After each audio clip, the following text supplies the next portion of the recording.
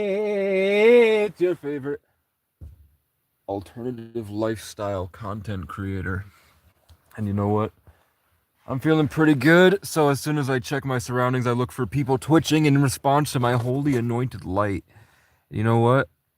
Bing, bing, bing. They're gonna sit there twitching until I no longer care. And then they all of a sudden will just walk away. But there's always one of them. The parking lot was completely dead, and then I was like, "Oh, I feel God." Oh, look, are you twitching just to keep staring at me, man? And you can't see me. These windows are dark tinted. Dark tinted. You see you twitched and stared right at the camera? You see that twitch? You see how they have to posture? Look, he's gonna come stomp over near me. He can't see me. He just feels it spiritually.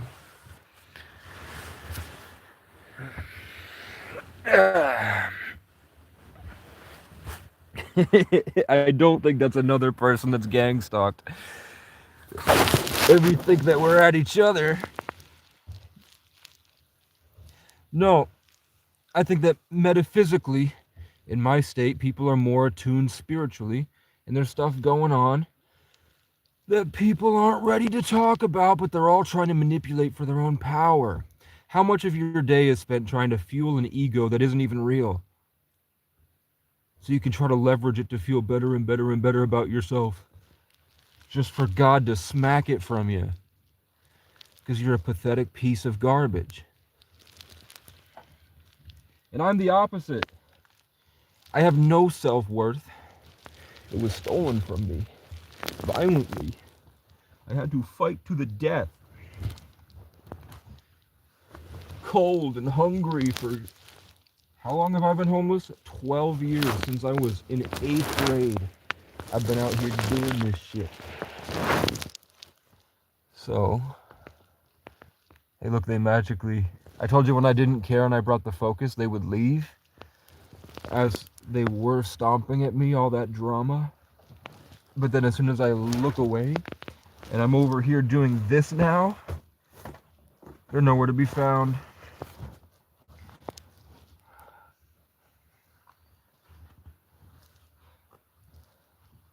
But I'm missing a sock, fam. I took a singular wait. No, it's just my blood. Oh no, I found it. The great sock. I ran out of food. And there's a brain worm in my brain. I think... Do I think that the 60,000 people on Facebook who think that they are gang stalked are really being followed? And the answer is yes, but I think it's God.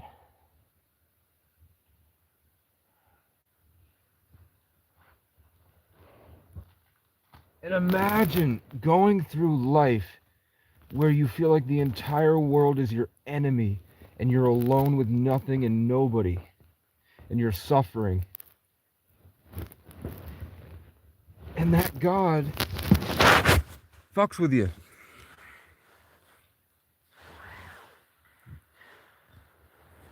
So I feel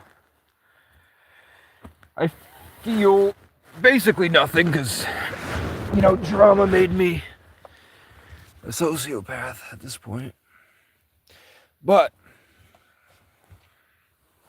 I do have a lot in my heart for the gang-stalked community. Because I know what it's like to be a target of communal prejudice. I know what it's like to have nothing and nobody. And I know what it's like to have some type of special, unique power that comes from that. Because most people can't have... You wouldn't last in this life. You're a pussy. For real. I don't know who I'm talking to, but you need to hear it, man. I felt you spiritually. I'm just talking about that the spiritual world is coming to fruition. People are becoming more aware of it. And it seems like gang-stalked individuals don't have the knowledge necessary to understand their pattern in their experience, and they won't attribute it to the idea that it might be a metaphysical higher creator. When you find out that there's a divine intelligence at play operating, the Great 111, what up, man? Then you can see that, you know, but then I have these mind fucks. Like I tell you, I really like to think about things, and whenever I'm not suffering in trauma, I'm just trying to uncover more about life. And so I have these things that happen to me, that in one event it's like I'm playing a back and forth in some psionic sport with the creator, basically, where something happens to me and I have to spend a lot of time trying to figure out why that happened. What did he do? What was the purpose of it? And I like gang stalking. It's really interesting because the universe orchestrates something that's so obvious to certain people but completely oblivious to the masses.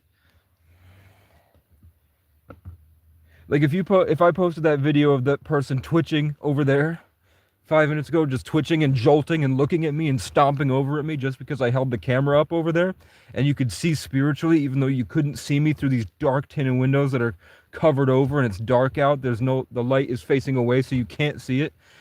Even though that was happening, you could still see the twitches, and I have so many videos on my channel of those twitches. And I explained to you that the twitches are a lack of boundaries and people's own selfish gain, where they're trying to preserve their false ego, which lets them get hijacked by a sort of artificial or just inorganic consciousness that they self-identify with because they're too afraid to show their true selves. So they live their life hiding. And that means that anything that threatens your delusion, your your deceit, whatever it is, that falseness, whenever they feel the truth, which comes from people who are brave, that bravery is what God called, I think, like a righteous fire, right? From your righteous branch. That righteous fire drives people nuts. It drives people insane. And when I tell you I devoted my life to living like that, where I wasn't going to let them take it from me because they had taken everything else.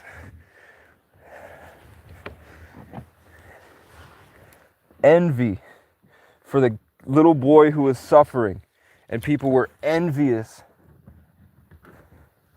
So they made his life worse, and collectively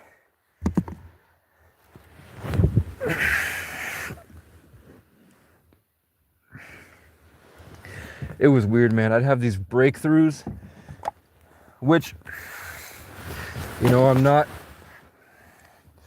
not saying it wasn't a form of psychosis, but it was just saying that I had this spiritual essence that allowed me to understand the magnitude of my potential in this world.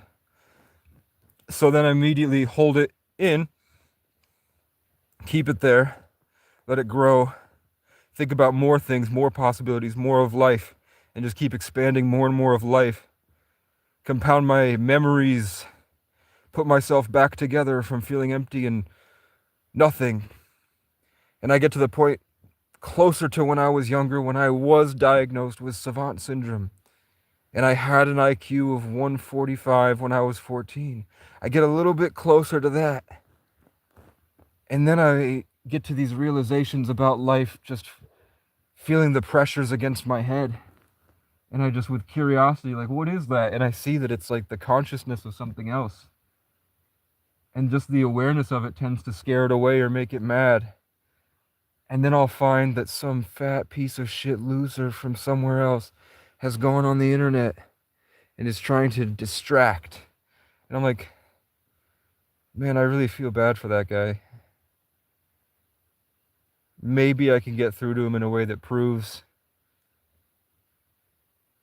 to everybody else a reference that no matter how much people that comment like this pretend that they're better, you like, the first move loses the game. You know what I'm saying?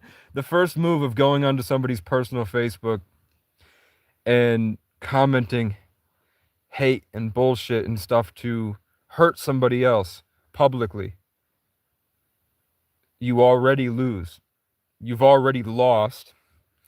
And no matter how long you drag the conversation out, it never makes the original commenter any better, and it always just makes the other person look like a righteous hero. Even if the person is crazy, the subconscious mind, through the people watching who are normal, everyday people, kind adults that have a life, they will never see anything other than somebody who's role-playing a Disney musical bully because he has a homosexual fantasy. About the, if it's a guy, if it's a girl, it's usually little dick syndrome. I think both of them are actually little dick syndrome. But what I've noticed is that the haters all turn gay. Like, if you engage the haters, they make it gay pretty quickly. So I had a conversation with a guy last night where I just sort of was like, why are you like this? And he went to like being like a conniving schemer, like he had the upper hand and that everything I did was making me worse, making me look worse. And he was like, kept commenting tissue for your issue with the thing, like he was really getting to me. And I was literally just sitting here like this. I opened my phone and was like, I got another one. I opened my phone and I was like,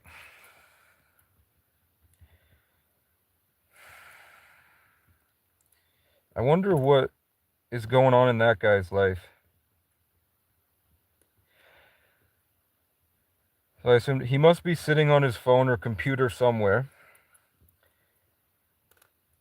And then I assumed he was from the YouTube channel at first. Because he said, you're just another crying, targeted victim that's really the stalker the whole time. But then I was like, wait, I said something about crows in a gang stalking group like 3 weeks ago, I think. So I just looked up gang stalking and went to the first group and looked up his thing and he was there. So I was like, oh shit, he's the guy. He's one of those people that see the people that are suffering like this, but aren't as articulate. They don't understand what's happening. They're not functioning. They're trapped and alone and they don't know what to do and they're trying to make the most of it. They see the pattern recognition of the age of Aquarius and God's hand showing them proof to teach them through adversity of Saturn how to maintain a higher level of awareness of a greater level of orchestration of reality, which gives you gratitude and the ability to function at a different level, but it is superseded by a demonic intelligence that Stranger Things calls the Mind Flayer, that does like to challenge you. The Gnostics call it Saturn, the Jewish people call it Saturn, Christians call it Satan, the native people call it the enemy, the dark force. Oh, hey, look at this. I don't think this is a gang stalker right off the bat. If they start twitching, start stomping, you saw that her head just went, and then lurched forward, you saw that, it just twitched again, and now she has to look away. Twitching. She's felt the energetic pressure, so she was like, I'm gonna put my hood up to feel safe and comfortable. But you should move, and now she moves, okay? When I just lurched, you saw I pulled my body back. I literally pulled her back 2 feet because she's not aware of the interplay of etheric energy. And white people are an infection on the planet. They were bred as Goyim. And part of that means that they're imbued with false pride. Even if they seem like good people, sense of trying to hurt everything around them. And it sucks. Even the nicest people you'll ever meet, it's just ingrained in them subconsciously. Which sucks. But who knows, maybe back in the day they had to like hold the space for their cave all night to stop other things from coming in, and me as a Siberian tiger just, or a polar bear. So I'm looking for my vape. I quit cigarettes and I haven't wanted a cigarette in months. It feels really good. It makes me feel better.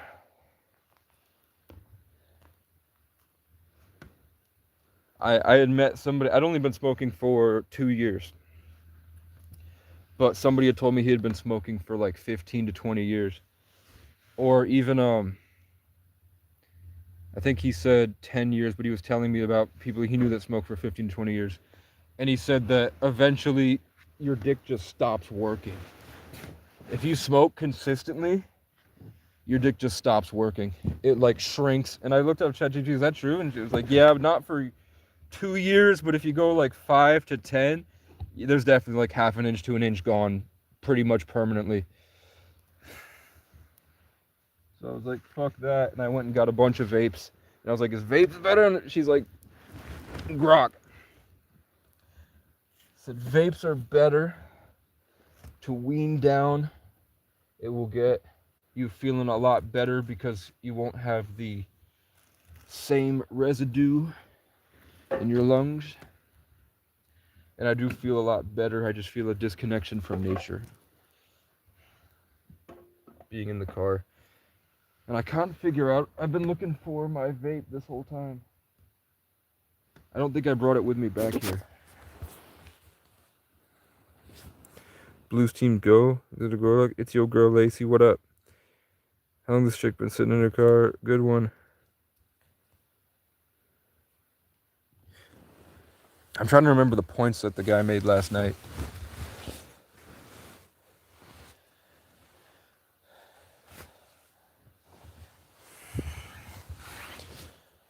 But yeah, if I ever feel like taking a trip and going hunting, I know it's not hard. I've done it before. So,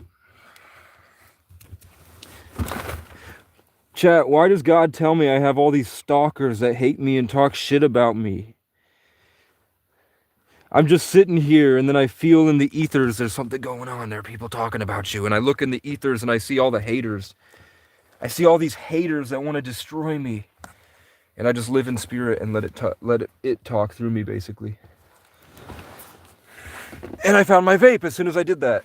As soon as I allowed spirit to hijack my consciousness, my mind went, oh, and I saw it. It feels real good being out of a bath without me.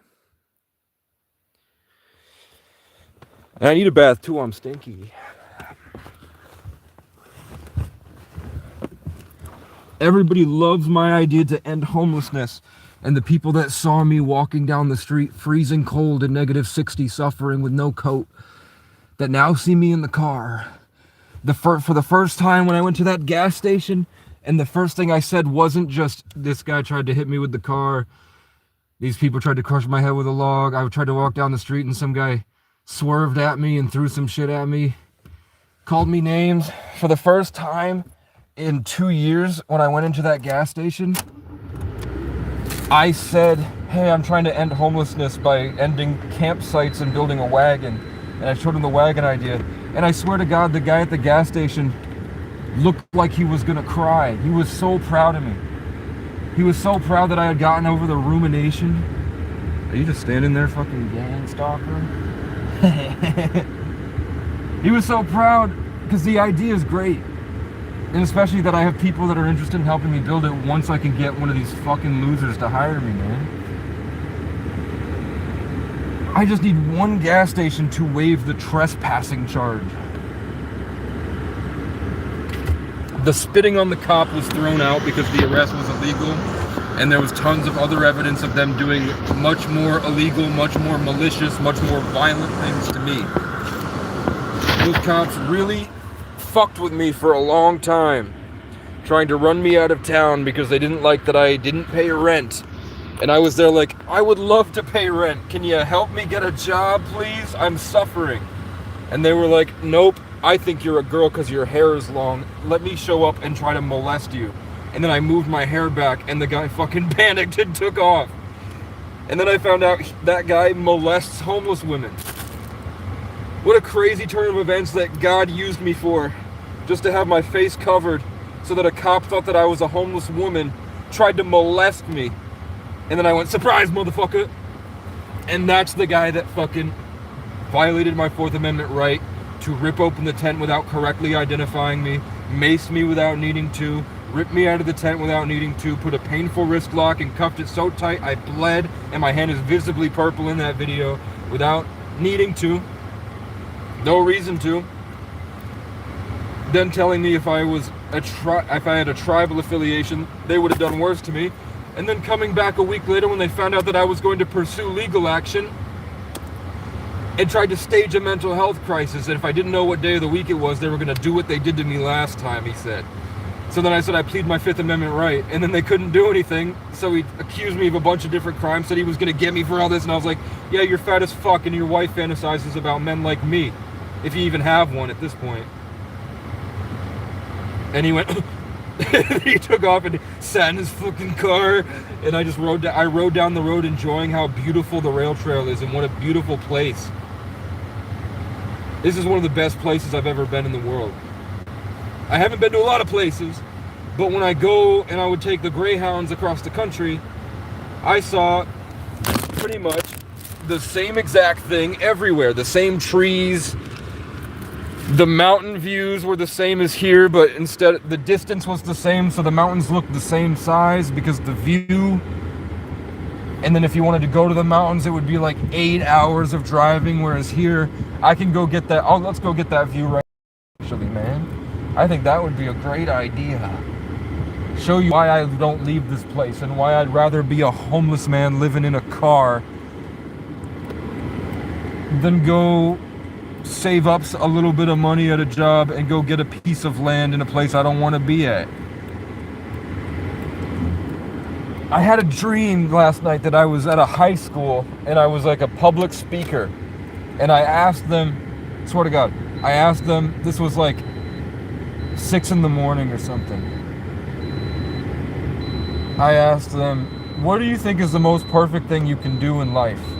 And it was a bunch of kids, and I was trying to see, and nobody really said anything, nobody had an answer. And then somebody went, I think you should have a family and you should be able to do what you want. And I was like, okay, do you need $1 million to do what you want? And they're like, no. And I was like, so why do you associate wealth with why do you use, I think I said, why do you use wealth as a measurement? And then I said, I saw the image of Hawaii, basically. Like the coastline of Hawaii was reaching out to me. And then I woke up. And when I woke up, I felt really heavy peace. When I felt the really heavy peace, like I was protected and warm and I could think clearly, I saw in spirit like the stimulation, like sort of like how you would imagine a phone connecting to Wi-Fi if you could see the electromagnetism going on. I felt like something connected to my side and I was like, oh! And then I saw a demonic force or like a bunch of bad habits. Spiritually, I got like a little feeler of just a lot of pain and like malevolence, aggression, drama, bullshit. So then I look up and there's somebody standing there with their head to the ground, just like, and they're twitching, their head twitching. So I went, what the fuck is that? And then the person jolted up like a wind-up toy, pulled out a crack pipe and started smoking crack. And then their whole head just kept twitching over at me, like they were literally being pulled at me. So then I was like, this is a gang stalk. This is like God showing me the gang stalker shit. This is like a real gang stalk thing. This is the shit that the people see. With like the weird event, after the weird intuition, and then they take off when you record them. So that's why the gang stalkers, or the gang stalked people, feel like they need to be glued to their phone because they feel like that in case something happens to them, they're trying to get proof in case they die, usually, and they just want it to stop. So I was like, if I record them and they take off running, I'll know there's something more to this, and that God had put me through to figure out there's something more to this. So as soon as I held the camera up, and you hold the camera up and you don't record and they don't move, at all. They're still twitching there, standing there like robots, like they're shut down, automatons possessed by a demonic intelligence. But then as soon as I hit record, they take off running. They take the fuck off. Unless you, in some cases, it's usually if they have a dog, if I'm being honest. And I'm not trying to make that anything more than it is. If they don't have a dog, they take off running. If they have a dog, they stay. But you usually see them immediately get on the phone or pretend or start having a conversation with nothing, as if they're like talking to someone in their headphones, even though they weren't talking at all until I hit record. And I am not saying, like, I'm someone that has the most evidence out of anybody that I've ever seen of actually being gang stalked. Like, I have literal people that come up and approach me, and I don't think I'm gang stalked. I'm like, that must be a white loser with nothing going for him, and I make him jealous. Like, there was a kid when I was 21, that would sit outside my apartment drunk. He would sit in my parking lot, and he would sit in his gray Infiniti, and he would stare at me through the window, and he would just sit there drunk, staring at me, yelling on his phone. And I thought I thought he was here for someone else. I ignore it completely. I don't think that there's something going on. But then a few months go by, and he messages me. He finally reaches out to me at 3 a.m. and says, "Are you still this not fat?" I said, "You're still this fucking rapist, abusive, manipulative pig that beats women." And I was like, what the fuck are you talking about? It turns out he started dating my ex-girlfriend, and my ex-girlfriend was cheating on him with me, and she vilified me making up shit so that he wouldn't suspect me to be the guy. But I think Freudian slips, and the fact that she was still in love with me, and the fact that she came over to my place because he had a micro penis, and I have above average. Like, my exes still call me and tell me they miss it. Like, a few months ago they did. True story. And it's been like 4 years. So I think something about him, he had like this obsession. It was something about, and it wasn't me, because he had never spoken to me in my life. I'd never known that guy existed, other than a name on a phone when girls would say, he fucking creeped me out on Snapchat in 2017. And I'd be like, okay, I don't care. And I would just keep moving on. We're driving up the road. We're going to this cool place up here. I don't care what you have to say about this guy over here. But it was like, it really concerned her, the girl, talking about him. So then he says that finally I call him and I'm like, oh, that's what's happening? You're stupid. You don't think she's cheating on you with me? Then you're stupid. Because he was trying to tell me that he got her to, when me and her were dating, she brought him a sandwich at his job. She brought him a sandwich, which hopefully is slang for something else, or else that's fucking loserish behavior, man. So then he thought he was this evil villain because she brought him a sandwich, and I was like, don't make me say it, bro. Literally 2 days ago, she was screaming daddy in my bedroom with the outfit I told her to wear because I missed it. And we would laugh about how small your dick was and how much of a crazy psycho you are. Sorry, but I raised this woman. I raised this girl, basically. I've known her for 10 years. She was the love of my life, man. That doesn't just go away because I decided to go fuck women in Miami because I was sick of her having a diary on her phone. She would talk to guys on the internet. And we weren't officially dating or anything. It was just like best friends with benefits, I guess. Soulmates, I heard. Because I cheated all the time too on my last girlfriend, so it was karma. But then he told me, after that, he let it slip because he broke. And when he breaks, the truth comes out. And when the truth came out, he said, I've been sitting in your parking lot for months, staring at you through the window. And I didn't say anything because I was like, I'm not going to let him know that. I'm going to keep letting him go talk. I want to see what else he's got going on in there. And then he said, I go to her other ex's houses and just sit there and stare at them through the window. And then he said, I fight with her drunk in your parking lot. And I was like, and when the time frame of when he implied that he would do that, I wasn't even there.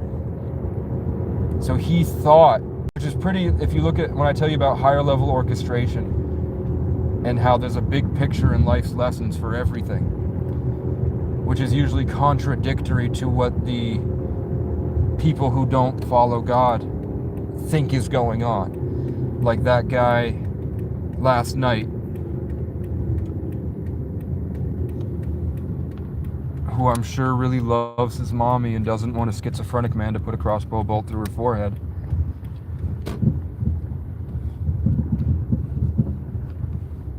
Was on my Facebook thinking that I was a schizophrenic person suffering immensely in life with nothing and nobody. And he went on my Facebook just to try to shame me, try to hurt my feelings, try to play this dominance game, knowing that I had probably, if I was actually a gang-stalked individual, that I would have severe CPTSD, sexual abuse, and have gone through some of the worst experiences life can offer. And he was somebody that thought that he was better. He was taking pride in it. He thought it was funny to go onto these people's Facebook pages and try to hurt them, try to make it worse for them. Like those people aren't going to break. It's like when you have pussies like that don't have any foundational understanding of pain or inequality, how unfair life can really be to people, and how much it takes to survive these circumstances, what it really does to your subconscious and your individuation, what people become through this suffering.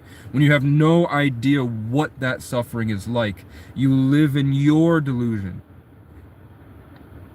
against people who aren't deluded but don't have the education to understand this real world thing, which is just that there's more going on in the electromagnetic spectrum that people are ready to accept. And that's all it is. 100 years ago, everybody was talking about how the crows would murder your spirit. They called it a murder of crows. If you were happy, the crows didn't like it and they would kill it, because that electromagnetic stimulation would change the environment to make the birds feel more peaceful. And when the birds felt more peaceful, they could come out and they could sing more. The fae with the forest spirits, which are not fairies, they're forest spirits. The forest spirits would come out like the orbs and stuff, and everything would be great. But the crows are hungry. And the crows survive off of the destruction of that peace, so that all of these different vessels that have meat inside that they can eat can't access spirit, and they can't function correctly because they're no longer in harmony and balance. So the is asserting themselves into the space, creating these sort of etheric electromagnetic tripwires that when the animals cross, that's when you walk through the woods and you take a step accidentally to the right a little bit like this, and the crows, and you start to feel a little bit less comfortable. And in that discomfort, suddenly a crow's like, it's trying to dig in because it's woven itself, which is why the weaver and the goddess Morrigan and Odin and the crows, and talking about this higher level of spirituality through the melanin in the crow's feathers, allowing it to absorb more electromagnetic energy. But the point is that they keep that fear and control to find mice and little birds and baby voles and baby groundhogs, and they go and eat it. And they need that to live. They don't eat flowers or berries.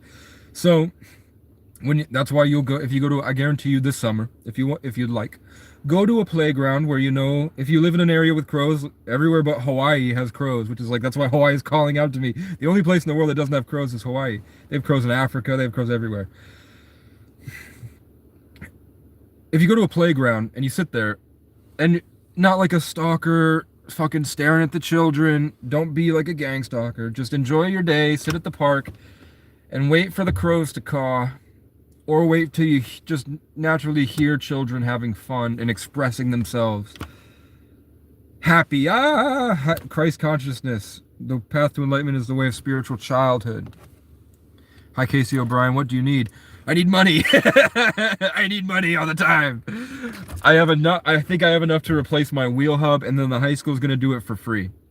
As soon as I get the wheel hub replacement, then trying to keep enough gas in the car going, and I'm waiting on I now have an in at FedEx, so I've been hunting. FedEx wouldn't hire me, so I went around and found somebody who is dating the guy who is managing the FedEx. So now through me, instead of they might be able to bypass the trespassing misdemeanor charge because I sat over there. They didn't like how I looked. I wasn't even on the property, and then they trespassed me, and then a hurricane came, and I fucking went to the top of the hill and hid in a field, and the field was owned by the same company. So as soon as the hurricane and the tornado warning was over, when a whole town's got flooded, and I survived when I probably would have gotten crushed by a tree in the woods over here, I was arrested. So here's the beautiful view I was talking about. There's like 52 different peaks right here. And that's only about 45 minutes away, maximum, to get to the parking lots where you could climb up those mountains. And I'm on top of a mountain myself. So you won't be able to see it just because it's dark, but right there, that's a valley, and then there's a bunch of churches, and then you go further in another mile, and there's another valley you have to go through, then it dips, and then there's a beautiful little small town nestled in those mountains right there, and that's the exact center of my state. Yeah, the snow was bad.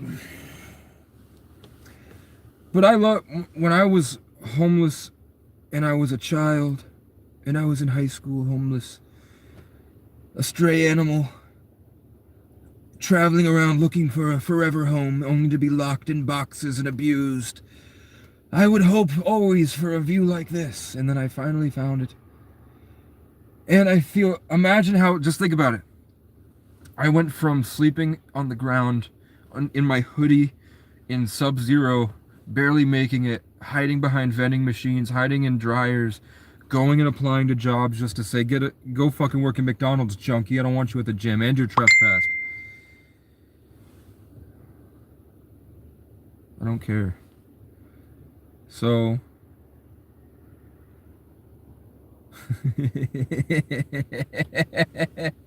oh my god, you fucking losers, bro. Okay. It's so funny. Okay. Then I got up and I went to the McDonald's, and they wouldn't hire me, but I still hooked up with the manager, who was a bad bitch, and she was black. I don't care. So, to be honest with you, that was a girl, and I have a joint account because I catch predators. I swear to God, that was it. That girl's name is actually Kendra, but she tells me about it. That isn't my account, but I have the login. If you look up Gideon, it's called a decoy. I try to get people in the state in trouble in my spare time. I don't go on fucking Facebook pages with people that have schizophrenia and I try to shame them to the point of killing themselves like a loser. I go and find people like you, and I get Kendra there, who lives in New York. Hold on. I'm gonna have to log out. Yeah, I didn't message you there. I actually blocked you, and then I woke up today and she was like, I'm texting him. I'm trying to get this guy in Burlington, and I'm trying to get 3 guys in Burlington, because one guy named Ernest, when I saw him, he was with an 18-year-old runaway kid. I literally don't care. I have a guy who found my Facebook. So, he was with a runaway kid. Here, I'm gonna block you, man. I swear to God, I really don't care. I think you're a loser. I think you're pathetic.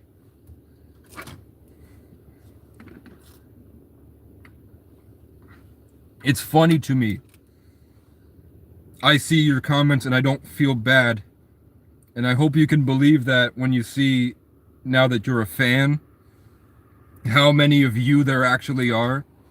And the whole point of allowing them in the comment section is so that you can all see through each other how pathetic wastes of life you actually are. But Kendra works with Skeeter Jean. Kendra works with there's this other guy. It's not Vitaly, and he's not like a big creator. But she also works with Twinkle. Her name's Decoy Twinkle. She works with Decoy Twinkle, and she works with Gideon. So if I really wanted, but I just don't feel like I'm good enough yet, you know, I was like, I have to work out, I have to get buff, I have to get money, I have to be successful, I have to start reading again, I have to be able to run a mile, I have to be able to do all this and be consciously creative and funny like I used to before the trauma. And then I want to make my own content, I want to do my own stuff. And then I'll reach out to like these big wig names. I don't want to be the guy where I go to somebody that's worth $1 million and be like, I need help. The world took everything from me. And you can see me fighting every day. And I go forward and try to make it happen as best I can. But it's hard. I don't like admitting that it's hard. So I just get up and keep going.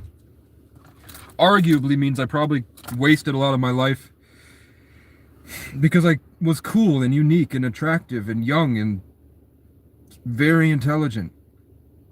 I think now that I'm older, I think those content creators would have been really proud of my drive. And they would have given me the opportunities. But I was like, I'm not good enough yet. I'm not good enough yet. I can't release the song. I can't perform the song yet. I have to make sure that this level of body fat is gone and there's like the V-taper ratio so that when they record me, it'll make a better instance in the people's minds, which will enhance the art so that people can really see what I'm trying to say. Stuff like that. I was like, I don't have access to a studio to really get this one nagging frequency out of the beat so that you can actually feel like you're swimming in the music.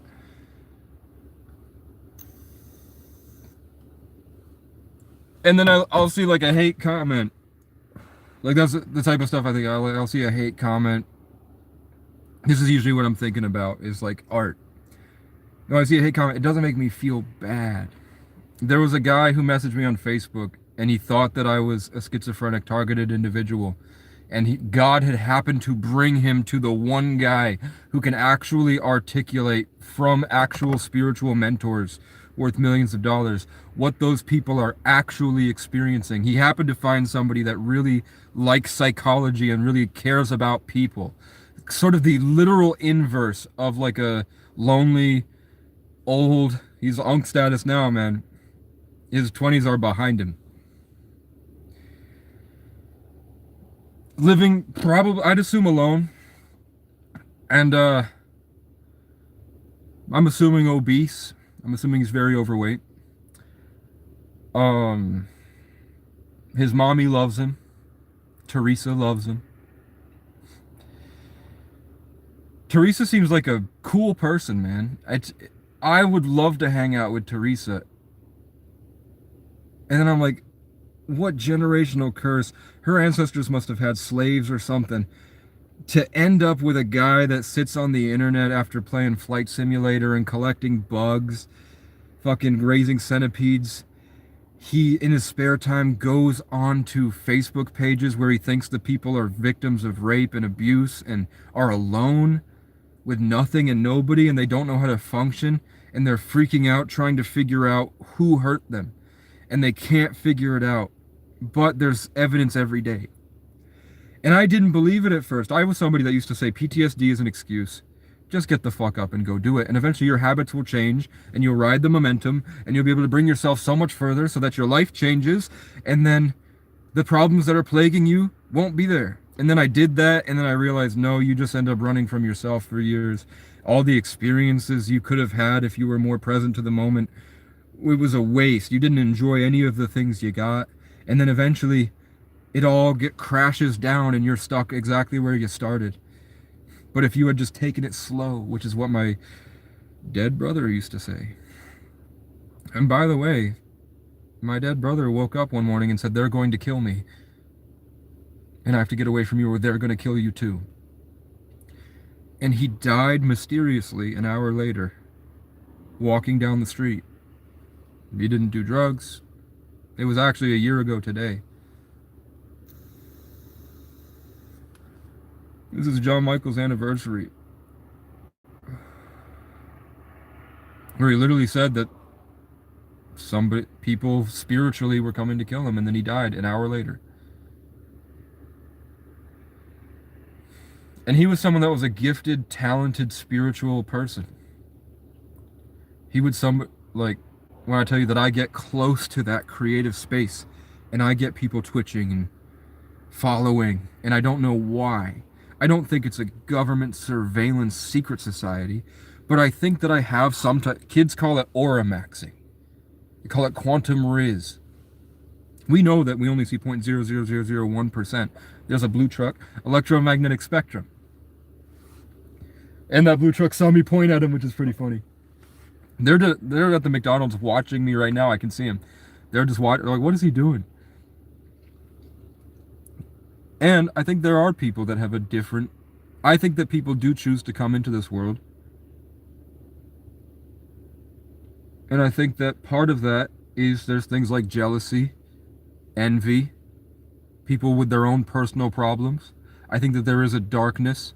I think that there are I literally saw what probably looked like a gray. Hey, hopefully you can tell. Look, I can shut it off. I can just hang out. Hey, what's up, man? Hang out. It's fine. I'm not, oh my God. But when I tell you, I fucking just saw the astral projection of a gray alien that surrounded my vape and said, tell him about bad habits. and then it told me to take the vape.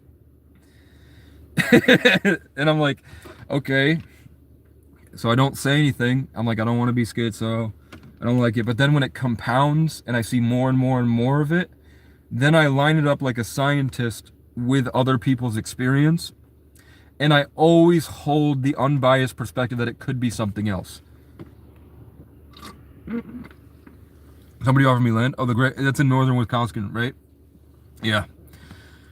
You have a 25-foot camper on 36 acres, northern Wisconsin. I have another camper that I use for me. It's 1 mile away from a beautiful small park in the river.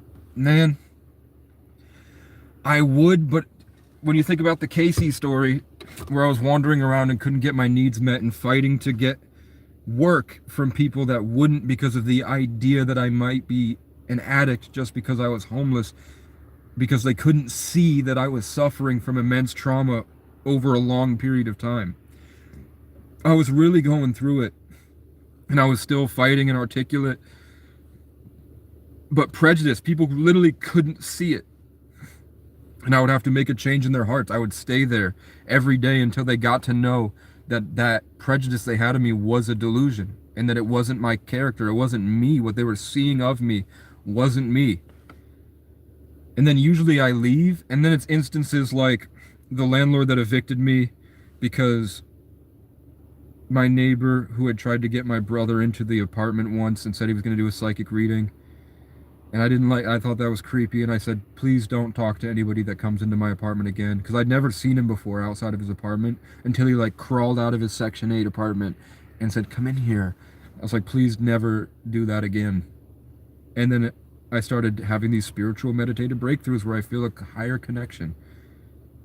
I find God, and then all of a sudden that guy is tweaking the fuck out, like this guy talking shit on my Facebook. They tweak out. And he would file false police reports. So the police would show up and say, we got a call about something, a bunch of different stuff. Noise, and there was no noise. Suspicious people in the building, and I'm like, there's nobody here. Drug dealing, and I'm like, look in my apartment. I don't do drugs. Just talking, I'm like, why is he doing this? Who is doing this? And then I was like, oh, it's him.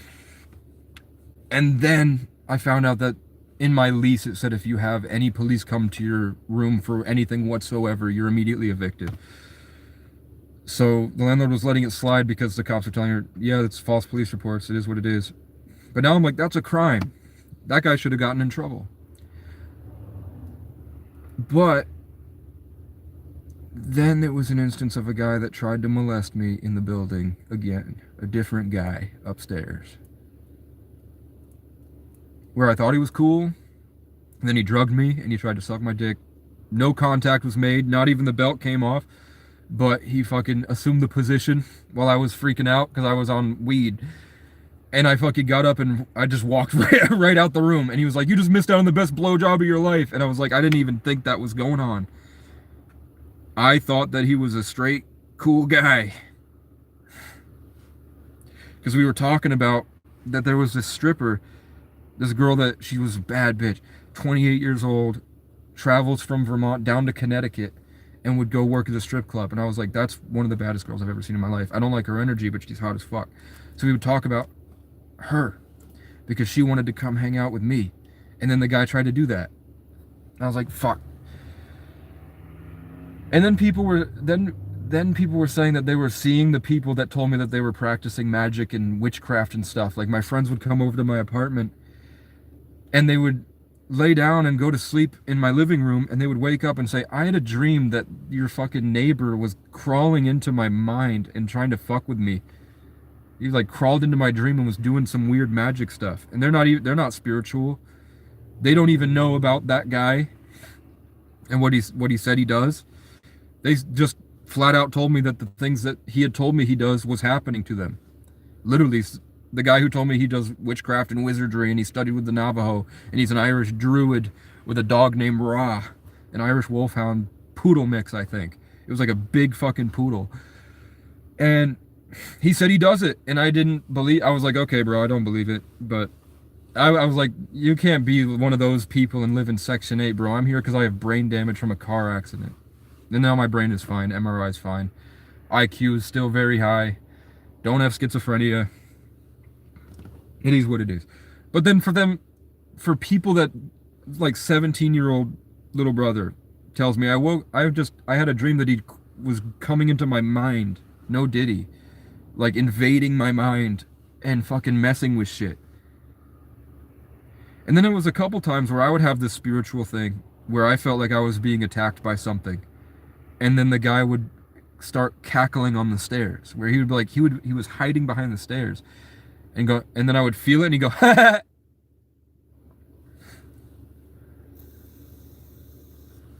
And I was like, I don't know. And that's not, and I'd never say, I'm being fucking targeted by a satanic witch. I would be like, this is something I don't know, and I'm going to hold this experience here until I can figure it out. Because there was something spiritual that happened. It had something to do with my empathy and emotions. That guy knew my emotional state through 2 walls. And he was able to respond to my shift in focus. When I felt like some spiritual attack and I like reoriented, like, no. The guy went, ha ha. And then you'll see in my channel, I talk about that a lot, that's something that happens pretty often. I just talk about reoccurring cycles of things I can't describe. I don't assume that there's a government targeting me. But since I made the YouTube channel, no, not since I made the, since I reached out to Martin Cabello and Courtney Hunt, and I took a Greyhound across the country because I thought that I had a brain injury, and Courtney Hunt posted on her Instagram that she heals brain injuries and she's a neuroscientist. And I was like, I know she'll never answer my Instagram because she's got a lot of followers, but I know her address. And I'm not a bad person that's trying to get her. I'm not going to hurt her or anything. She has like a private practice where people can just go in and schedule an appointment. So I was like, okay, I see the results she's getting.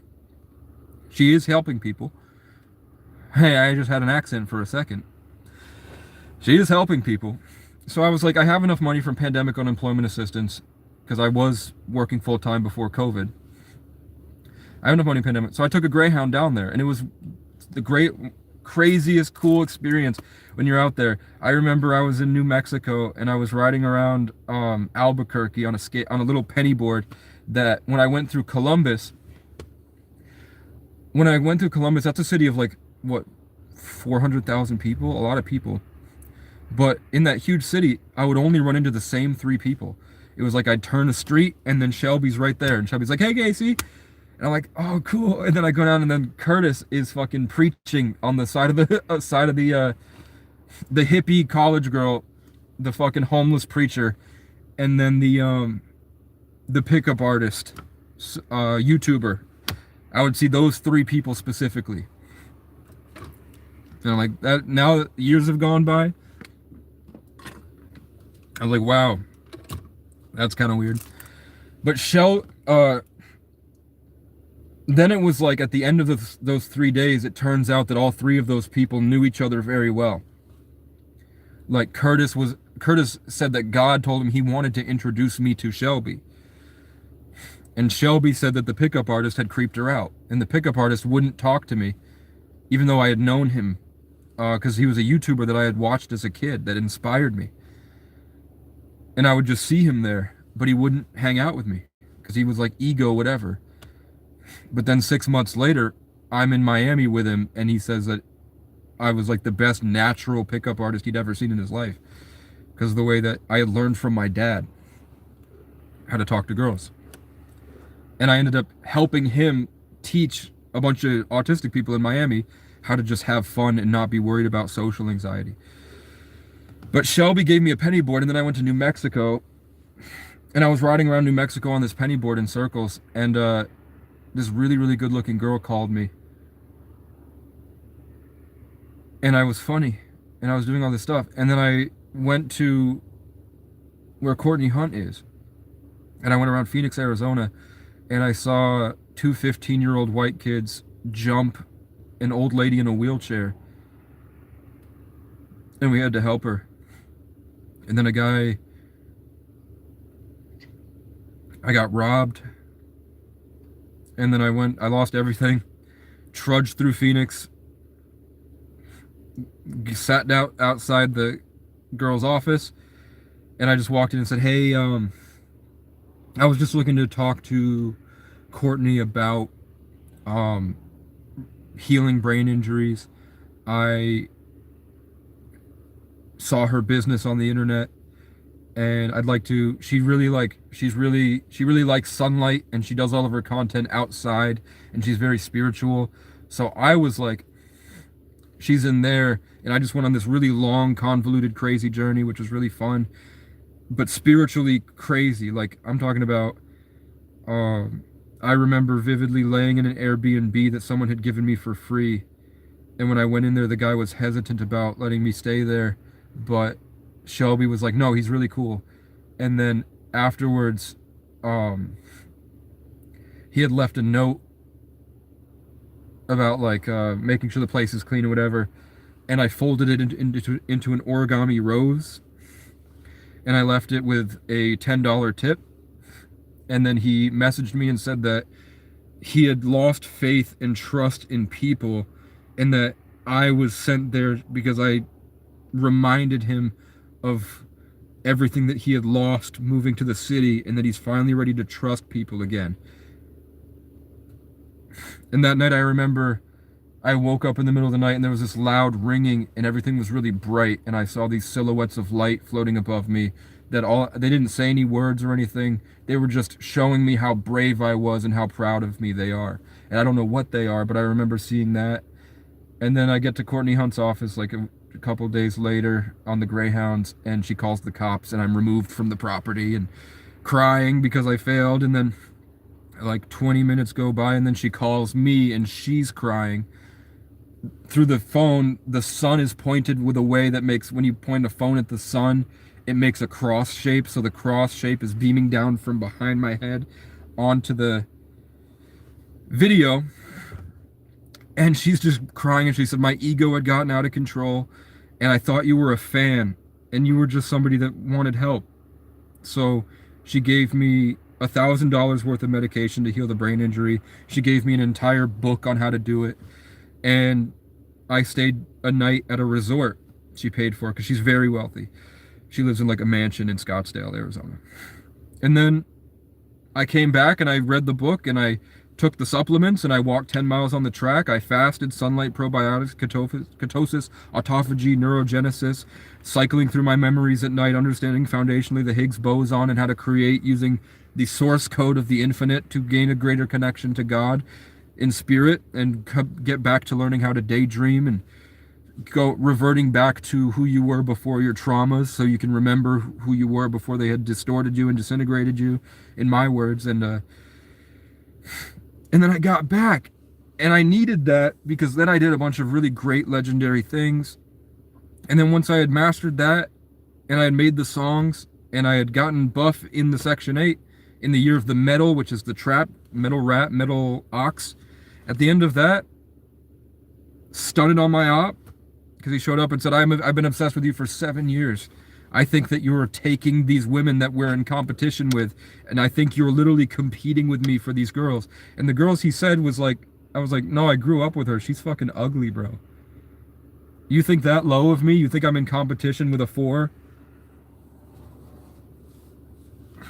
In competition with a 4 for a 2?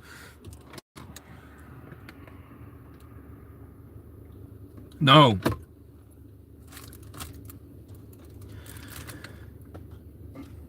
And then the false police, and then with the confidence, I got this spiritual something. And that's when my neighbor started freaking the fuck out. And then eventually I was evicted because of the false police reports. And I was mad that she didn't care when I said that there are 2 neighbors that tried to molest me and tried to molest my brother in this place. But I had healed the brain injury. My brain injury was fine after that. Completely normal, healthy brain, they said. And still, I'd have to pull up the number because IQ tests now have a range, so I won't give you an exact number, but it was over 120. I don't think it was 140 like it was when I was 14, but I think it was like 135 to 140 range. It is what it is. So, but I've gotten better since then too. I just don't have a stable place to like have a study, and I don't like it either because I like traveling like this. But then the day after I'm evicted, in the middle of winter, in sub-zero temperature, there's a snowstorm, and I swear to God, you can look it up, I think. Her building, her office where she sits, got struck by lightning, and the roof burned down. My first day of homelessness as an adult, not in Section 8 recovering from the TBI. My first day of homelessness as an adult because I was evicted because the landlord didn't care about me saying that those 2 of her tenants had tried to molest people I knew, including me. Thinking that we were vulnerable and trying to take advantage of us. And then they got struck by lightning, the building. I swear to God. And that happens a lot. Like the guy that bothered me a couple months ago, when I feel like they get something over me, they feel like they got a one-up on me or dominated me in some way. And I'm like, come on, man, you're so crazy. Just chill out and have fun. Loneliness has driven you into the psychosis. The stupid territorial dominance games with your false pride. And now that feeling that he got like he had beat me was really God compounding that crazy until now he's incriminated himself and fucking... And that's cool. I heard the word incriminated. So maybe he's going to get in trouble. Oh yeah, he's not legally allowed to live in that building. True story. So, it's nestled in a white birch grove. That's pretty cool. You're a cool human being. Thank you. I can't believe no one will help you out there. There are people, like I went across the entire state and there's one church that people say is, I felt like there was just something different about the energy. And I went there and the people were really cool. They weren't burdened by any mental health issues or stupid social games or anything. They were just chill, normal, decent human beings that they don't see homelessness as something negative. They can see the positive because they have a good relationship with God and understand it's a unique experience and it's beautiful. So,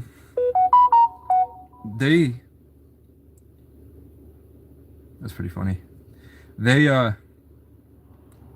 let me stay there, which is cool. So I'm trying to get a job there, but we have to get back past the trespassing charge on my record. The violations of conditions of release for trespassing because some guy I didn't know got mad about something out of my control. And then state police took the car. When I said I was going to sell it, they took it. Then we had a hurricane and a tornado warning, and I went up there. And it happened to be owned by the same parent company. So,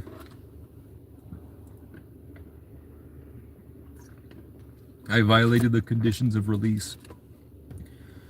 Weed doesn't make you gay. I don't think weed makes you gay, it makes you feminine.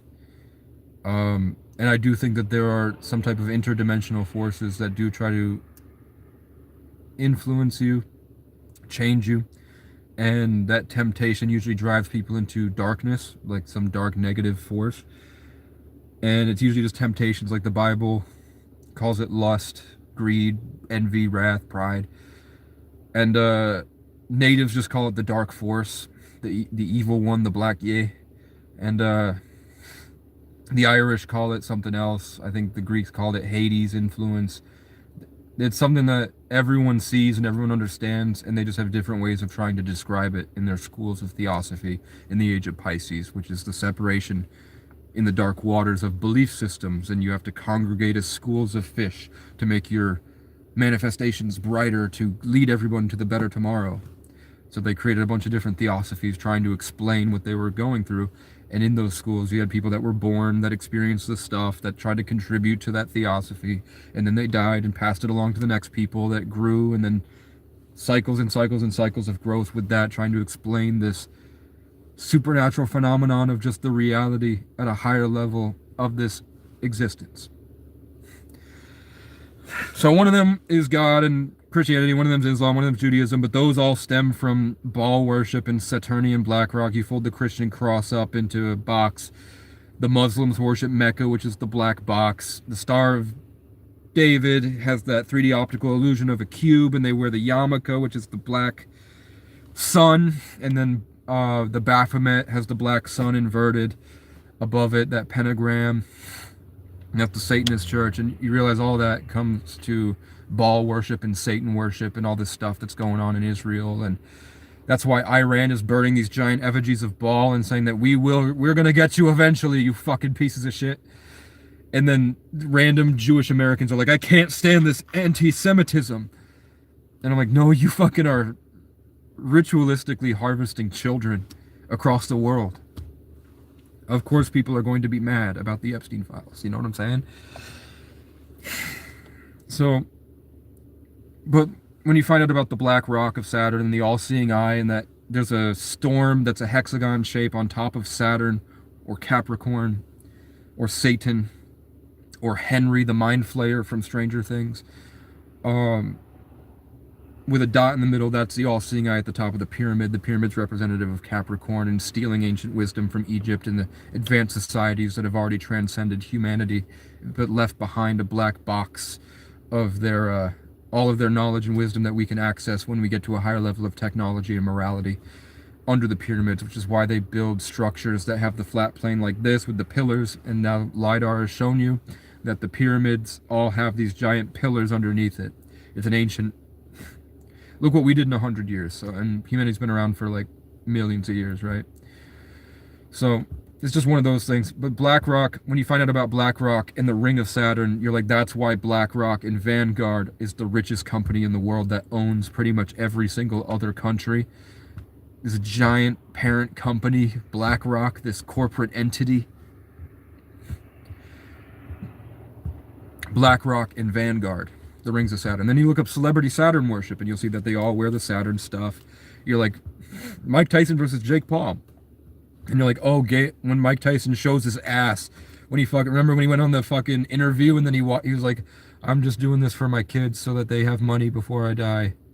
Like, when I die, it's something I want to give to my kids. I don't give a fuck about legacy. We're here and then we're gone. Fuck it.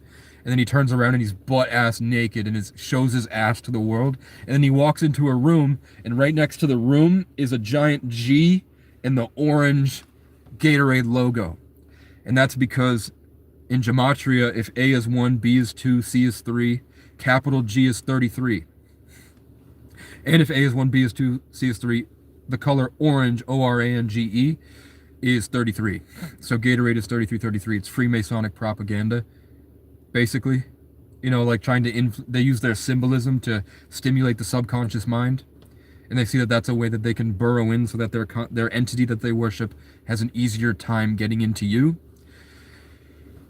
And they believe that, and the richest people in the world believe that they put this symbolism out there to literally impregnate your consciousness with a connection to an entity like the Antichrist. And that's there. And then you also have people who are very spiritual, very, even if they're suffering from trauma, they do have a higher IQ and a greater sense of pattern recognition, but their traumas have reoriented them to be suffering and self-attacking and desperate and alone. And then they start to see this repetitive behavior that they identify as gang stalking. And I said, I don't think it's gang stalking. I think it's more that if there was a conscious entity that was actually being used by the Order of the Eastern Star and Satanist organizations to actually get into your consciousness, and that everything was at a conscious level trying to keep you in control so that you don't wake up to your infinite potential, and that would immediately destroy their energetic influence, much like the crows that need to feel control so that the animals they harvest don't make decisions. And when the animals feel peace and kids feel peace, that peace destroys the crow's little hold, which makes them tweak out and get angry. Same thing at a higher level. That if that's the case, and that's what all religions believe, that's what every culture in the world believes, you might not believe it, but every collective culture of human beings that has ever existed, ever, believes that. Republicans that shit on the Democrats, they believe that there's a fucking conscious entity always trying to get us at all times. Swear to God, a Christian nation, right? So that's what I think it's more of. That's why I think that that person fucking twitched near my car today and started smoking crack. Twitching, and then as soon as I turned the phone on to record, they fucking put their head down like this and just fucking took off. I was like, that person is unconscious. That person is piloted by something. Their impulses are being steered by something in the electromagnetic spectrum. They're not ready to understand, or they're not ready to rebel or resist against. And it's just guiding them along in their suffering and driving them crazy in a way that they don't realize in their desperation, probably trying to get that fix, that they are also being used as like a weapon guided at somebody like me who's always trying to find peace, always trying to make art, always trying to get out of perpetual trauma loops and victimhood and all this. I'm always someone trying to get away from that and get beyond it. So I have, obviously, the contrasting force. I have situations that will try to hinder that. And it happens so repetitively, I could predict it and articulate it clearly. I don't think it's a government organization, but I've had evidence of government organizations, like having a conversation with somebody about how my dad was involved with one of the elite families when he was a ski instructor, and his friend was the boat captain for the Cannoneer for the DuPont family, and my dad was buddies with him as ski instructors, so he would go on the yachts with them and everything. And they're all, like, the DuPonts are one of the 13 elite families. And it's just very weird that my name is the most powerful name in Freemasonry, the world tree, the tree of life, Casey, or the acacia tree, the purest essence. No matter how many times you cut it back, it grows back stronger. It's completely incorruptible. The purest essence. And then I'm an Ophiuchus, Sagittarius, Scorpio, Sun, Mercury, Pluto, which means that in my day-to-day life, it's just constant Jupiter influence of growth without any type of element that deals with ethers and energies without element, without fire or assertion or earth or water, emotion or air, like theosophy. It's just ether. It's just raw energy. And the whole point is that you've mastered the world. You're the 13th sign, the Jesus of the zodiac, not specifically the Jesus, but the Jesus archetype of that zodiac, the master teacher. And it all deals with taking where the collective humanity is at and just raising it up to the highest level to show them what's possible without any sort of bias or energetic charge. It just is. It's balance. It's the gray area. And then I'm an Aquarius, Moon, Mars, Neptune, Uranus in the 10th house. Aquarius and Capricorn, which means exalted, probably seemingly socio-psychopathic, because you live in this air element and you process emotions logically. So you don't really have emotions. Maybe like laughter and stuff, but there's not like deep raw pain and stuff unless it's like really induced and I'm more enmeshed in the season, like Cancer. Then I'll start to feel it differently, but it's the energy of the collective more. So we have this growth, and then we have placed away with the 10th house is Capricorn, the position of power. Placed away in a position of power, exalted and with authority as a public figure. And then you're like, my name means the tree of life exalted on a hill. O'Brien means exalted on a hill. And my astrology means exalted on a hill. My sun sign, like my first name, means the same thing. My last name means the same thing as my astrology. And then I'm an 11, born on the 11th, like Joe Rogan, Alex Jones, Nathan Ross. And I'm a 33 life path. The 33 life path is to Jesus, the divine child, the perfect emanation of purity, like the acacia that says the substance inside of it to protect the world and serve humanity. That's the 33. So my name, my sun sign, and my life path number mean the exact same thing. And being born on the 11th just means that you live in the gray area. The reason Freemasons have the checkerboard is because of 1111 and their power around the 11. That's why Stranger Things has 11, opening up the gateway to the higher realm, through the wormhole where you meet the Mind Flayer or Vecna or Saturn or BlackRock or Capricorn. But they couldn't figure out that was real because even though he was trying to get it, you needed 11 to get through. 11's the gateway. That's why King's Cross Station, 11-3, you go to when you die in Harry Potter, and Harry Potter meets Brian Dumbledore. And then at the end of Sagittarius season, which is the 9th sign, is how you get to the magic realm, right before Capricorn, where it's the devil's influence. At the end of Sagittarius, through mastery and Jesus and Zeus and Jupiter, that's you go through platform 9 3/4 in order to figure out the magic and go to the magic school. Literally. So that, I'm saying that that's there. And like for my life path, my numerology, my astrology, my Bazi, and my name to all mean the exact same thing. Just a tree of life that it undergoes horrible circumstances, is constantly cut down, abused, misunderstood, and no matter what happens, it doesn't have an effect spiritually and just continues growing and reviving, creating every day, and grows stronger and stronger each time. And in the alone time, it's placed away on a mountain, exalted as a public figure role. And then the 1133 is just serving humanity and being a gateway from here to other realms. Ancient incarnate energy. The oldest soul possible on the planet. And that's also my astrology. And my name means the same thing. When I tell Grok this, so I'll go through, I want you to be the biggest devil's advocate you can. And I'll just go through my whole life. I was born on the 11th. The umbilical cord was wrapped around my neck. I was supposed to be born on the solstice, but I came out on the 11th. And then umbilical cord was trying to kill me. So they took me in a helicopter with the sun right above my head, and they flew me north. And then my dad's name and my mom's name, and then the family that moved into my dad's triplex that he got with the 25, 30 cabins and the 4-story barn is also the 2 oldest names in Irish history. And then the names of those people, and then the names of the people there, the names of the people there, the names of the people here. As my life went on, the names and how they just kept being the same reoccurring names over and over and over again. Even if I ran, so like here there's Casey and Ray that helped me get through the rumors of people after that guy attacked me in the laundromat. Then, just to show you, a couple weeks ago, I was like, I'm just going to show you that it's real. So I was like, fuck it, I'm going to go to this town. I went to that town at the top of the state by the Canada border, and I didn't see anyone. I was like, okay, there's nobody here. I'm not immediately meeting a Casey or a Ray, but I know that they're here because it always is the case. Then I get randomly invited to come back in a month to a conference for homeless people to speak about my experience. And I get a guy who's willing to fix my wheel bearing. I go there with the money to fix the wheel bearing and go to the homeless conference. And in the same day, my car, I don't have winter tires, so my car gets stuck in the snow and I need to pay a tow company $200 just to move it 6 inches. And the only tow company available was Ray's. So I get that, I call Ray's. Then Ray's towing gets me out, and I go to the homeless conference and I speak to a room of like 20 to 30 people about my experience, a bunch of different programs, and like what it was like to be homeless since I was at the end of 8th grade or around freshman year. And then I found out the person who orchestrated that homeless thing was Casey, somebody named Casey.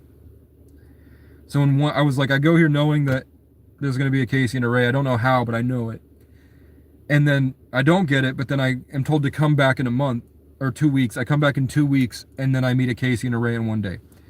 And then there's Kai Cenat and Ray, Casey Rocket, Adam Ray, Kendrick Curry, and John Ray, and me and my little brother, John Michael Ray.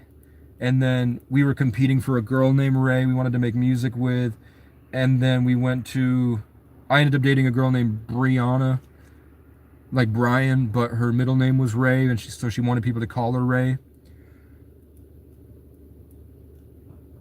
Over and over and over again. And there's also Alex, Vincent, Gary, Leo, Libra, Loki, Simon sometimes, but mostly Brian, and sometimes a Todd, but mostly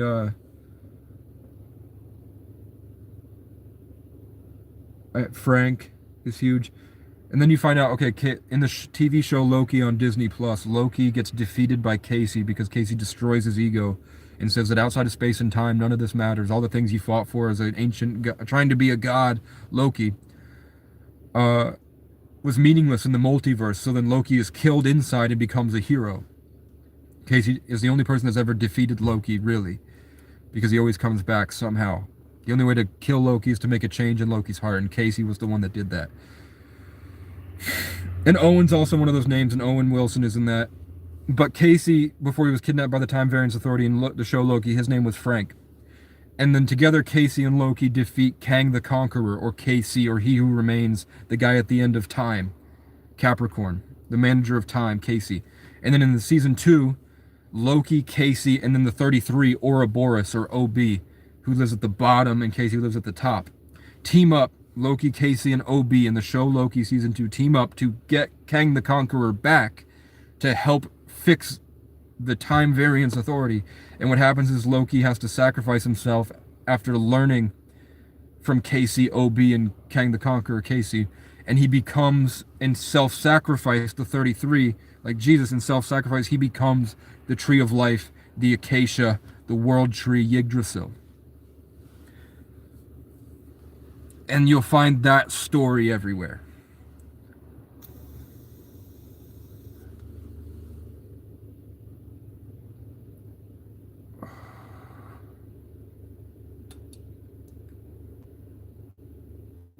And if you're here hating, you're stupid, man. You guys are retards. And I can't help you guys. If that didn't wake you up to the realization of divine orchestration and that God has known you since before you were born, and that I'm just here as living proof, because you can't dispute it. You can't dispute the Casey story and the numerology, astrology, and the name, and the cycle of my life, the repeating names, and how much work that would take to orchestrate. And then seeing that same story played out in the collective consciousness through the famous people, Kai Cenat, Casey 3, Casey Rocket, Kurt Kaz, Kendrick Curry, Cassius Culpepper, Queso popped off in 2023, and all that was in the year of the cat, when I was born in the year of the cat. And they all popped off, and they all popped off next to a Ray, a John, a Brian, a Tony, and a cat. Queso went, kitty, and he held up the black cat to the camera, and that's what blew him up.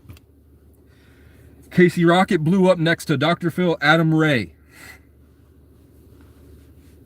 Kendrick Curry blew up because a guy named John Ray who was an old white guy, put on dreadlocks and was like, I'm like you, man, I'm cool. And that blew up on the internet. Kurt Kaz made the Kurt Kaz Conquest, and he went across the world, the KCC. I made the Kingdom of Creative Champions, and my personal op was mad and trademarked my name because I was taking his turf, freestyling at the park, even though he got signed to Interscope. So he was like, he saw me on TikTok and trademarked the KCC. He trademarked my name, man. I went and looked it up, and I saw it was registered under his name. I was like, fuck you, man. So then he put on his KCC thing, and nobody gave a fuck. They were like, he's cool. His art is not great, but he was able to do it. He got signed to Interscope. He made pretty crappy music videos, but he got signed to Interscope because he got enough fans.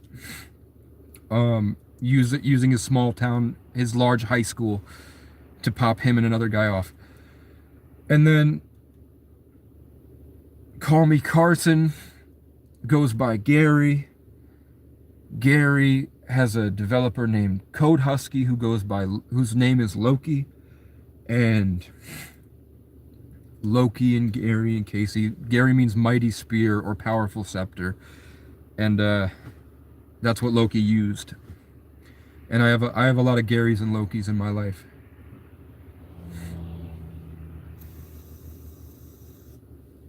Cernunnos, or the wild god, or the deer man. People that don't know I have a deer in my car, I was like, what the fuck?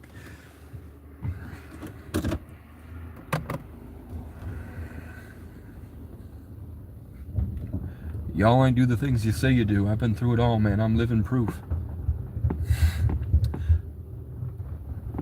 I just designed a stage for crickets, chickens, kale, and spinach, solar, and a coop. I got soldiers waiting for the signal. Here to Honolulu, I'm a big body, button heads with moose. And don't get it misconstrued, I know exactly what the truth is. I'm just tiptoeing through these truces till I'm tall enough to lift up all the youth. And if I fail, I might just build a zoo.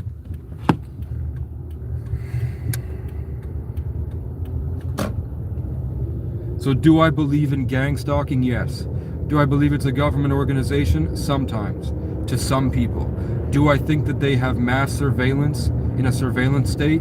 I think that you can find evidence in CIA declassified documents, and you can find that all these natural disasters, after they happen, you can find that BlackRock is or Satan or whatever the organization is buying those places, and that they had a land dispute with the people who lived there, and then they just created a natural disaster to destroy the land and drive them out of their homes, and then they bought it up. And you can find that there's an Agenda 2030 where they plan on building smart cities completely run by artificial intelligence, or what is probably the Antichrist.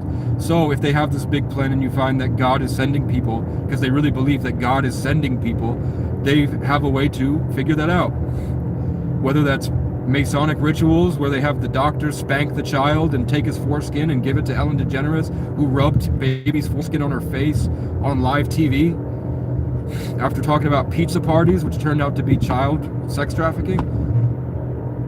Yeah, there could be people that have like superpower astrology that they think God ordained to come here, so they target them. Or it could just be like the crows, where they're all connected to the same thing and you naturally piss them off on accident because of your energy and your software update or your starseed, whatever. It could be that. I think it's a bunch of different things all at once, but at the end of it, you realize it's all divine orchestration to challenge you to grow or fall under the discipline of Saturn.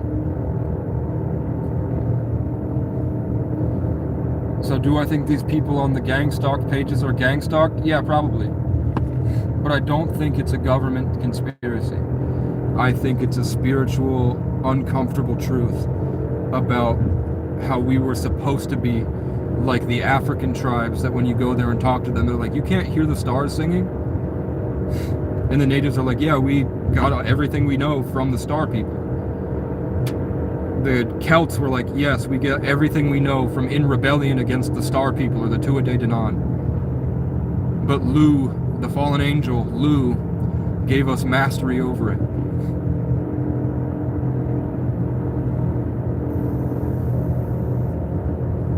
And the Christians were like, that's Satan. That's obviously Satan. And they knew it was Satan because they knew about Saturn and Satan. They're like, oh, he's just he got into another culture, we got to get rid of him. But they still accepted Cernunnos, which is why they built CERN, C-E-R-N, to open up a portal to the wild god. And that's why Silicon Valley went on Tucker Carlson. You can look up Tucker Carlson, Silicon Valley AI Satanism, and you'll find that whistleblowers that talk about that the people in charge of the technological revolution of the world do black magic, Freemasonic, occult rituals to communicate with an extra dimensional intelligence, like Satan or the Mind Flayer or Cernunnos. And in communication with that entity is helping them restructure. That's why emojis look like the old demonic sigils, when they said that those black magicians would invoke demonic forces through these sigils. And you look up those sigils, they're identical to emojis. They're just colored differently. If you look at how they would design the traps to house demons back in the day, the way that those things look that would electromagnetically bind a demonic force to something in reality is exactly how our cities are built and how our chip on our phones look. And they would use something called a black mirror in order to do it. And that's why they have the show Black Mirror. And that's why our phones are black mirrors. So do I think that they're gang stalked? Well, there's a lot of people who are definitely not schizophrenic. Let me get through this first. You have a lot of people who are definitely not schizophrenic that just are aware. They're peaceful, like old ladies that just kind of like hanging out at the park. And when they were hanging out at the park, they realized there's some shit going on. I see some really weird behavior, and I see it with a lot of different people. And I don't know what it is. And she confronts them, and they admit, yeah, it's sort of like an operation for surveillance. And she goes, what was it? I saw you do the hand signs. I saw you wear the same colors. And you do the hand signs in response to people wearing the same colors. What is that? And they flat out say, you know, they give it just as obvious without saying it. And then now we have people like Candace Owens, CO, who is trying to avenge Charlie Kirk, CK. And said she was in an MK Ultra Gate program with Charlie as kids, where they practice astral projection and psionic stuff. And she says that she was able to discover that Charlie Kirk was assassinated because she went through and found all these different people that were doing the hand signs that were wearing the same color clothes and responding to the people with the same color clothes, like those old videos of gang stalk people getting the legitimate proof. So there is something going on. Do I think it's after me? I don't know.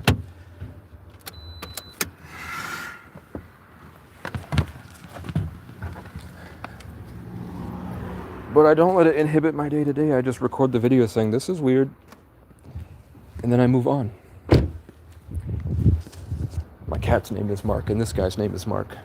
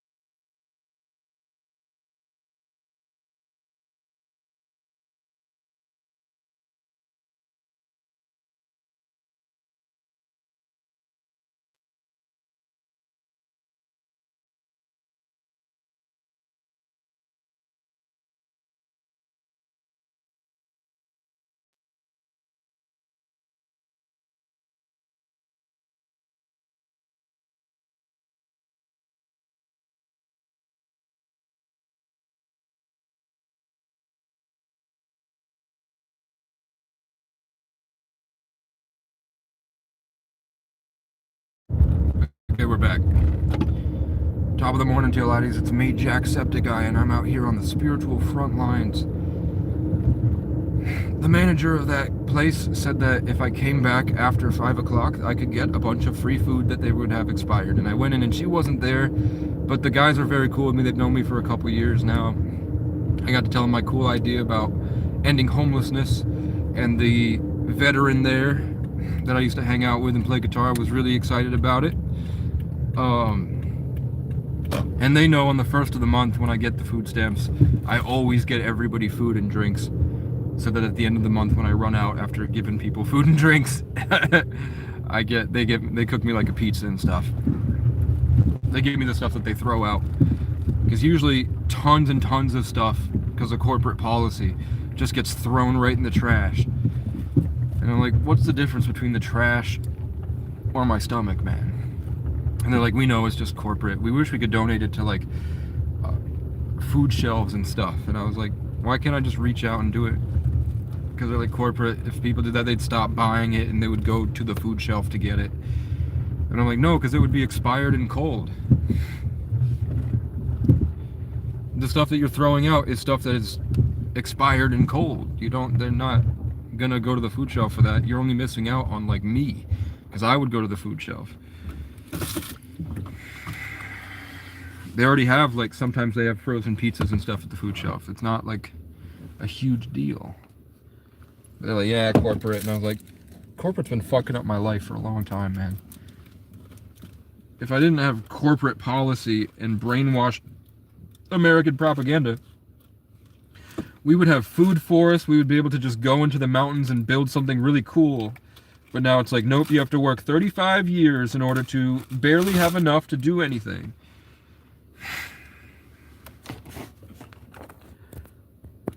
Phil Purby says, dude, get a job. It feels nice to earn honest money. If he didn't smoke meth before going to Phoenix, he certainly did after. You see all this garbage, man? And I was telling you about undisputable proof about a creator.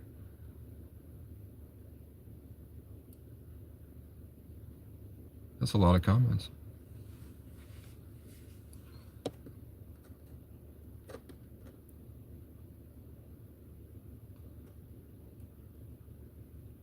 I'm in the back rooms.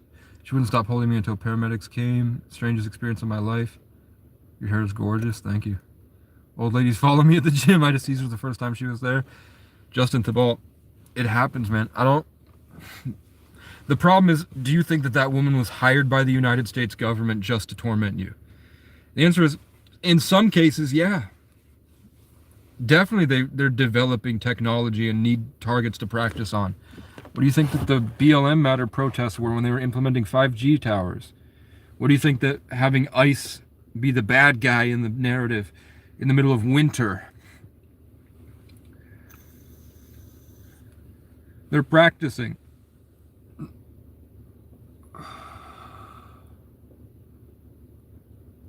Hell, it's Mel. No, I have a bad wheel bearing. So the high school said they're going to replace 2 wheel hubs. If I buy the wheel hubs, and they have a reduced price because they're a school, and they will fix my car. Hopefully. Sorry, Travis, you're a loser. I hate to break it to you, man. You're just a loser, bro. And that's all right. Hopefully I was the catalyst for your change, and I try to be a reference experience for the rest of your life. And there's a lot of people that I've helped. A lot of people that I've helped. Hopefully you can see you've had some type of change, realizing usually God gives you a breakthrough if you're ready for it. And if you don't, you get punished. Like, God loves you, but he's gonna do what he has to help you.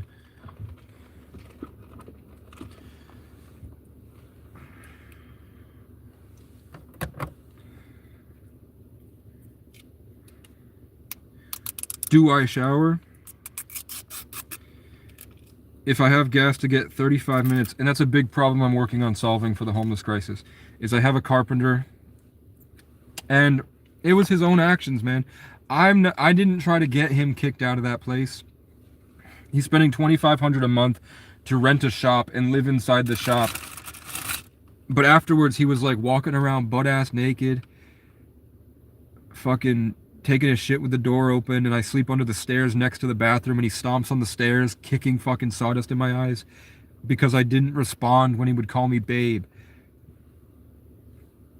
And I'm like, eventually he was like, take a lighter and says, is this your fucking lighter in my fucking house?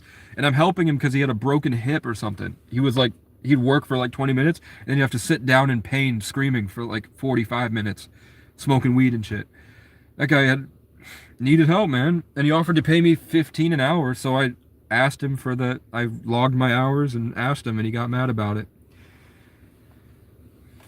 But then he got really power hungry, power gamey, and weird. It was really weird stuff. So I left, and then that weird stuff that festered in there bled out into the community, and now the community is getting him out. And I'm like, man, I didn't do it. They want me to sign this affidavit that I knew he's living there. You don't need me to. And I think they went through without me anyway, because they haven't emailed me about it. If there's like a court thing where I have to, I'm going to say it, because one, I also think that he shouldn't be spending $2,500 a month on a place he's not renting to own. That just because he wants a wooden garage to build his dream of making men's clothes. In his old age, he wants to make men's clothes. I think he could go a lot farther if he just invested that $2,500 a month into a piece of land and put a big storage thing and went there in the summertime with his machines outside running to the edge of the property where he has a power hookup. I think that would be much better for him to be outside of here. And I think he only came here because of community stuff and reputation stuff, which is what consumed him. This is God showing him, and he's born on my birthday, 12/11. And I need to be out in the woods to function, so guarantee you he needs to be, and everyone I met with 12/11 birthdays, because I meet a lot of them, need to be outside. I always find them outside, except this guy who I found in pain in a cave, basically, in this like broken down shop, and I helped him fix it. And the guy is really scamming the fuck out of him with that money. So I think this is just the universe saying, nudging him back to a place where he will thrive better. But he is willing to, at cost, build public showers. Hey guys, Frank is here. What up, Frank? You're one of the names.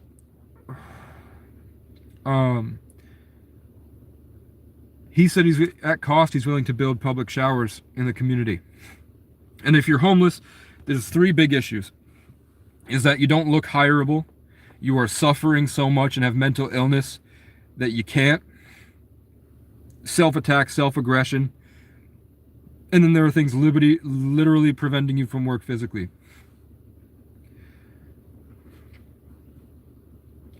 I would consider laziness to be stemming from an issue in this one.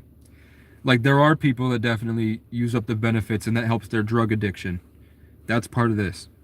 And the solution for all of those different things, I've found, even if you don't like it and you feel like you need to punish those people into behaving differently with negative reinforcement, that doesn't do anything for the fact that they're already escaping the pain into something. Giving them more pain just validates the need for that drug. What you do is literally killing them with kindness. You literally improve their quality of life to a point where it feels detrimental to their feeling to escape into a drug. Then they no longer want to do the drugs. When you give them abundance and thriving and safety and peace, they all quit.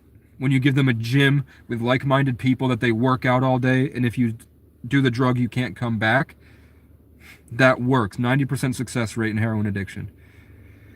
But if you punish them in prison and you force them into it, the only thing in the prison that helps them is the gym. So you just completely negate all of that drama and trauma that ruins more of it, and the physical things that prevent them from working, which can be their charges making them, like me. I just have trespassing. I sat outside long enough that it became criminal. Literally. By not being a slave, I was a criminal.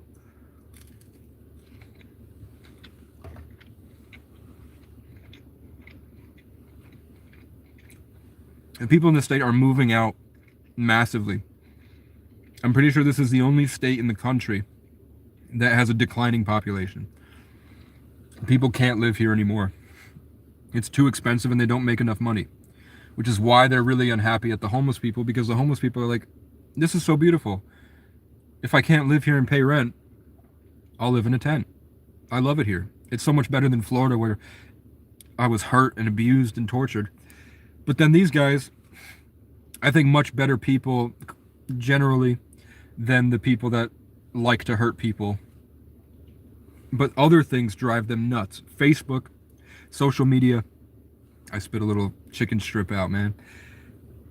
That stuff drives people into psychosis, and then they go and they hunt people on Facebook, and when that's not good enough for him, like Mr. Jason here, as soon as I blocked him. And you know what, if Kendra's watching, I don't think she watches, I think she's busy,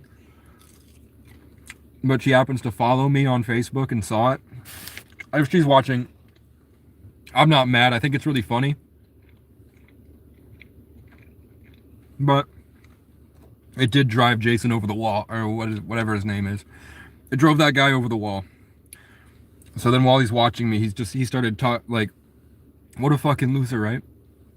I blocked him. I don't want to talk to you. And he's fucking blowing me up on my phone while I'm live on the internet. I don't care.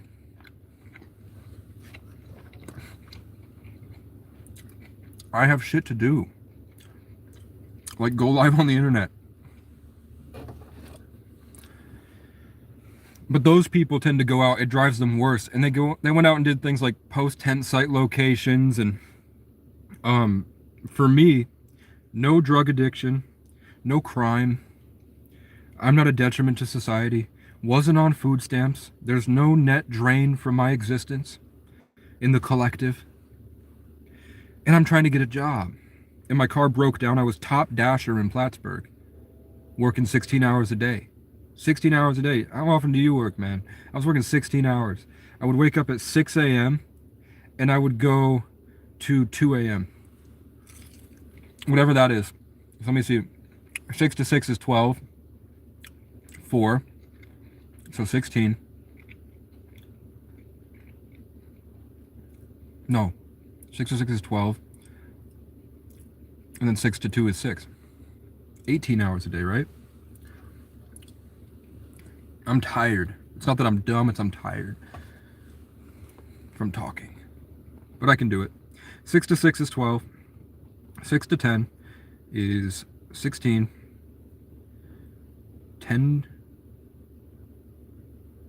6 to 2 is just 24 minus 4. I was working 20 hours a day.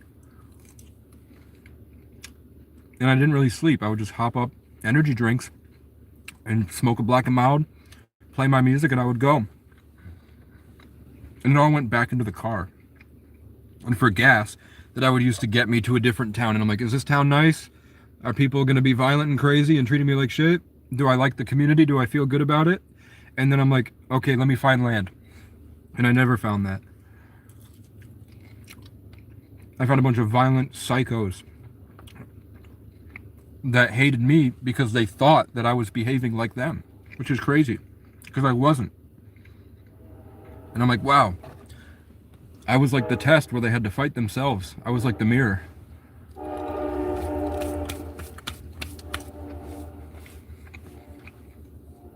And then my car broke down. And I went to every business here. I went to that gas station, barber shop, salon. I was going to be, can I sweep for $10 a day? I'll sweep for the whole day. Every time you have something, I'll sit here and trade stocks on my phone. And she's like, no. Bottle return. I tried to return cans. Went to churches. Homeless program says, with the current administration, there's really nothing we can do. I'm sorry. But they listened to me and they gave me rides places, and they had food and socks and sleeping bags, which was nice, but those weren't government funded. That wasn't a government handout. That was somebody in the community gave back to the homeless. And I was like, as soon as I'm done, I'll give it back. And I have given it back. So I borrowed it. I didn't receive a handout. I borrowed something and I gave it back, which is now helping somebody else. But they wouldn't hire me just because when I was in the laundromat trading crypto on my phone, trading in fucking cans for money. When I would get enough money, I would go to the Rite Aid and I would put it on my PayPal, which meant that like 20% of what I got was taken. So I barely made it, but then I 10x'd a meme coin and then got donations from Demon Hunter. And I rode that until my computer fried and I couldn't, it's up north now where I keep my stuff. My computer overheated because I was plugged in outside at a park and ride and the fan fucking, something happened. And then I couldn't get my money out of Soulflare fast enough and it got rug pulled. So I made a bad decision to gamble it, knowing, and I did. The only reason I didn't make $2,500 from that 250 down was because some type of extra reality thing. My fucking computer burned.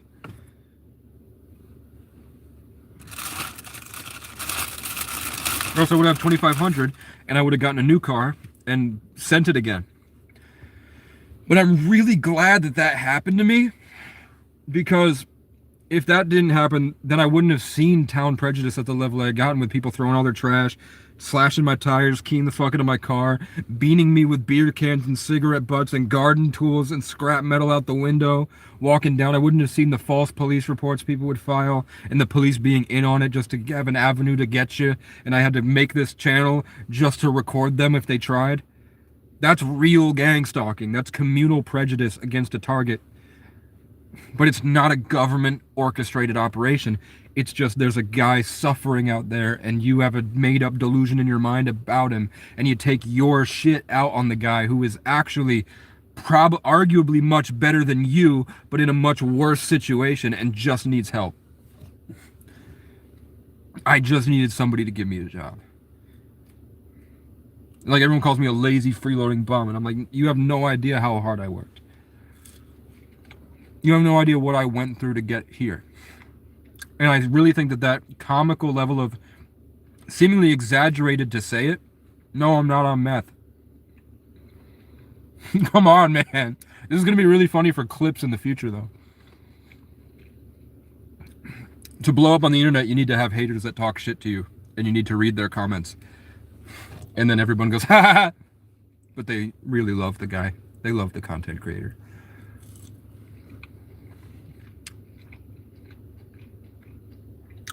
Stork. Stork delivers babies. Baby stork. Ah! Where's my vape? What did you do with my vape, guys? You got me fucked up. What did you do with my vape? Oh, it's right here. Are you sure about that? I'm certain of a lot of things. I'm certain that people that bring up the meth shit are retards. I'm certain. Or else you would be doing something much cooler than that. And that's facts. What the fuck is meth? I think it's like a theosophy or something.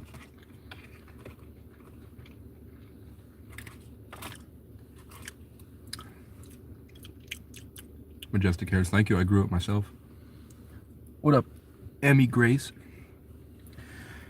What was I saying? Oh, I said that my life was just really exaggeratedly violent and weird. And I really, I went 250 miles and nobody would help just because of what Facebook was telling them about homeless people. People were so deranged from propaganda with a lack of social conditioning because I live in the least populated state. Per capita, some number. I know Wyoming is less, but there's a lot of space out in Wyoming, so it's relative. And it would just, the people would be regurgitating the same shit I would see in Facebook comment sections, and the thing was actually wrong. And I also, being homeless since I was a freshman in high school, I've met those people too. I know the same people that you're mad at. I know about junkies that are angry and violent, and they're going out of their day every day just to get their fix, and it doesn't matter who they take from. And that happens to be the United States government in most cases. But I also know what it's like to be abused and ostracized and alone and have nothing, and the pain gets so overwhelming that you need to have an escape. I just decided never to escape into a drug. I would escape by hiding in a den. I would escape by creating and making music. But I get it. I've been through a lot of shit. So I don't see them as inherently bad. I see them as hurt children that have gone too far in the wrong direction and that they've become consumed by their habits that operate like a power or principality, like a demonic force. Your habits compounded and you became that, and it's like a vicious machine, basically, constantly driving you towards the fix and escape in this charge. And I'm saying that that addiction to heroin, when you go on social media and you say a hate comment or you haha react, or you look when you open your Facebook and you're immediately drawn to the likes and you have this skewed perception of what people actually think when they read your comments and read comment sections based off of the amount of evidence you've seen of that reality, which is funny because the last instance I had was somebody talking about gang stalking, who's mad about people who he feels have a collective delusion and are usually on drugs. And it turns out those people aren't on drugs. They're trying to describe God. And the people in the comment section, though, social media is designed to stimulate the same part of your brain and create the same chemical reaction that heroin does. Social media is microdosing heroin. And you get the biggest fix through the validation and false pride and ego things of latching on to lemming behavior and just promoting something you know that other people that are just as skewed and fucked up as you will latch onto. So you feel this high of perceived social reputation change, because everything in life is the change of your senses. When you get cold, it's the temperature change. When you taste something, it's the change on your taste buds. So you feel this high from this perceived reputation change, and that skews you into really believing that by holding on to this false frame and this ego and trying to hurt people, that gives you some type of growth, when really it's a junkie looking for a fix. And most people that are healthy, that have healthy social and sex lives, that are going about their day doing real shit and aren't really on their phone, when they look at a comment, it's very easily identifiable that it's a junkie looking for a fix through social media. The problem is that those people are usually massive hypocrites. They can't, and they're narcissists. So they'll Freudian slip, they latch onto things like saying narcissist. They'll latch onto virtue signaling. They'll all attack each other because they can't realize they're all the same addict to the same thing. They just have different avenues of hunting and receiving that.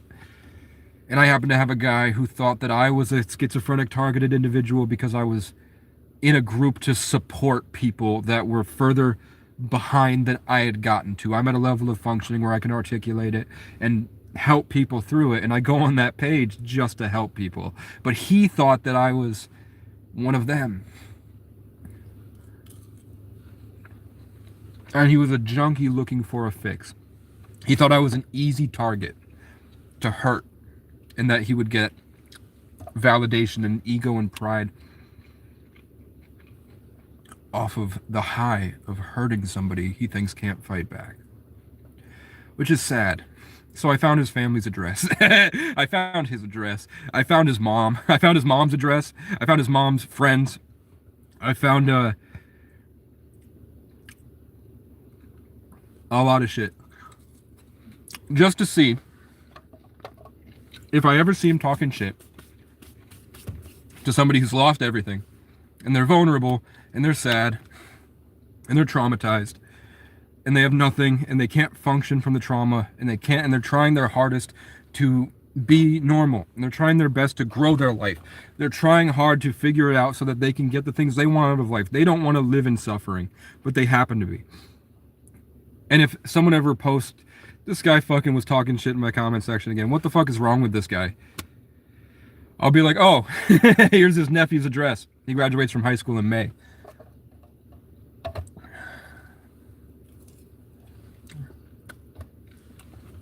And I already called the cops on that, made sure it was legal. And they're like, unfortunately, it's legal. Because I've been doing this for a few years. And that's how I got the whole town to turn on 2 police stations by posting proof and evidence of what they were doing to homeless people. Videos of cops molesting and beating homeless women that were just standing there, that were suffering. They weren't violent, they weren't aggressive, they were traumatized, and somebody had attacked them. I saw homeless people and people of color that have been attacked by hardworking families that took their shit out on them, and they called the police for help, and I watched police molest and beat those people. Then I found out that the chief of that police station was the assistant chief that was supposed to be managing the area during 9/11, and she called out sick that morning. But then she showed up guarding the fucking Jew tunnels, where the Hasidic Jews are bringing in bloody children's mattresses out of the tunnels. And they're all coming out with like hundreds of them at once, and they're running through New York City streets. These Hasidic Jews that go on podcasts and say, yeah, we rape children, and we try to embed them with an ancient king. We try to reincarnate an ancient king inside the child, and that's why Masons marry a child bride, and that's why Hereditary by Ari Aster is the entire movie about that ritual, about infesting a family with a demonic force, killing them in sacrifice, and then taking the person out of the vessel to replace him with an ancient king. And I think, is gang stalking real? I'm like, if they're doing this for 2,000 years, at least, because Jesus died to stop that, so it was much more than 2,000 years, there has to be evidence.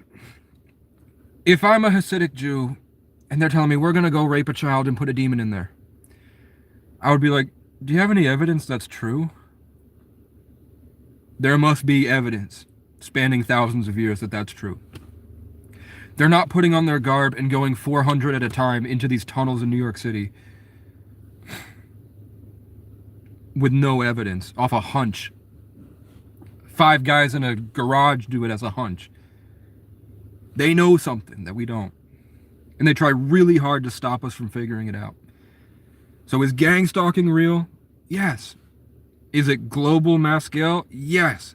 Is it technocratic, using artificial intelligence? Yes. Did Obama go on a podcast a few days ago and say aliens are real? Yes. Did Trump and Biden do a Masonic handshake, evident that they're master Masons, and in order to be a master Mason, you have to spiritually marry a child? Yes. Do I think that they're attacking me? I don't know. But there's a lot of evidence that would point to yes, because of the feeling and the response in spirit to my connection to a higher consciousness and the obvious pushback every time. You just saw their eyes behind me? Sometimes, I mean, aliens can astral project. Just like GTA, when a game developer can spawn in as a monkey and be like, and then everybody's like, what the fuck, what's this monkey doing here? And the monkey shoots him with a gun and then disappears into nothing. If you go out in the woods in New England, and you're out there long enough to gain a connection to the mycelial network, and you honor nature and nature honors you, and you shed off the Capricorn society, and you develop your daily habits by consuming nature and being inside nature and working with nature, and you leave the world behind and you go out there in the woods and you get degraded by the mycelial network, destroying your consciousness and your boundaries and your social conditioning and limiting beliefs, and you become a raw animal in nature, and you get through there and you start to wake up and realize the harmony of the universe and how the trees get thirsty and emit a signal that seems stale, and then suddenly the rain cloud goes way farther than it should with the wind, goes right above the trees and rains on the trees, and how everything is connected and interwoven, how you can put a plant in a pot that's not connected to the ground and leave it in an apartment building 10 stories up, and you monitor the electric signals of that plant when the owner is there feeding the plant, and you monitor when it leaves, and the plant stops emitting a signal when the owner's 5 miles away. And when the owner gets within 10 minutes of driving back, the plant knows that the person is coming. It knows that that person is 5 miles away, and it's not connected to the ground. Of course there's shit going on. That's when I see shit like, I'm looking out the window and I hear rustling. I'm like, that must be a raccoon or something. It's the middle of the night, full moon, and then I see fucking, it looks like, is that a porcupine? And then it stands up on 2 legs, looks at me, and takes off running, and then disappears. A little 3-foot tall fucking porcupine man. And I'm like, I'm never telling anybody I saw a 3-foot tall porcupine man in my life. I already have to combat the schizoid addict hobo allegations. I cannot be telling people I saw a 3-foot tall porcupine man look at me and run into nothing and disappear. But then months go by, and there's a native man out there in the center of town, and I go up and I'm like, hey man, what's up? Just hanging out, chilling.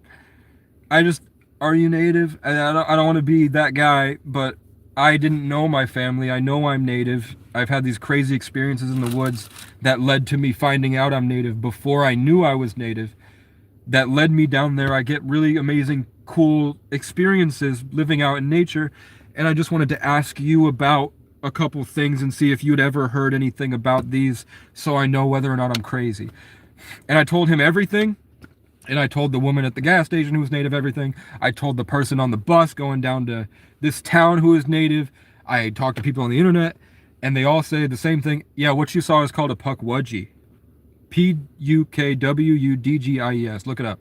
Pukwudgie. There are 3-foot tall porcupine people that materialize and run through the woods and then fucking disappear. I don't know what it is. I don't claim to know what it is, but I know that it happened. And I only talk about it if there's enough evidence that it's not just me. I don't know. But I know that it happened. And I had no reference to Pukwudgie before that. Why would I create a porcupine man running through the woods? You know? But then I find out everybody that lives outside here used to see them all the time. Little Pukwudgies. I'm just looking for my tissues. But my only issue is that I can't find a job. I want to do FedEx. I want to work at FedEx and bust my butt working all day. No diddy.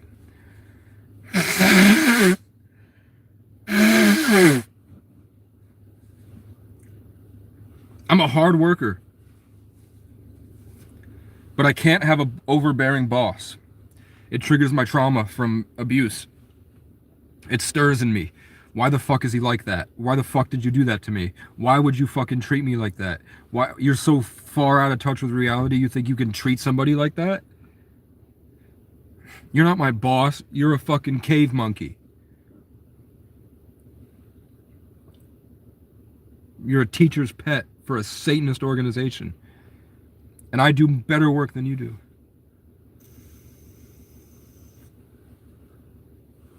And then I find out, I remember that my dad had the same thing. My dad said that he was a really good worker. He's very intelligent. He was a carpenter, electrician, ski instructor. He lived in Hawaii for 10 years, I think. I don't know if it was exactly 10, but a long time. He had a kid out there. My sister, Danny.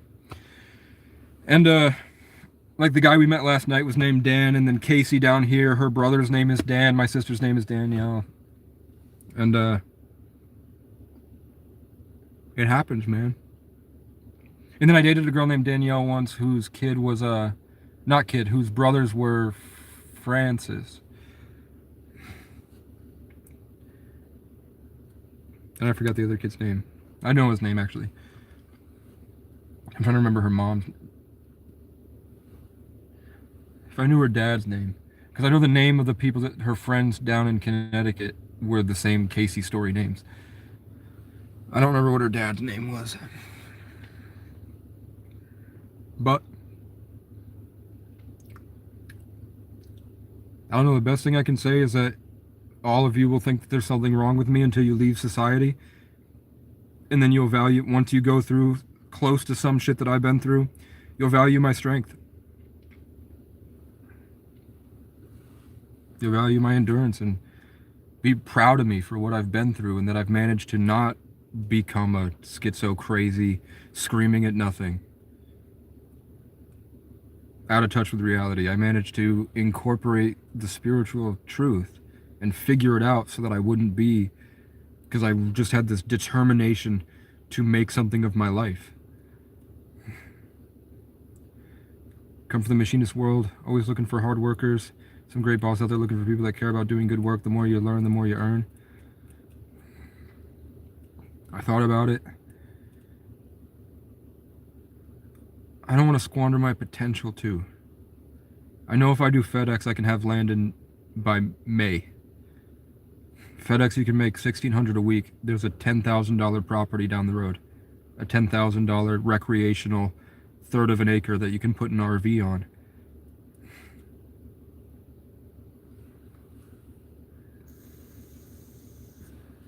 Justin Thibault owns his own shop. So Justin Thibault is a functioning adult, and he is in tune with the same stuff I'm talking about. None of those names matters in the universe. No, I'm talking about the repetitive cycle of names that's indicative of a theme and motif and an orchestration of my story in order to say something. And I didn't know what that something was until I delved into the meanings of the name and how they all line up together. And then I was able to see those names and how they play out in the show the collective consciousness watches on their phone screen, like Casey and Ray, Kai Cenat and Ray, Kendrick Curry and John Ray, me and John Michael Ray, me and Casey and Ray. Casey, Loki, Obi, and Kang the Conqueror Casey, and then he becomes the Acacia tree, or the Casey. The tree of life, the world tree. Casey Rocket blew up in the year of the cat, next to Adam Ray. I'm born in the year of the cat.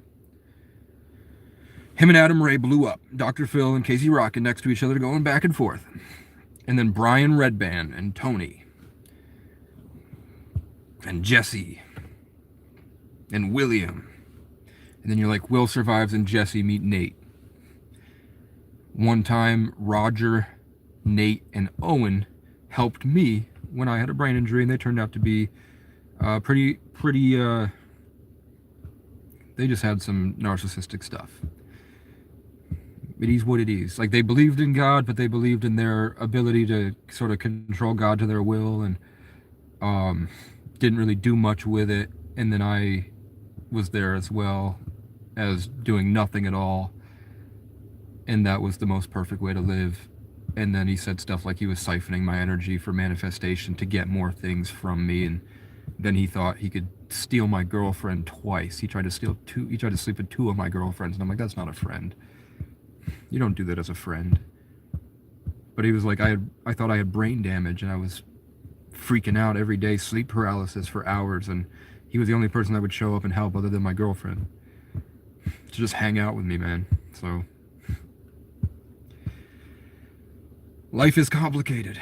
But then you look up Beau is Afraid, where Beau lives in room 303, and the whole symbolism of Beau, as you watch Beau is Afraid by Ari Aster, that Satanist Freemason, you'll see 1133 symbolism everywhere. When you talk about my dad, Hawaii, Ireland, my song Hawaii, this plaque from Oahu that I have in my car, which is now up in where I keep my stuff, and I wrote that song Hawaii, and I performed it at the Celtic 33 Music Fest, the 33rd annual festival, and made that song, and Hawaii and Ireland and Casey all go together, and then 1133, and then you watch Beau is Afraid, and Beau is Afraid is all about 1133. You'll see the twin symbolism, two of the same thing next to each other all the time, two people all the time, twin symbolism. And then 33, the Ouroboros, the never-ending story, the repeating cycle over and over and over and over again. And then Beau is Afraid, the first scene after you see the 1133, like, why is there just all these different twos next to each other all the time? And then he goes into room 303, and then he pulls out Aloha, O''Loha, by this parent company that owns the world, that was secretly keeping him in a never-ending recurring sacrifice cycle in Beau is Afraid. By his mom, who has red hair, and my mom has red hair and she's a narcissist. Whatever. But he pulls out Aloha, best of Hawaii and Ireland, and it's just a microwave meal that he eats. And then he gets evicted from his place because his neighbor was freaking out about noise that wasn't there. And I was kicked out of my place because my neighbor was freaking out about a noise that wasn't there, which is what sent me on my entire journey. And that's what sends Beau on the entire journey. And when he gets hit by a car, I got in a car accident, and I was taken in by Nate, Roger, and Owen. In the movie Beau is Afraid, he gets taken in by Roger, and then Nate was a kid that had died, and they were trying, like, the sister, Tony, was worried that Beau was trying to replace the dead Nate. And then you go into Nate's room, and it's covered in the word Owen all over the place. And I'm like, the names itself doesn't matter, but I'm like, this reoccurring pattern of names is really weird. And it's the same storyline that lines up with my life in tons of different ways. And then you find out Casey means a tree. You're like, oh, it's more branches growing in the story in this time. That an AI would be able to pick out very easily when I just have all this channel for it to digest, and then it can go look at the proof. Or it's the collective wakening up. Mr. Boston says, from there we can house you in a private prison. What? Hey, as the government, it sounds like you need a 3-day at a hospital. Funny. Not talking modeling. You done any modeling? I heard that it was Satanists. Like Sneeko was a model. And then Sneeko, they said that they showed up and said, you will be a star if you put on this dress. When I tried to work in the music industry, they said that they were drugging people and that it was, you have to take the acid in order to meet Mac Miller. So I didn't like it. But Elliot Hulse, the YouTuber, his nephew was my roommate. And we both left the same day, at the same time. We didn't even tell each other, we both left at the same day. At the same time, we both pulled out of parking lots in opposite directions because we felt that there was some Satanist shit going on.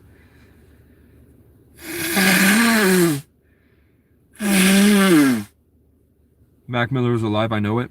Well, I mean, in total drama, when you look at the stuff that they use in their manifestation rituals through the kids' vessels, you see that Total Drama Island was about like a Hunger Games trope, and they thought that the people were cast off of the island or dead, but it turns out they were flown to a resort on the other side of the island.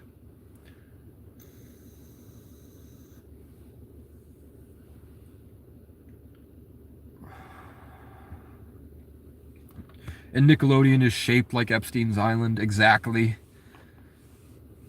Which I don't like. I don't like driving by. I know that there's a huge Satanist thing in this state. Like, if you go to a church, pretty much like right within a block is a Satanist church from the big church. And some of those things, like some of the churches that are near the Satanist churches, are called St. James churches. And the Epstein's Island was called Little St. James. So I don't like that at all.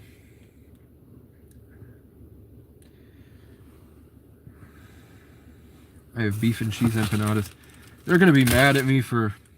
I'm not going back to ask for any expired food. I know that it feels like a letdown because they want me to ride into battle and be successful, but I'm not... I went out for 2 months and I applied to 60 jobs and none of them got back to me, or they told me they couldn't because I have a misdemeanor on my record. And AI corporate bullshit won't let it slide. Couldn't find any farms that need help. Couldn't find any carpenters that need help, especially in the winter. Couldn't find any churches that would help me build the wagon. But I found somebody that's willing to let me build the wagon there if I get enough money. So if I can get enough money, I can build the wagon in that shop at least. And now I'm figuring I need to make two. I need to make one that's completely made out of wood hinges and metal for the wheels with the linchpin to make it fold up, get broom handles from the thrift stores, and then build the wagon that like it's like Pokemon. You need like the first evolution, which is like the little wagon made out of plastic and tent stuff. Then there's the intermediate, which is like made of real like dense plastic that's lightweight that can house a person in it and not rock, and you can still have functionality and everything. And then you need the official wooden one that's heavy but serves as like a little house. And then you have the three, and we'll figure out which one works the best to eliminate campsites. And then we'll have a trash can in the back with specific trash bags to from the homeless program. And when the people, the addicts and the homeless people and everything get their wagon, when they go out in the campsite, there's a financial incentive of like $3 per full bag, and it can't be full of leaves and shit. So at the very least, they're either going to be taking a bunch of trash from trash cans and dumpsters and filling it up for some money, but it's much, much less than what they're currently spending on trying to remove all the trash from the campsites, is by giving them a small financial incentive to clean, which will also encourage people to have a independent small business of going around with those trash bags and cleaning up trash from previously trashed campsites. So they have a way to get their own trash, and they have an incentive to not dump their trash on the way, and they have an incentive to go and clean more trash around the area to give them money that will help them get along the way. And then I have to find alternatives to work, because I'm living proof that even if you're a good person with a strong work ethic, just being in this situation is enough for people to say, fuck no. No way. Get a job. And I'm like, what the fuck? I'm trying. That's why I'm here. I can't get a job until I get a job. Just admit you think I'm a freeloading bum, but you can't accept the fact that I'm not. And that I'm trying to work. And I'm just trying to work for 2 months, but maybe the point is just that after I get over this hill and the car is fixed, maybe something will open up where I only have to work a couple of weeks. I get an opportunity somewhere, maybe at a homestead or something, and then once the car insurance is paid and everything, and title and registration, and the car, I owe $1,000 on it still. I owe like 840 or something. Then maybe I'm not supposed to work. I'm just supposed to do Walmart Spark delivery, and I'm supposed to spend my day playing guitar out in the woods and just go on trails. Because if you look at the Casey story, I haven't been able to go on any hikes. I haven't been able to do anything because I've been stuck in survival, and I've been dreaming about a time when I would get an SUV and a guitar, and I'd be able to drive to a state forest and go out there and camp for the weekend. Maybe that's my karmic reward. Maybe I'm not supposed to work the whole time. I'm just supposed to be shown that you didn't have to do it the way that everybody wanted you to do it. Hey, 33. 33 on my vape. Try and get the charges removed from your record. The beat goes on 64. He's trying to gas me up, man. I appreciate it. I'm gonna try to get the charges removed from the record. I don't know how yet. That's the next thing I'm gonna look up, or just find the time limit. You're in deep shit doo-doo hallucination right now, dude. No, I'm just talking. I'm talking about high-level philosophical, theosophical stuff. This is stuff that people at college lectures speak about. The only difference is that I don't have a well of books talking about Celtic Druidism and the similarities between the Inca and how the Celtic firehawk is actually representative of the scorpion and Scorpio in Eastern tradition, and that was probably introduced before the Silk Road, much more before the Silk Road. But it's really cool that even though those two cultures believe the exact same thing, just representative in different ways, it's really cool that the Irish and the Indians and the Native Americans, who were called the Indians later, have this special, long-standing, thousands of years relationship where they see and experience the same thing, which you would consider hallucinations. You think, if I told you that I'm in communication with the Fae in the woods, you'd say you're a fucking schizo. But you're like cultures across the entire world that had no way to communicate with each other were seeing the exact same thing, and then it turns out over the next 1,000 years they got closer and closer and closer together, even though they were miles apart for thousands of years separated. Like the Celtic knots, they're weaving back together, which is really cool. That the Irish and the Indians in India didn't know each other, but they saw the same things. And it took the Vikings stealing them and raping them and dumping them in India on the Silk Road and selling them in Persia and having them eventually merged with India, because India used to be dark skin and nappy hair until the Irish slave trade and until the Silk Road brought the Celts back from Ireland through Europe to India and down in. And then Indians got lighter skin. And that's why the flag is the same as the Irish flag. That's not a hallucination. That's something that people would be interested in at a college lecture. That's like a TED Talk. Slavery comes from the West Coast. It proves your theory. Slavery comes from the West Coast. Slavery, you have evidence of a at least 2,000-year-old secret religion that worships Saturn, that thrives on their occult hiding of the truth so that they can weaponize it capitalistically over their serfs or slaves. Where did all those people go? Are you guys still here? Did 5 people just leave when I say that? Are you guys still here, or is it just showing me that there's 0 people in the chat suddenly? Really weird.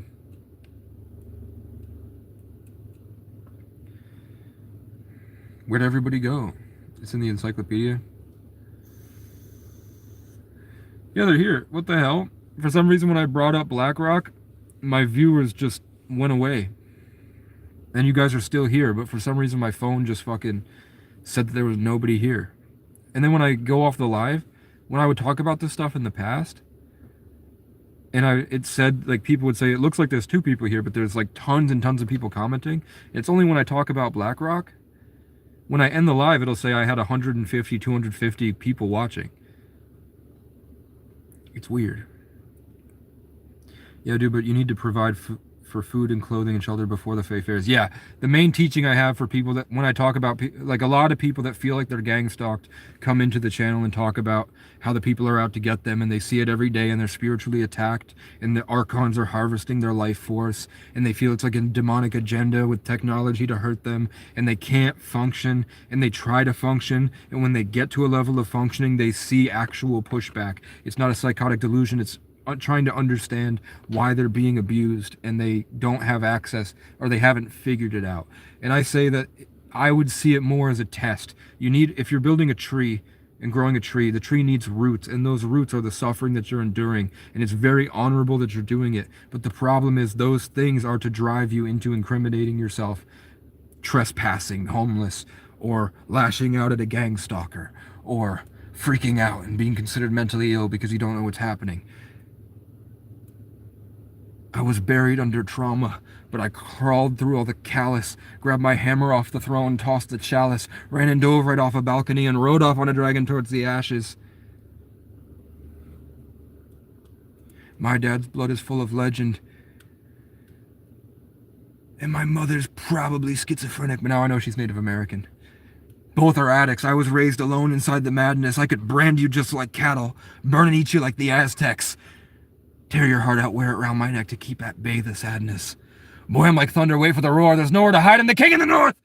My whole team is ready for war. We know that we're special in Quebec to settle the score. We drew up our fiery swords. We're coming to come gun down all you dorks. You can never get my glory. I'm adorning and ornament. You're a doormat and annoying. Get the fuck out my flat foyer. I just raw dogged my 5th bitch this morning like a Mormon. I got an assortment of shorties whose little brothers adore me. Go ask the Lord who's more important before I rip you over my shoulder and straight to the floor and keep ripping and ripping and ripping and ripping up guts, blood, and gore.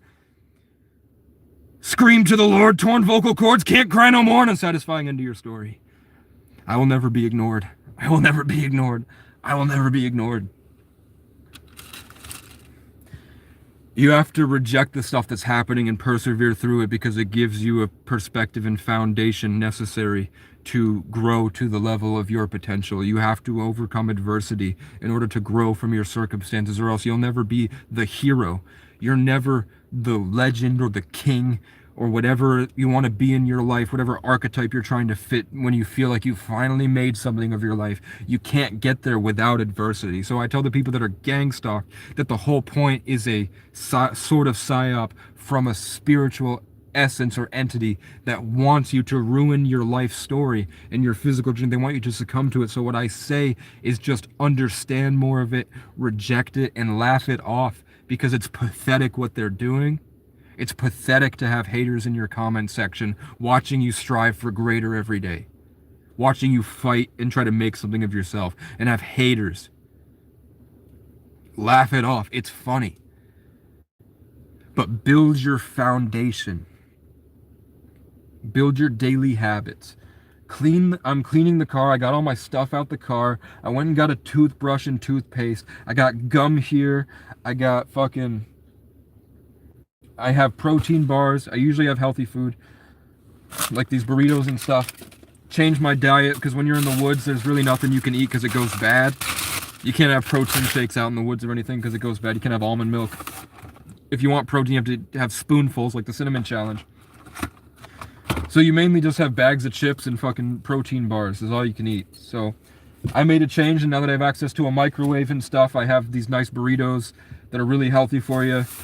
And I spend my money on that, and I'm working towards getting a thing like a toaster oven again so I can meal prep like I was doing, and getting back into working out, healing the shoulder injury because people twisted the brakes off my bike and I crashed going down that big hill from that mountain. I was going probably 40 to 50, 60, and my brakes had just not worked because somebody twisted them off at McDonald's. And I didn't bother to check because I liked sending it down the hill fast.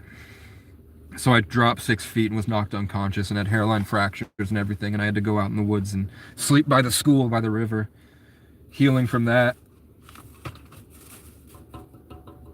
But that's where I wrote my favorite songs. That's where I wrote Hawaii, and that's where I wrote Bonnie and Clyde. In my head, you're in my bed, waiting for the day I wake up scared. You'll tell me it's okay, I'll take you anywhere. I know you hate me, we made mistakes, but if we can just escape somewhere away from all the pain, maybe the memories we made will fill up all the holes we made. But you're gone and that's okay, I'll fold your blanket up and leave it in my safe place. I know they hate me, they think I'm crazy, but they don't understand just what it takes to be out here every single day, isolated and afraid.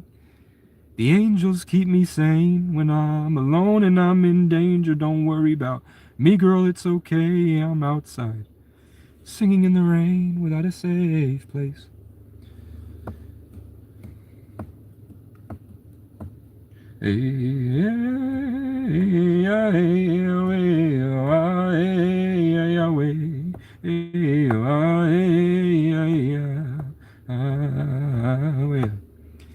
Angel eagle, come on down from the heavens just to help us on our way.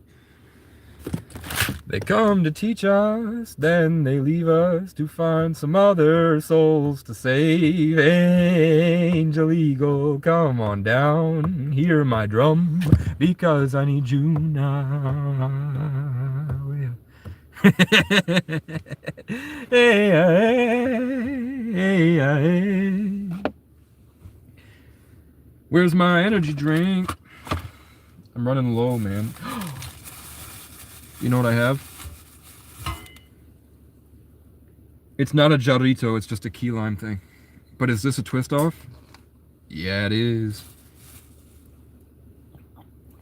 Angel eagle, come on down from the heavens just to help us on our way.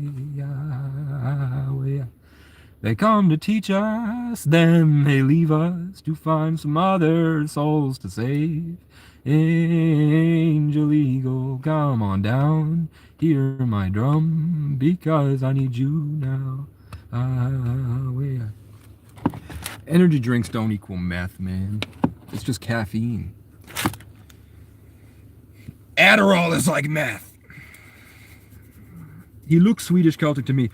I was told that I am Native American, I am African, I am Irish, and I am Romanian. But my mother claims that she's a Jew, but she's provided no evidence that she's Jewish. I think she just likes to be meh, meh, meh, meh. But she's from New York City. But I know for a fact that we are Native African and Irish on two sides of the bloodline, man. Angel eagle, come on down from the heavens. And that would explain why, like, I have and this is true, whether you want to believe it or not, I have a dream where my Native American ancestors are speaking to me in my dreams, and they just look like disembodied spirits that have war bonnets on their head. And they show me telepathic. There's not words, because they would have been speaking a different language probably, but they're showing me that I'm going to receive a gift. And then I wake up and I'm like, that's weird. What the fuck? I have to live my life now. I have to live the rest of my life knowing I had a dream where a Native American ancestor told me I'm getting a gift. And then I just randomly, while I'm in the woods, I feel like I want to go for a walk, which never happens anymore. I never feel inspired to go on a walk anymore. I used to love it. But something was like, go for a walk. So I walk 7 miles. And then I'm walking up the street over here by the theater. And I'm walking up to go to the grocery store and to the thrift store. And I feel the same presence and energy that was talking to me in my dream. I feel it, and I feel it goes, stop, look down. And I look down and there's a box. and it says free. So I open the box, and then I feel like something, like the heavens sing for a second. Ah! I feel this bright, loving energy as I look down and I see that there was just a Native American dream catcher in there. And it's orange, 33 in orange is gematria. Capital G in gematria is 33. That's why Gatorade has the orange and the G on it, which is right here, which is really cool that I'm guided to say that after I found my protein bars, so I can literally show you Masonic symbolism right here. I don't know if it's like that. Yeah, they have the person holding the basketball, but it looks like Lucifer. You know, like the way that they have this woman holding the thing like that because of the trans fucking devil king. I don't know about all that, but I know that that's there. But I know definitely the G is, and that's why Mike Tyson showed his bare ass to the fucking world right before he walked into to lose to Jake Paul, knowing that it was a Masonic thing and people admitted it was staged and it was a ritual, and that's why they were hugging each other and going in the middle of the fucking stadium. And he walked into the room with the giant G in the orange. Because it's a Masonic thing. That's why they do it. That's why you'll see Masons have the G everywhere. It is what it is, man. I don't know if it's 6 bars instead of usually they have 4 or 8. They chose 6 because maybe 33, 3 and 3 with the 33 of the G and the 33 of the orange. And they have 6 bars, 33. But when you know that, that's like when the whole world was like, that guy fucking shot and killed Renee Good, and the first video the whole world saw was obviously the guy clearly wasn't hit by the car. He clearly walked in front of the car with the phone and his gun drawn. After he saw the officers going to attack her by escalating to rip her out of the car, knowing that she had taken off 3 times already from the cops. 3 times. Notice that 3 times Renee Good took off from the police. Then the guy gets in front of the car with the gun drawn, and she clearly drives back to not hit anybody, giving them a chance to get away, and then turns full force and just floors it. The video from the passerby saw he was never hit, never even close to being hit. He stepped clearly away from the car. The car never hit him. But then that video gets scrubbed from the internet and is replaced with an obviously AI with the same crunch of him supposedly being hit. That wouldn't have been the case because of the way the car was hitting him in the legs, but it said it hit him in the body cam, which is why it shook. It hit him right below. That's not possible for the angle and everything. And the crunch is on a First Amendment audit video. No, it's Audit the Audit channel. The same exact soundbite was literally taken and placed over an AI video. The passerby videos were clearly recorded on iPhones with HD quality, but now the only passerby videos you have are shitty resolution. And it was like 5 months ago, I think, was the original story that they put out. He was hit by a car and dragged, was it 1,000 feet? They said, imagine being dragged by a car 1,000 feet. Really? You got dragged by a car 1,000 feet? The car kept you under the hood and you don't have any permanent disfigurements or anything? But then when JD Vance was held under pressure, was like, this guy, we need justice for that. That was escalation. That was breaking protocol to kill somebody. That was obviously entrapment. They're supposed to set an example. And yeah, what she did, even though she felt like she was doing something righteous by standing up to bullies to protect victims, which is the same exact thing ICE feels like they're doing, you still just talk to her and say, hey, I'm sorry. What you're doing, I respect that, but you're putting a lot of people, including yourself, in danger. And it would be better if you want to have a long conversation talk about what my experience as an ICE officer actually is. I will help you and help everybody, and I will put my life in danger knowing that all of you can be violent at any minute to sit here and have a conversation with you while you're all recording. But you're putting a lot of people in danger, and she wasn't blocking the fucking roadway. You clearly saw many different cars go past the car. She was half in the parking lot. There were no cars coming from the other direction. In Vermont, shit like that happens all the time. Old people park halfway through the road, and everybody sees, okay, and then you slowly merge off one by one based off of and you do the polite wave or whatever.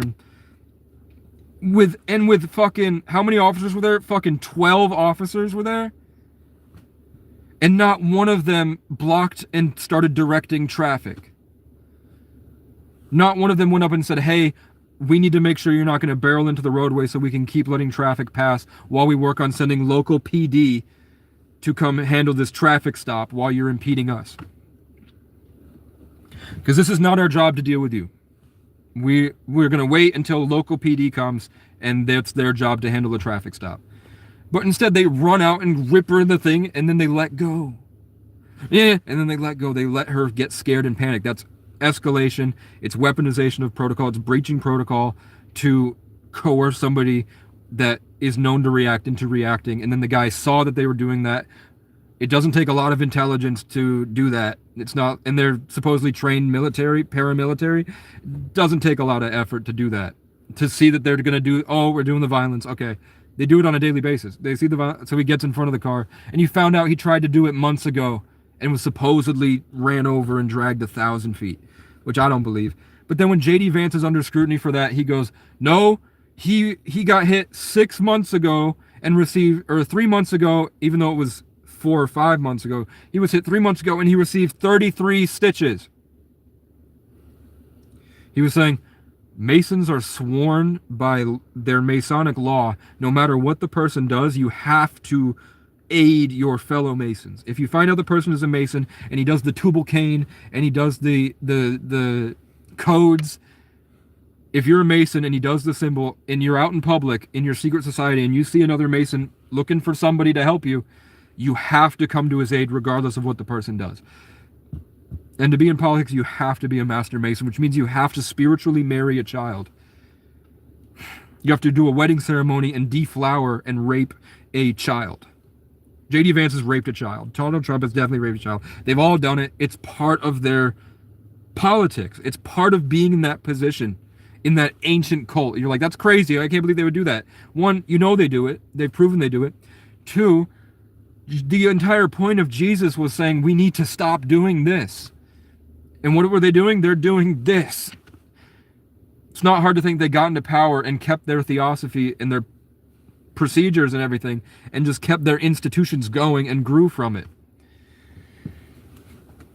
And then you see, just look up Donald Trump, Joe Biden presidency handshake.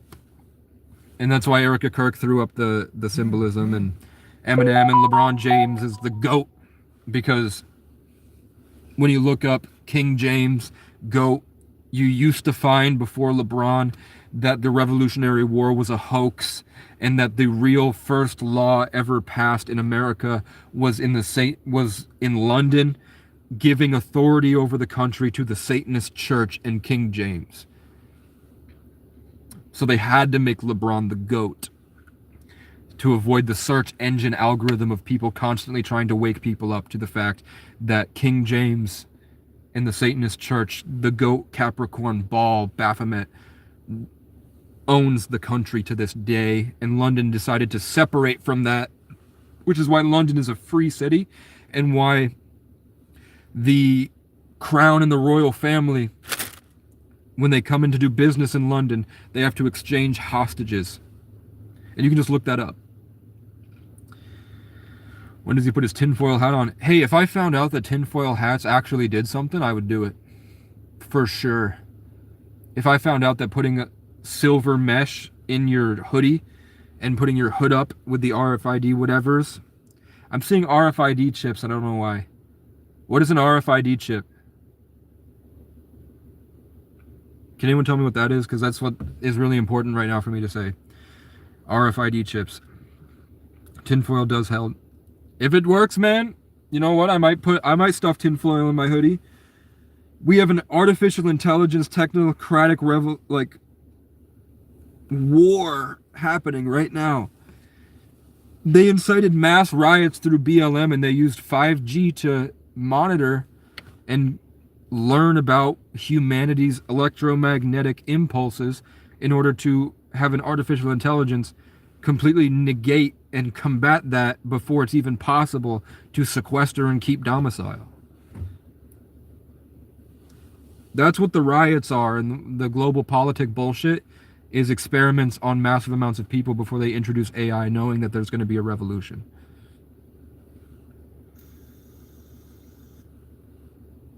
But hell yeah, if it works, I'd do it. Sometimes I feel like I'm really suffering from something. I literally woke up and saw a demon attacking me, looked out the window, and there was somebody smoking crack twitching next to me. And I was like, how did I feel that? And why did it wake me up? And then when I hit the record button, head down, and then took off running. And I'm like, what the fuck is that? What the fuck? And I have other examples of that, where I wake up in the morning and I feel peace, but I'm in a public space. And immediately there's a red car. In this case, it was a red truck that I'd never seen that pulled in. In the other case, it was a red car that pulled in and fucking parked next to me. And it was a clown car of addicts that were doing bumps, shooting up heroin. One guy crawled out like a fucking creature and crawled under my car to do the drugs. One person went in to go steal a bunch of shit from Walmart. And I felt this massive drain spiritually, where I was feeling this horrible pain. And I was like, oh my God. And then I heard something say, demons, you have authority over the demons. And I was like, what the fuck? So I looked and I went, and the camera's recording, and I went, show yourself. And the guy went, and he looked at me like that. And then he stuck his head out the window and was twitching at me, like directly at me. And then I was like, this needs to stop. And then I felt another presence trying to get in on it. They were surrounding me at that point. And then I look over and there's another random stranger just standing there, twitching. And I'm like, all of them are twitching, and it had to do with my peace of mind after a dream where I learned something and healed in another realm. And then I came into this one from the dream, and there's a physical attack like this. It's cartoonish. I'm not exaggerating it, but the behavior is exaggerated. Like weird, and it happens so consistently. But when I'm going through this, I'm able to correctly and accurately articulate and identify people that are gang stalked and what's actually real and what's a projection of themselves. Like if somebody drives down the road and they see a white car and the white car starts moving as soon as the car passes them, they're going to be like, okay, as I'm passing, the car is moving, there's something there. I don't think that that's necessarily a government following them. I think it's more like we don't have access to be able to perceive how big of our energy we actually are. We are not souls housed inside bodies. We are bodies housed inside spirits. So that could just be like how I felt when that person's energy pulled into the parking lot and I could feel it. It's just the age of Aquarius raising spiritually, and the world is going through like a software update, and we're getting more in tune with how nature naturally is, while we evolve nature through Casey to become the tree of life Yggdrasil. Like Loki and Harry Potter and all these different stories. We're caretakers of this realm, and we're helping grow nature. And all of us are a part of nature, but we're also from somewhere else. And the dichotomy between the two is how we get this beautiful, different representations of all our individual stories and creations. And after we die, nature has learned from us, and we've learned from it. And it's this balancing force of yin yang, golden spiral, tree of life, blah, blah, blah, blah, blah, blah, blah. So I think that when that person drove down the street and that somebody immediately turned their car on and took off, it had more to do with the electromagnetic energy and the stimulation of the collective consciousness and the paradigm shift we're having between the old way of being slaves to Capricorn and psionically suppressed and institutionalized, and how that code inside of us naturally responds to a higher frequency and vibration of people that go deranged in psychosis trying to figure out why they're being abused, which drives them to the highest vibration usually, because trauma destroys your root chakra and forces you to force your crown open to escape the world. So when that happens and you have somebody that's emitting that signal, it stimulates the environment the same way that if you see a crow fly into the area, even if the birds haven't seen it, the birds feel it and they go, you know? Same thing. It's just the nature versus spirit versus this. It's just Jesus and God versus Saturn, basically, just over and over and over again. Collective consciousness. That's what it is, more than it's a government thing. But when you have certain people are definitely practice runs for those technological advancements, and certain people like Rick Rubin says that the best artist is a disruptor for the collective consciousness. There are people that are disruptors naturally that break. Did you hear that bird? There's a bird just started chirping near me. Swear to God. Those natural disruptors will have pushback from the communities that they're inside because they're not comfortable with somebody who embodies the righteousness and perseverance to something better than what they've settled inside.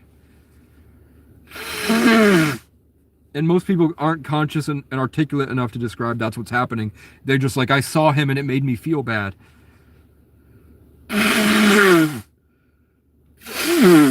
But that stems from their own selfish greed. People that get mad at spiritual energy are people that feel like they need to hoard their character and ego inside and constantly drain and bring into themselves and grow themselves in their own magnetism and power. So when people completely transcend that and leave it behind, it creates this cascade where they accidentally pull from these people who are pathetic, holding everything in, whatever, for their own selfish gain. And they're forced to be met with a mirror of their own behavior. So they have to kill that person in order to continue their coping ego addiction. So is it gang stalking? It could be communal prejudice. It could be subconscious, unconscious fear that you've settled into that gets stimulated in the electromagnetic spectrum by somebody who's on a psychotic adventure. Or someone that just doesn't deal with the bullshit anymore. Like when I would go into supermarkets to do Instacart, I would feel and see people that were happy. I would see a lot of people of color that because of the melanin and because of their culture, they had a lot more self-confidence. They had a lot more self-assurance, self-respect. They had a lot more vivid emotional wealth. So that when they would walk in the space, it would make a lot of the workers mad and they would stomp and follow them around. And then I would learn from them living in New York. I learned from a lot of different people from different walks of life. And I started being confident in myself and self-assured. I'd won a lot of fights. I had done a lot of things that were difficult, and I felt good. And I was fit again, abs again. Things were going well, and I would walk in and I would just have my headphones in, and I'm Instacarting, but then I look, and the people are freaking out the same way that they were freaking out at the other people that I thought were for this and this, and I realized, oh no, I just literally don't care about the social stuff. They're so enmeshed in groupthink, hive mind, Milgram experiment mentality, and I'm completely having fun. I'm drawing attention from people that want to have fun but are too scared. I'm walking through places and girls are looking at me and giggling and being like, wait, and then following me through the aisle because they want me to open a conversation with them. Single moms are like standing in the aisle, and then when I leave, they don't even grab their stuff and they follow me to the next aisle, and they're just standing next to me pretending to think about which cereal they're going to buy, and they never even buy any cereal. They're just kind of trying to get close to me. And then I would have fucking the manager storms out and goes, is this all your fucking shit? And I'm like, I'm an Instacart driver. And he's like, well, you've been here for 2 hours. I'm like, it's Thanksgiving, man. I have 3 different families' foods. It's a lot of shit. Look at how much shit this is. What are you mad about? And he was like, you came at one of my employees. I was like, no, I didn't. Somebody went in and made some shit up. And the guy got mad and came at me. And then he followed me around the whole store. And then they called the cops on somebody else who had stolen their Thanksgiving meal. And then the cop was drawn to me. They kept coming near me. And they're handling some other situation I'm not even a part of. But then the cop runs my license plate number. And I get arrested because I missed court for something. So I was in jail for Thanksgiving for 4 days. Actually, what it was, to be honest, is my mom doesn't have schizophrenia, but she's got a lot of fucked up shit. She had a pretty rough childhood, like a lot of traumatic stuff. She also, I think, is like, when I talk about narcissism, I mean a real narcissist, like so avoidant of accountability and needing pride and control over situations. It falls her into, imagine my life right now, and I have a mom who is in some type of competition with me. Like, she's competitive, and she done things like gaslight people and lie to the cops. I'm not lying. She lied to the police just to hurt me before. I do think it's all women in a little bit, but it just sucks. I'm not trying to be a perpetual victim, but it sucks. And part of that was saying, you told the cops you were afraid I was going to hurt you because you woke up and you didn't hear what I said, and you made up something that you thought that I said, and you used that as something that made you scared. And then you were smiling, lying to the police. I saw you through the window. You were smiling and lying to the police. That resulted in me having permanent damage to my eyes, and I was traumatized and basically molested by a cop. But you said that that's all because you're afraid I'm going to hurt you. I think you're afraid that I'm going to hurt you because you know you're doing something wrong, and because you live in Section 8 and you've been alone in a room for 20 years. You've lost touch with feeling like it's actually you doing it, and you're blaming it on something else to perpetuate this cycle of suffering you're comfortable in, and you're taking it out on me. And the excuse you use is that you're afraid I'm going to hurt you, although I've never shown any signs of trying to hurt you. If you do that, it's going to make me want to hurt you. Like, after you did that to me, I want to hurt you. I didn't want to hurt you then, but now I'm suffering, and it's your fault, and you're proud about it. So she took that and filed a relief from abuse order. And then which means I can't talk to her or I go to jail. And she messaged me pretty much every day afterwards for 2 years. And every time I caved and I was suffering out here and I wanted a mommy, I would answer her, and she would pay for my insurance or a storage unit, or she'd invite me back home and I'd go visit. But then whenever I wasn't talking to her and I was out of control, which means out of her control, I'm going on dates and I'm working and I'm having fun, but I'm out of her control, which means I'm out of control. Then she would call and she'd say, I want him violated. You don't think he's going to kill me? You got something wrong. Then you're retarded if you don't think he's coming to kill me. And I'm like, I don't even want to see my mom for the rest of my life. I don't give a fuck. Just leave me alone, please. And she's telling the cops, he's coming to kill me. And I'm like, the best thing that would ever happen in my life is if I never saw my mom again. I don't want to kill her. I want you to just leave me the fuck alone, you psycho. But then the cops show up and they beat the shit out of me on a Friday, and I'm in jail for 4 days because months prior I wanted a mommy and was like, I love you too.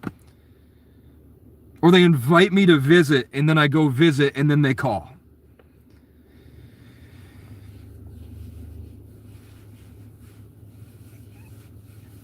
And those are my fucking charges. Sitting outside suffering and then responding to an abusive narcissist who weaponized a relief from abuse order to hurt him because she needs him, because he's all she has, because she only has one child and no friends and nothing. So I'm all she has. And she has this sick, cyclical obsession that sometimes she's normal and she's very funny and she's cool, and sometimes she's just manipulative, malicious narcissism. Who did I love it? Who the hell did I mod? Why did you? I've been through similar stuff, man. My mom's dad was a Freemason, but she was adopted and she was molested. I have similar stuff. Yeah, my mom had a bunch of shit happen too. But what she did to me is hard to forgive. Because she won't change. You can leave a narcissist in desperation and loneliness long enough for them to acknowledge who they are and then reach back out. But then once they get the connection again, the temptation to drive right back into the oppressive control just turns that into a cycle of love bombing and then weaponized care and trying to put you in a state of fear of their control over you, like a handler.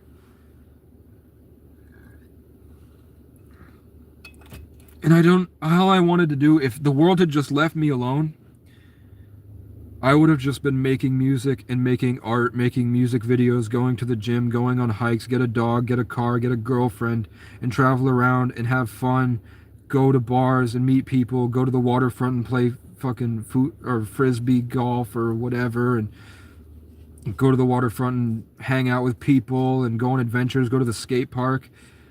But instead, the world just beat the shit out of me for a long time and drove me crazy, and I refused to be driven crazy, so I learned as much as I could about it so I could understand, so that it didn't affect me through gaslighting. I figured it out through my own individual philosophy, and I attribute everything that I am to that. I really think that that journey was valuable and God ordained because of the cool stuff that I get, like the rewards I get.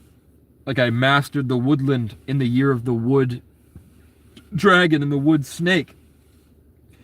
And I mastered the being out in nature and the wild god Cernunnos. And as a trophy and as an achievement, I'm gifted this.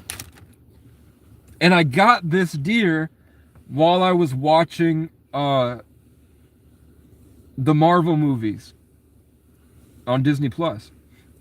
And I was watching Captain America the Winter Soldier when I got this. And then when I was watching Infinity War with Bucky Barnes, I decided to name him Bucky Barnes. So I got the Buckhead when I was watching Bucky Barnes the Winter Soldier. Or I think he goes by the White Wolf or something. And then he becomes the lion. I might follow, but mastery does take 10,000 hours. I mean, I've been doing this for 12 years.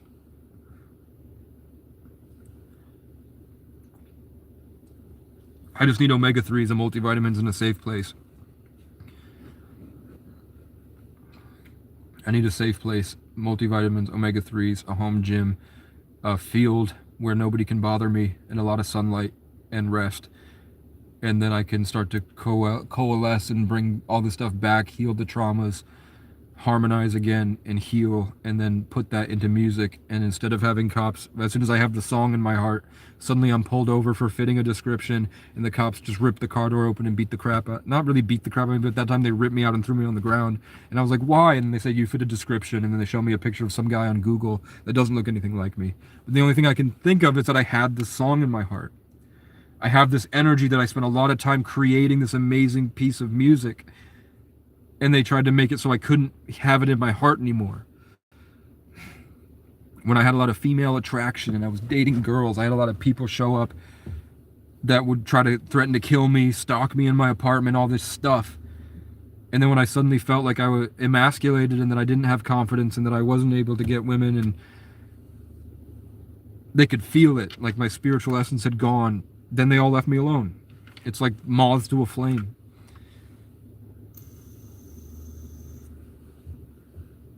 And all I do is sit by myself and drive around by myself. You know, I'm not a crying victim. That was just the tone change was the vape.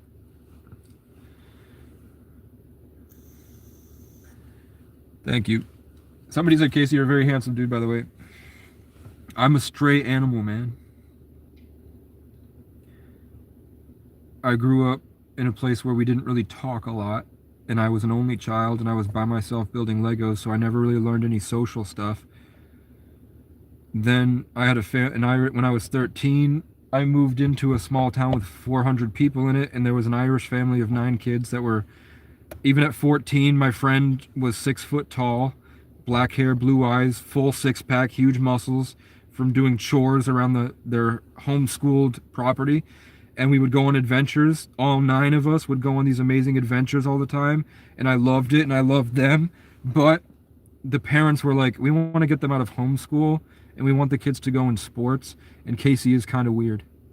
I wasn't a really weird kid, but I was quiet. And when they would talk to me, imagine like you never really had to like go into social settings ever. And you lived out in the woods as a child, alone in a room on a mountain in an abandoned ski resort far away, or in Section 8, curled up in a refrigerator box in the projects. I was moving between my dad and my mom's house. And I had friends, but they were also like kids. Sometimes I would play with like this Nepali brother and sister, Suraj, and we would ride bikes together. One time I had a friend that would build Legos with me, and we'd ride around on the bikes and go through the woods for a little bit. Sometimes there was a girl down at the other end of the apartment thing that had ferrets, and we would go hang out with her ferrets. But for the most part, those were like 2 weeks out of like, I spent probably a total of 3 weeks in the year and a half I lived there with other kids. And then I would go hang out with my mom's friends' kids, and we would just talk. We would just play video games, and we didn't really talk. I would just be constantly making jokes, and my friend who I call my cousin, but he's more like a brother, Jesse, would laugh, and that was really cool because I felt like all this content and TV I was consuming, I would try to be like the TV show, making jokes and stuff, and my cousin would laugh. But I wouldn't say that I think that we were able to get to a level of artistry that would be impossible for normal people to get to. The way that we would talk about art and go in depth about creativity and how the artist's choice for the art and the games we would play and how they did the games and making our own games and stories and what we wanted to do in life. He wanted to do animation and I wanted to do filmmaking and make music and travel and make my life a movie. And so we really got along there, but I wouldn't say that we were socially adept. I wouldn't say that I don't think that at that point we would be good talking to girls, but through that family of 11, I had a huge crush on the sister. And then when they got into school and the parents were like, they didn't want me around them anymore because they wanted to give them the opportunity to be the popular kids, and I was not popular. I was the fedora kid. But now I'm like, I'm native. Fuck you. I had a rat tail, yeah, I was weird, and I wore a fedora. And I wore a jean jacket. Look up a picture of a Native American from 100 years ago, and they've got the fucking fedora and the jean jacket and the fucking rat tail. I'm probably a reincarnated or just very in touch with my ancestors because of my astrology, numerology, name, and life story of being in isolation, creating all day. They say like reading a book is a portal to spirit. And I was just by myself all the time. So of course I felt drawn, and it felt good to wear things that my ancestors probably wore. You know what I'm saying? I didn't think it was weird. I didn't even know about the autistic trope about autistic people with the hat and the feather. Maybe they're not autistic, they're just spiritual, and that's native. I don't know. But I wasn't like the Milady. Milady, my little kitten. It was just like, I feel better when I wear this. I'm able to consciously move through the universe better when I have the long hair and I have the crown on my back like this and I'm wearing a denim jacket and I walk around. I'm able to house myself better, which allows me to be moving through these chaotic environments better. I don't know. But either way, they were like, that's weird, which obviously it is weird. But the therapist told him to shun me. They went and spoke to a therapist and said, hey, Casey's from a really weird situation. I don't think he even has a relationship with his mom. He's extremely quiet. He's not developed socially. And we feel like it's a detriment to our kids when they go into school because we don't want them to be associated with him. My son gave Casey acid, and his mom is very upset about it. We don't know what to do. We brought him to church. He did communion. He hangs out, but he's quiet and he doesn't say anything, and he's just there. And he wants to move in with us because he's like, obviously he wants to be around a family he never had, and we don't know what to do. And the fucking therapist said, just cut off all contact with him. Maybe worst case scenario is that I didn't understand that I wasn't welcome, and I was overstaying my welcome, and because I didn't understand socially the social cues and everything, because I just thought we were all animals running through the woods together. I didn't know that you guys didn't. I didn't know that you saw me as like something different than just a guy that's really like hanging out. Like maybe even though and it wasn't just one. It was like the little brother, Jack. He always invited me to hang out. even if Sam didn't want to hang out anymore. Alex would always want to hang out, even if Sam didn't want to hang out anymore.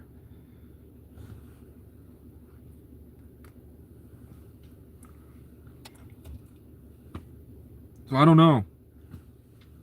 But that was heartbreaking, man. I fell in love with a family and they broke up with me and they ghosted me, and I never had anything close to anything like that ever. So I dropped out of school because I didn't want to. It was just 400 people in that town. I didn't want to go to school and have them not talk to me. So I dropped out and got a job, and I was working 16 hours, probably maybe 12 hours. I only worked for 2 weeks, but I got like an $1,900 paycheck as a dishwasher, and Brad was the head dishwasher. He was old, but he would just fuck off. So I ended up having to leave the dish pit on the busy nights. So I was doing the job of an adult as a 14-year-old, supposedly recovering from acid, but I was doing fine. But then I moved in with my dad because I took my insecurities out on my mom. I never hit my mom. I never was violent towards my mom. One time I thought my mom, I was like sitting there in the apartment alone in my room, and I was trying to figure out what is so wrong with me that they would just shun me like this. Why did the girls look at me and go haha and spit at the ground and then show off their butt to my 6-foot-tall friend? Why don't they treat me like Sam does? I'm working out every day. I'm playing music to be more like them. I'm on the internet learning up social skills from pickup artists.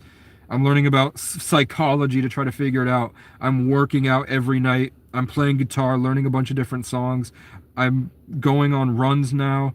I'm eating healthier. By eating healthier, I think I meant I switched my pizza bagels for Elio's, to be honest, but I was eating healthier. I wasn't fat. People were still calling me good looking back then.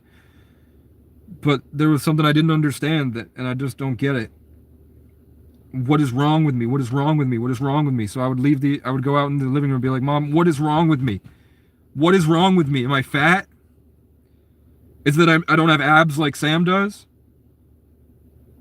Why don't they treat me like they treat everybody else? And one time I got mad when I was 14 years old, or 13, and there was a shelf on the wall with like fine china on it, and I just hit the shelf, and the shelf fell, and a plate broke, and it cut her not a lot, it just cut her a little bit, but for her PTSD, that was bad. And she's held that one moment against me for 12 years. That's the catalyst that makes me this evil monster in her eyes. Thinks I'm trying to kill her. And it had nothing to do with her.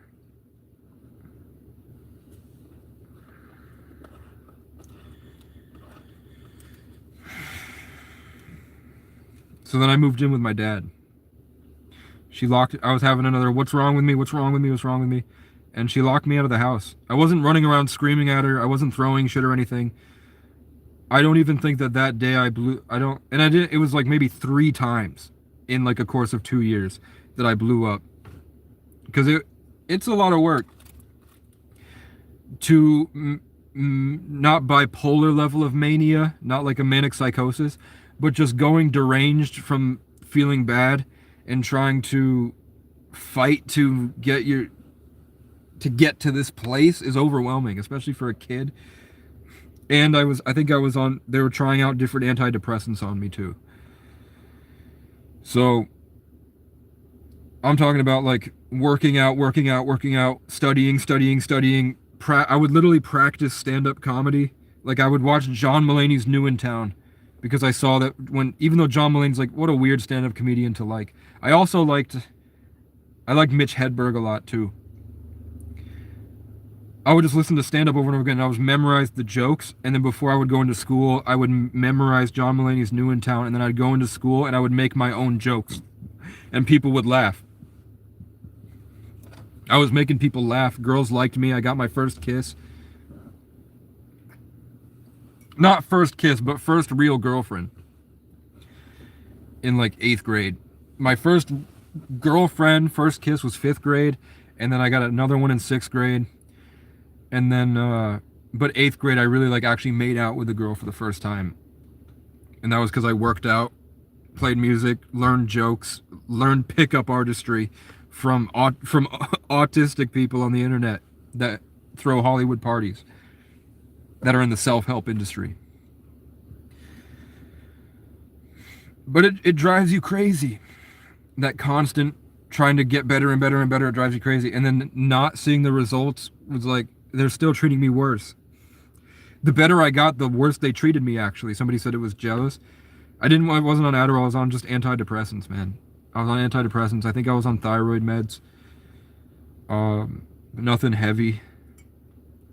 But enough that when you take antidepressants, that serotonin reuptake changes your frequency and you can't really get your heart space. It really fucks you up.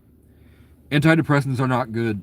They're good if you want to work a job and go home and be a functioning member of society, but spiritually it does cut you off from a lot of stuff.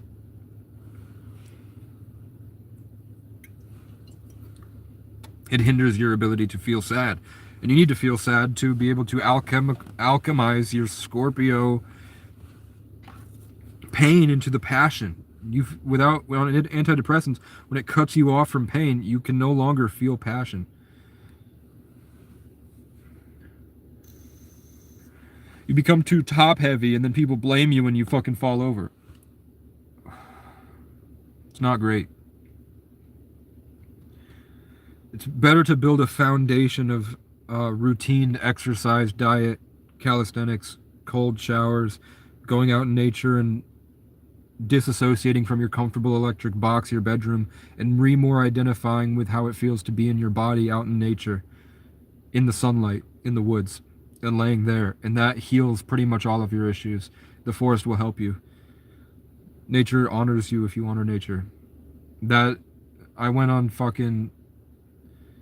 It took me 12 years to figure out that what I thought I needed medication for, I really just needed to stop running and lay in the woods and be away from people and social games and just learn how to enjoy my life independently instead of yearning for love that I never had. That's what was causing my depression. Now my depression stems from abuse, where my boundaries and my sense of dignity was violated, and I have trouble getting it back, so I can't really find my confidence. But I think still woods, gym, sunlight, swimming, nature, travel, I think that will still bring it back. It's just now cycles and cycles of rumination that I get over, but I can't get the feeling over, which is just, it's part of CPTSD. It's part of what people in the gang stalking group feels. All of them feel raped. They feel abused and alone and taken advantage of, and they're trying to figure it out.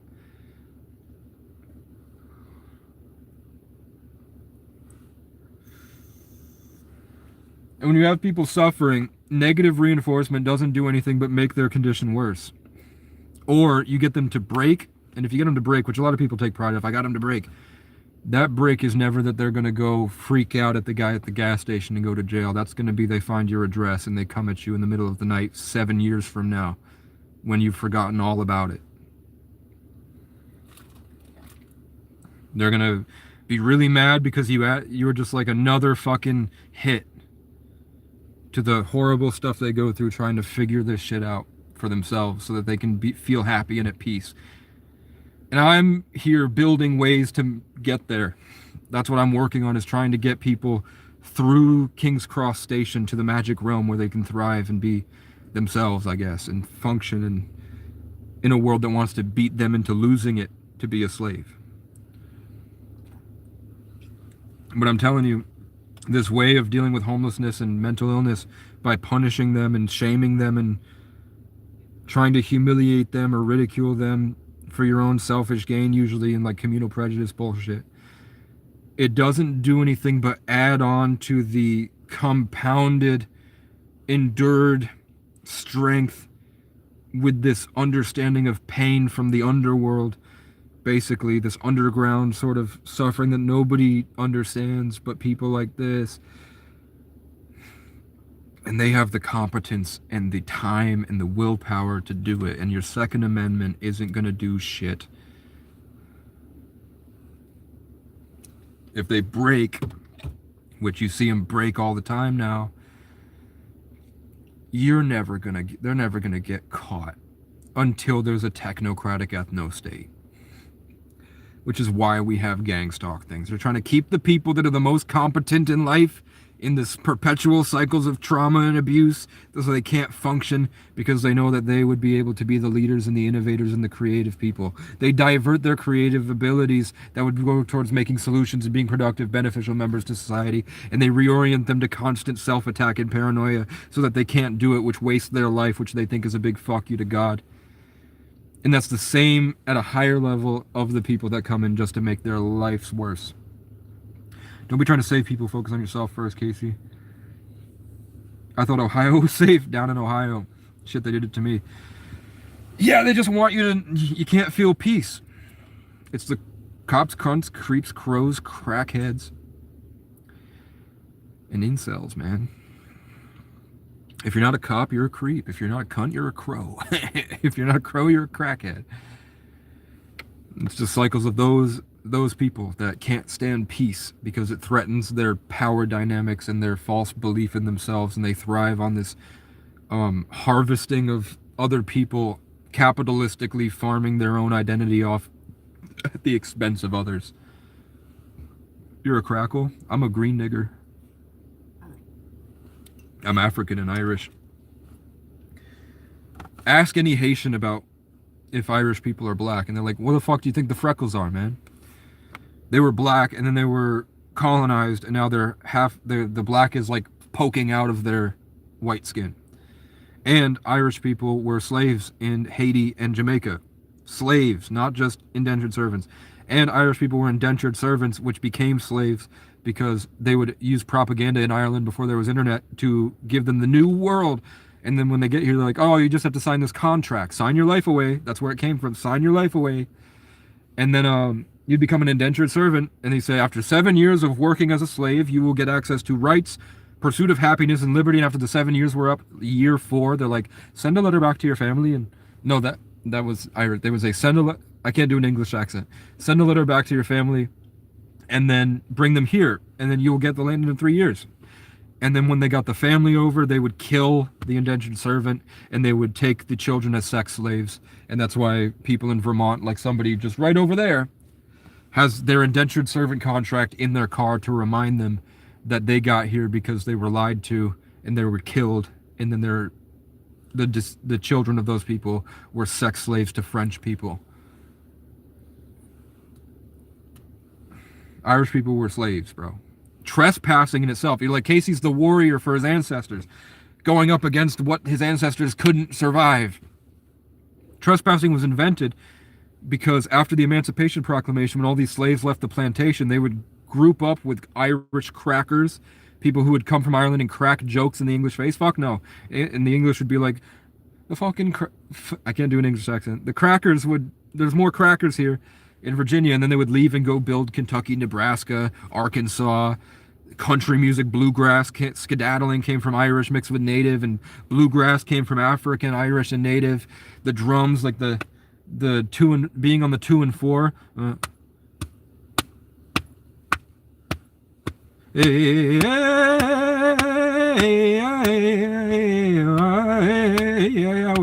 It's Native. How many country songs do you know? Bum bum bum bum bum bum bum bum bum bum bum bum. Boom, boom, boom, boom. Having the snare on the 2 is Native. So when that was getting together, they would build all of these towns. They would go build their communities. They weren't freeloading bums by the river, taking handouts. They were like, I'm just going to go up into Arkansas and build this. I'm going to go up the Mississippi River and we'll live in a houseboat in a tribe and community. Thank you, America, for giving us this freedom. And then a bunch of inbred yokel colonizers would fucking show up and say, nope, we got the government to pass a law. That's now state land. And you're going to need to work for 20 years to afford this. And they'd say, no, just let me build it now. And then we'll farm and we can produce and we can be friends. And they're like, nope, you're trespassing. And then they would kill him for trespassing. That's how trespassing came into existence, was to kill Irish, Native, and African people. to drive them back onto the plantations, which was the only place they would be allowed to live because they wouldn't hire them anywhere. And you're like, what's going on in the Casey story? He's trespassed and they won't hire him anywhere. Driving him into slavery, the only jobs that are available, because Irish need not apply. No blacks, no dogs, and especially no Irish. They would fly. And it's still the case here, which is crazy. In 2026, it's still the case. It's just now that their prejudice has moved to what they're allowed to be upset about. But the things are still the same patterns of behavior. It's just now I'm homeless or I'm an immigrant or whatever. Whatever the Facebook feed says that they should be mad at, they're mad at. Instead of the people they should be mad at. Because they're 2 weeks away from being homeless after 20 years. And if they were to accept that maybe it would have been better to live this way bravely, that would mean that everything that they had done in their life would be meaningless. Cool, you live in a $300,000 house.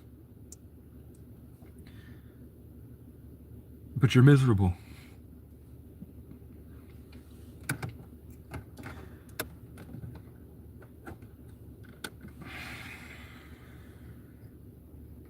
And you have to justify it by constantly farming people you think are less than you to keep validating the fact that you are miserable inside and you're unhappy. And all I'm saying is that you'd have a lot more fun out here. And then you'd realize how much work it actually took to build a society that keeps you from standing outside. Why are you reconnecting? I mean, it's all meaningless, a chasing of the wind. Yeah.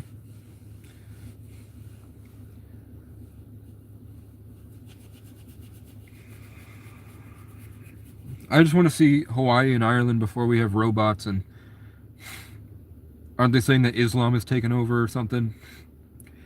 The Islamic religion got together and did a mass exodus. They're like, you're not going to bomb us for 30 years and kill millions of children in a ritual to Baal. People are like freaking out that people in Iran and Iraq are burning effigies of Baal, saying we're gonna fucking get you. They've been bombing children's hospitals and just raping and killing them for 30 years at least. They're fed up. Of course we're gonna have radical Islamists. That's the only natural thing to happen when you do that to people. All I'm saying is that those people, if you're combative against that and you don't recognize where they're coming from, then maybe you deserve it.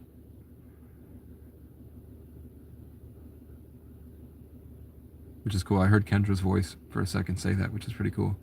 I like the Age of Aquarius. I just don't like power-hungry tyrants, man. I don't like fucking pieces of shit that pretend they're more than that and have to try to hurt other people into believing it to keep perpetuating this necessity.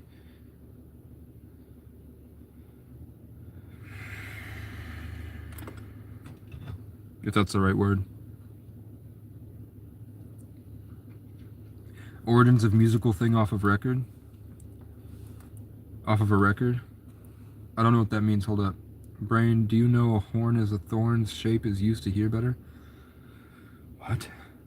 What? Dallas Star, what up? What up, man? Every cowboy has a sad, sad song. It picks you up and dusts you off in that old analog style.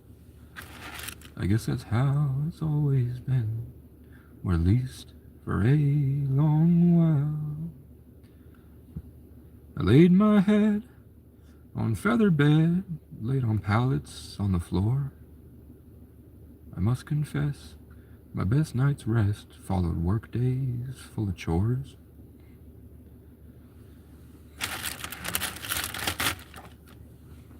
Pretty good song, man. Well, the cops and the cunts and the creeps and the crows all want the same thing to rip and tear at your soul. So before the morning comes, something else can come and try and grab a hold and take control, and now they own you. Oh, when I was just a boy, they all told me I was blessed, and something about me means I'm meant for success. Now they all talk shit behind my back, put a target, told the town I'm hooked on crack, and I'm messed up in the head and I need meds because I don't want to work a stupid fucking job and pretend I have a boss. Well, I grew up poor in a ski resort town where we all made money by eliminating frowns. And I think it's kind of funny how these whites are so proud, but when the rich men come around, they all keep their head down and submit just like a dog. But when I can't get to sleep, I think of old folks' homes where those spiteful little bullies cry until they die alone, 'cause the world they built by beating others only did 'em wrong, 'cause no one taught 'em how to love. And I hope that they see me on my Indian Scout when I take their little girls on a ride around town. And they have to bitch to God 'cause the nurse don't care to hear 'em cry about it, 'cause she's on TikTok showing off her butt. And when they're on their deathbed, I hope that they see my face when whatever tortures me shows 'em all the love I gave, trying to help 'em sing and clap along to my broken-hearted songs. Hey, hey, hey. And before they meet their grave and the good Lord takes them away, I hope the final breath they take is followed by a list of names, and somewhere along the way I get an I'm sorry or an island from their estate. And the cops and the cunts and the creeps and the crows will have another friend to follow everywhere I go. And I'm so grateful for 'em, 'cause without 'em I wouldn't have ever known the value that I hold. Well, I hear voices in my head that gets worse when I get out of bed. And I don't trust that I'll find a love who understands. So leave me be and let me smoke my cigarettes. 'Cause deep inside, I'd rather be dead.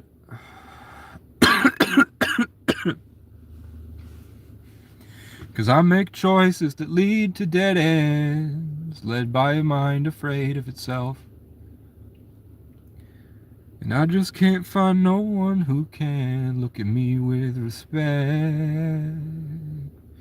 'Cause the cops gave me trauma and the crows ate the rest. I don't know how to be human again, so don't talk to me, 'cause I'm tired of pretending all good things should end. Well, all these voices in my head get so beautiful you couldn't comprehend. And they tell me one day you'll see me somewhere way out there with the best. And you'll all come back and want to be my friend. But for now I'm a monster that haunts at 3 a.m. For now I'm a monster that haunts at 3 a.m. It's been hard to catch my breath, running from the knowing I won't see you again. But something sometimes way out there says to be grateful for the simple little moments we spend. Maybe it's better that you're a voice in my head. I miss my mom, I miss my dad, I miss my house, and what we had, it ain't that bad. 'Cause I still have it all in here, and I can go back anytime that I feel sad. I miss your smile, the way you laugh, I miss your eyes, and what we had, it ain't that bad. 'Cause you moved on, but in my heart you're laying with me. But you're all gone, I'm still around, wandering anywhere from my hometown. I'm scared to see what they built on what burns down. You're all here in my memories. I keep like an old 8-track of classic CDs. I play as I lay back and fall to pieces, terrified of what I can't see. I'm on a hill next to a tree, staring out at the bittersweet.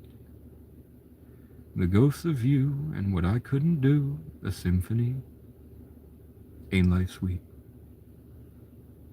I miss my mom, I miss my dad, I miss my house, and what we had, it ain't that bad. Those are all originals. Cowboys don't like beds. I got a whole lot of nothing ahead. So when the morning comes, I'll carve a heart on that old headboard, lay your weary head to rest. You can run your hand along when you feel stressed, and remember how I had a handle on you with the morning dew and every passing scent of cigarettes. You were my wildflower, growing free. I had to leave and let you grow without me. You'll be with the rivers and the trees, butterflies with golden wings. And I'll be chasing freedom down boulevards of broken dreams. One day I'll be bigger than you think. And I'll come back and run my hands along you. Every summer evening, roaming through. I'm a nomad looking for a war to win. And you're my greener pastures, my happily ever after, all seconds before disaster. You were my night sky. When I look up asking God why you ain't here when the sun comes up, I still have to get on up and hunt for another love.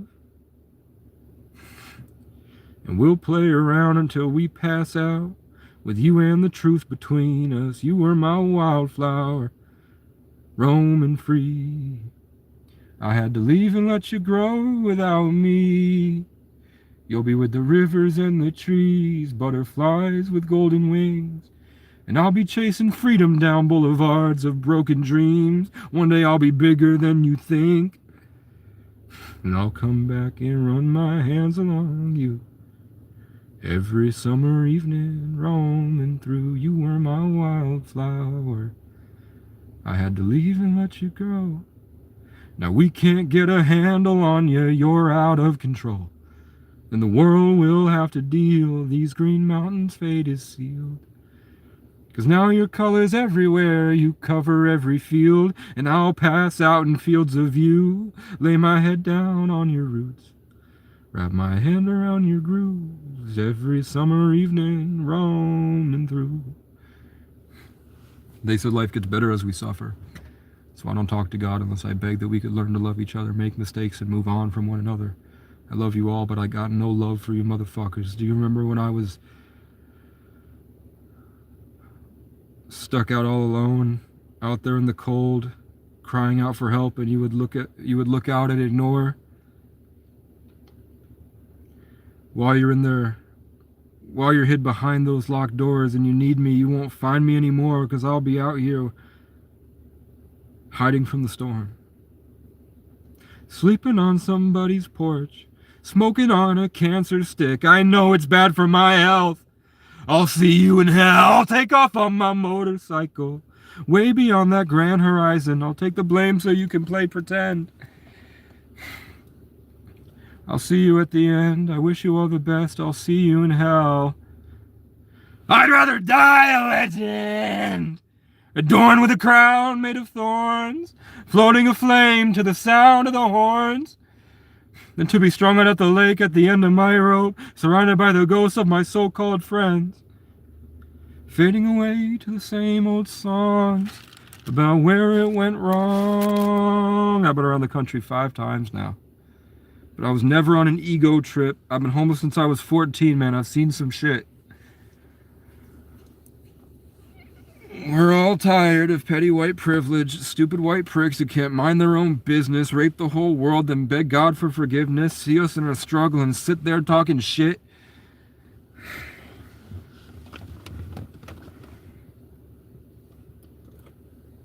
I'm just another bum hunting for a cigarette, and all the rich kids are laughing at me, sitting in pain, wonder why they can't see that everything was taken from me, and I'd do anything just to feel peace.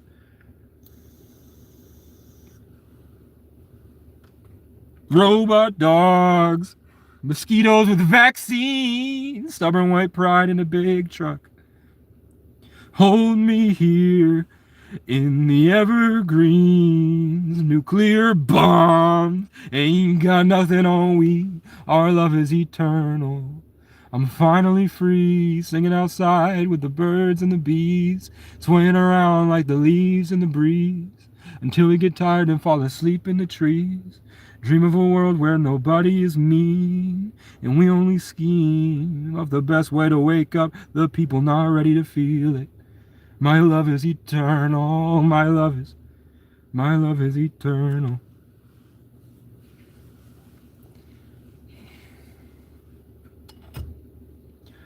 August rush, August heat, all these pretty girls down the street, held down, bogged by society. Wait until I find my inner peace, and no one can stop me from doing me, feeling free. Get on up, move your feet, feel the heat, feel that August rush, August heat. All these pretty girls down the street, held down, bogged by society. Wait until I find my inner peace, and no one can stop me from feeling free, doing me. Get on up, move your feet, feel the beat, feel that August rush. Can you call me back?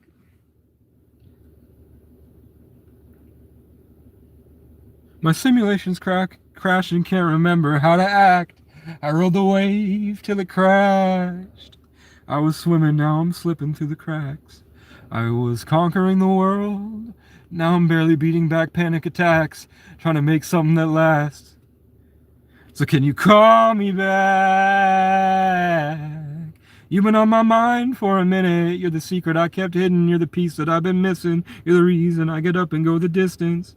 Let's drive like there's no limit on the gas. I'll let my credit cards max.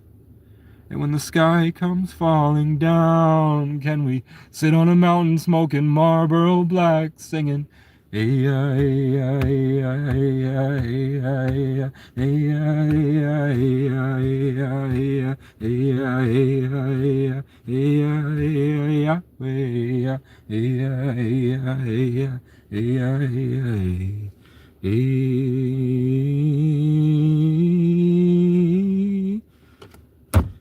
I don't want to call you back. Everyone I love is dead and buried in a casket. Nothing good ever lasts. And I can't use my mind fighting, trying to find way back to when it was me, you, and your music. Walking around the loop, smoking Marlboro Blacks. If you could see me now, you would be so proud. That scared little boy I lost, I finally found him. I'm up here on a mountain. Just me, the ghost of you, howling at the moon, smoking Marlboro Blacks.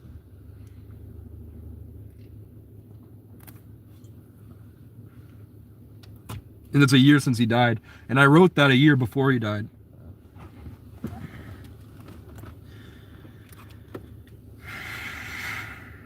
It's the 1 year anniversary of his death today. And I wrote that a year before he died.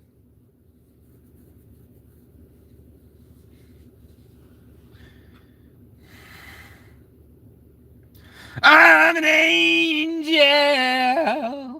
I'm an angel. I'm an angel.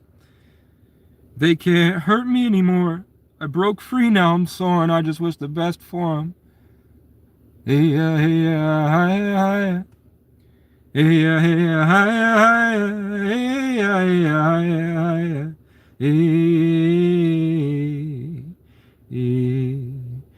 You can find me at the center of the dance floor, vibing with myself, everyone around me stuck under a spell. I'm an angel. I'm an angel. I'm an angel. They can't hurt me anymore. I broke free, now I'm soaring. I just wish the best for them.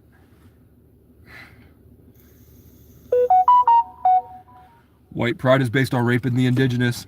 White pride is based on raping the indigenous. White pride is based on raping the indigenous. White pride is based on raping the indigenous. White pride is based on raping the indigenous. White pride is based on raping the indigenous. They used to have to steal them from the res. Now they get them in Miami when they legally consent. My white pride is based on raping the indigenous. White pride is based on raping the indigenous. White pride is based on raping the indigenous. I bet your daughter's on TikTok. I bet your daughter's on TikTok, TikTok, TikTok, time's up. She's old enough. Post one pic of my wristwatch and she's pulling up. Post one pic of my blicky and she's trying to fuck.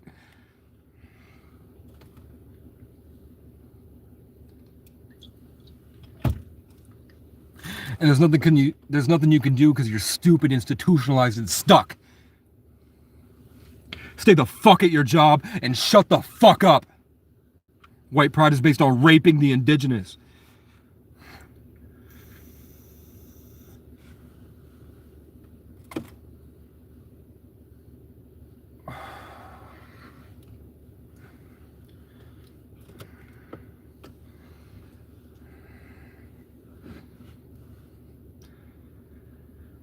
I had to bury my brother. I made sure he left with a smile on his face. It was hard for us to love one another. It's tempting to get caught up and stuck in the race.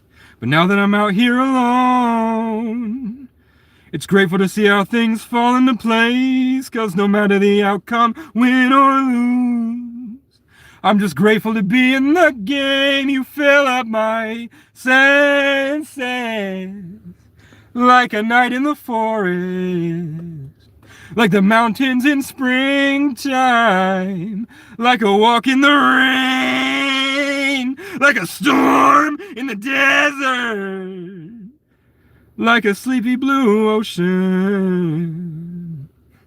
You fill up my senses. Come fill me again. Whoa, oh, oh, oh. And they say she's in the class 18, stuck in her daydream.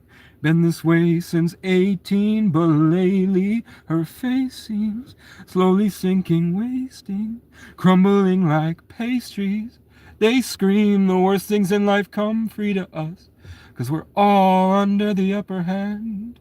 We go mad for a couple grams, and we don't wanna go outside tonight. And in a pipe she'll fly to the motherland and sell love to another man. It's too cold outside for angels to fly. Ripped clothes, raincoat, try to swim and stay afloat. Dry house, wet clothes, loose change, banknotes, weary-eyed and dry throat. Call girl, no phone. And they say she's in the class 18, stuck in her daydreams. Been this way since 18, but lately her face seems slowly sinking, wasting, crumbling like pastries. They scream the worst things in life come free to us, 'cause we're all under the upper hand. We go mad for a couple grams, and we don't want to go outside tonight. And in a pipe she'll fly to the motherland, or sell love to another man. It's too cold outside for angels to fly.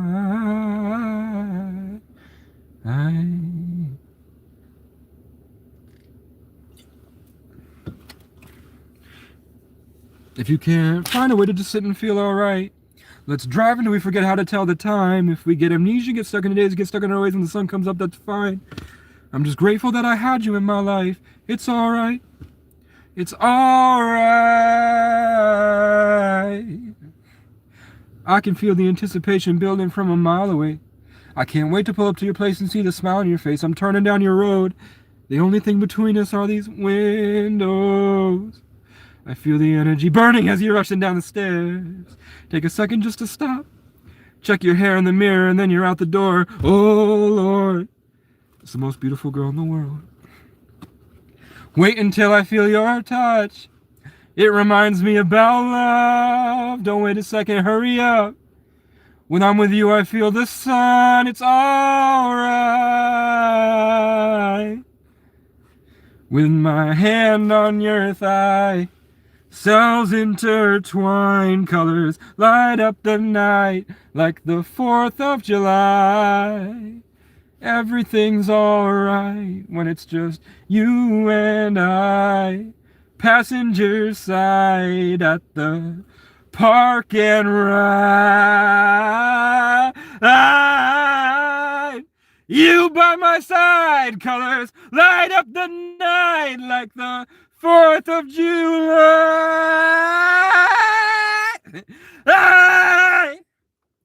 Park and ride. My voice is cracking from the screams. It's also that there's like a lot of people staring. I'm not gonna lie to you, let's go on a drive. I have a quarter tank of gas. I know there's no residential buildings that I'm bothering here, it is just a parking lot. But also, we should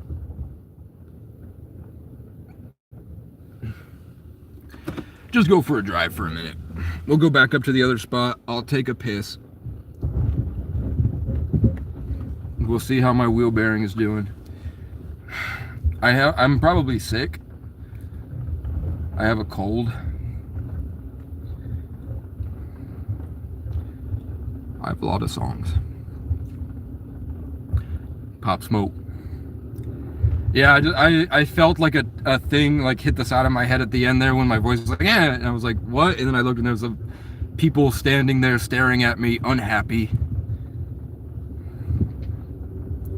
So I waited until they left and turned around, and then I'll leave. If they're just gonna sit there disapproving, I'm not gonna leave. This is overnight parking, you're allowed to be here. I'm not sure if you're allowed to be in the car, but as long as I don't cause problems, which is why I'm leaving. Usually I'm very quiet here.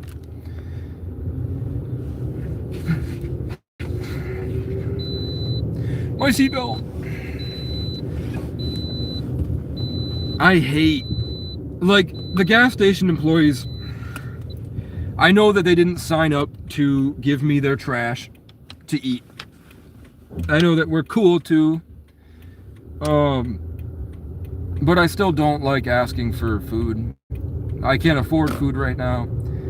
And the manager did say it was cool to give me whatever you throw away. They didn't even mind it if it was an everyday thing. They didn't care. But I still just don't want to do it. Because I don't like how it feels to go in and be like, hey, do you mind? I know you're going to throw it out. Do you mind if I have it? And they always say, yeah, sure. But I just don't like how it feels. No, bro, get off the read some Hobbit. Can't read that while I'm driving. I don't want to Jack Doherty the situation, so I use it like maps if I'm driving where I don't read it. I can't go the other way because the service will end. Let's see if there's anybody at my piss spot. I have a designated piss zone in every place. That's fair, I'm sorry. I can do that. If it's small like that, I can do it for a second. And I know that there's no cars around and I know the place like the back of my hand. But usually I'm not going to be responding to chat or anything. I don't make any money from this. I do have a Cash App, GoFundMe, Venmo, Chime in my channel description, but it just goes towards gas. I don't buy food with it, don't buy vape with it. It goes towards gas, and it was getting me I applied to 60 jobs, roughly. And right now we're at, somebody couldn't hire me at the gas station because of my record trespassing. My one misdemeanor made me that they don't want to hire me. Which is the excuse they're going with, but maybe it's something else or they don't feel like it or whatever. But her boyfriend works at FedEx. And I really, really want to work at FedEx. It's exactly what I'm doing right now.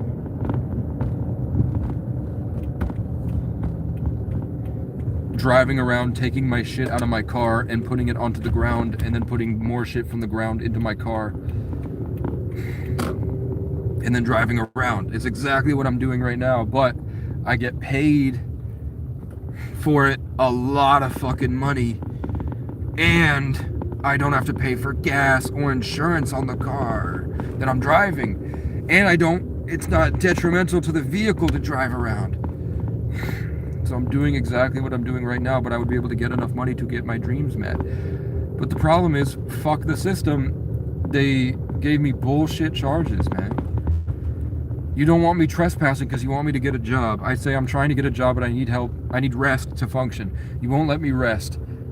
When I do rest, more shit happens, and I'm like, fuck, and I'm trying, and I'm fighting and getting jobs, trying to get jobs, getting like gigs that don't work out well, and people are crazy, and now where I'm at a point where I can get a job, and I want to get a job, and I'm applying to jobs, and I'm out of it.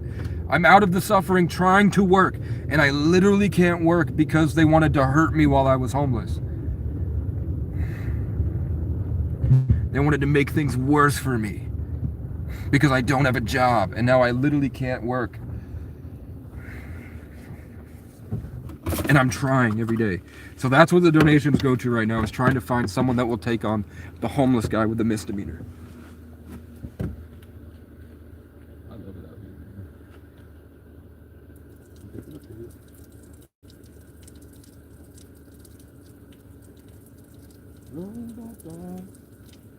Mosquitoes in the backseat. Someone white pride in a big truck. Hold me here. In the evergreen. I just saw lightning. Or a shooting star, maybe. I saw a bright flash of light in the sky. That wasn't a plane. You blew the bombs and you got nothing on you. Our love is eternal.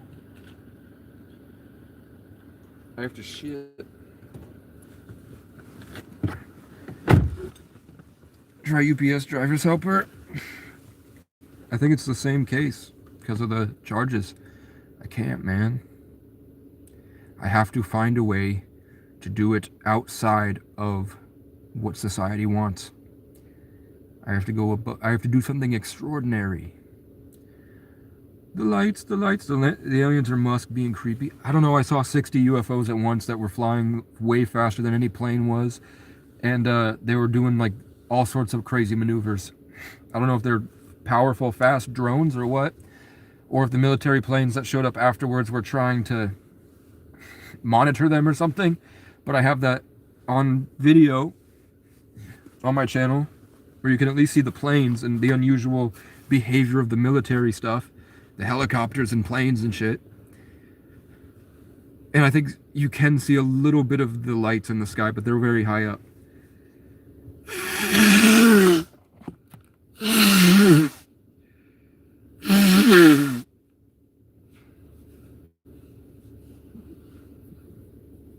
Should go look. It's just going to be me ranting about what I'm looking at, and you can't really see much for an hour. But I do have stuff. I do have a lot of videos where I ask for a shooting star if I'm on the right path, and then I get one, and then I'll ask again, and then I'll get one. And I'll say go the other way, just to show that it's not a meteor shower, and then I'll get another one. And I'm like, I have no real way to tell what that is, but I know that it responds to me.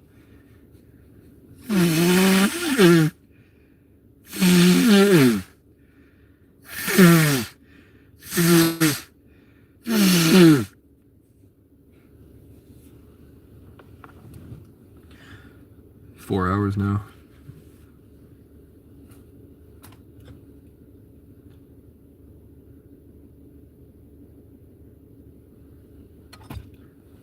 I should text Kendra. Kendra yelled at my mom. Kendra is Dom Avery McGaban. It's an account that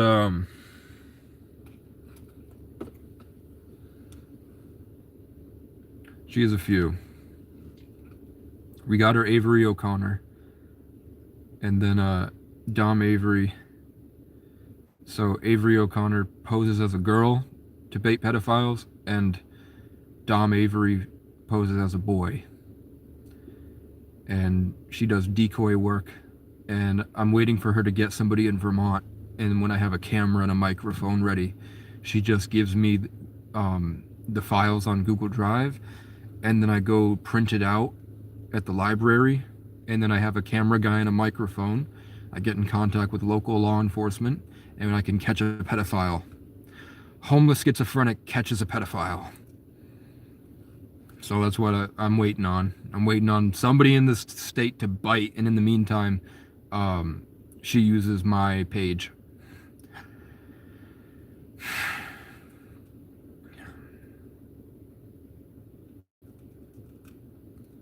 And by my page, I mean I just talked to her about it. I was like, we should make one together so that I can practice and do it. But she fucking got mad at my mom. She got mad at my mom online.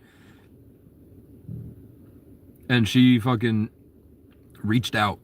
She reached out to my mom and she reached out to my other extended family about my mom's bullshit. And I'm not mad about it. I'm actually like, I'm glad that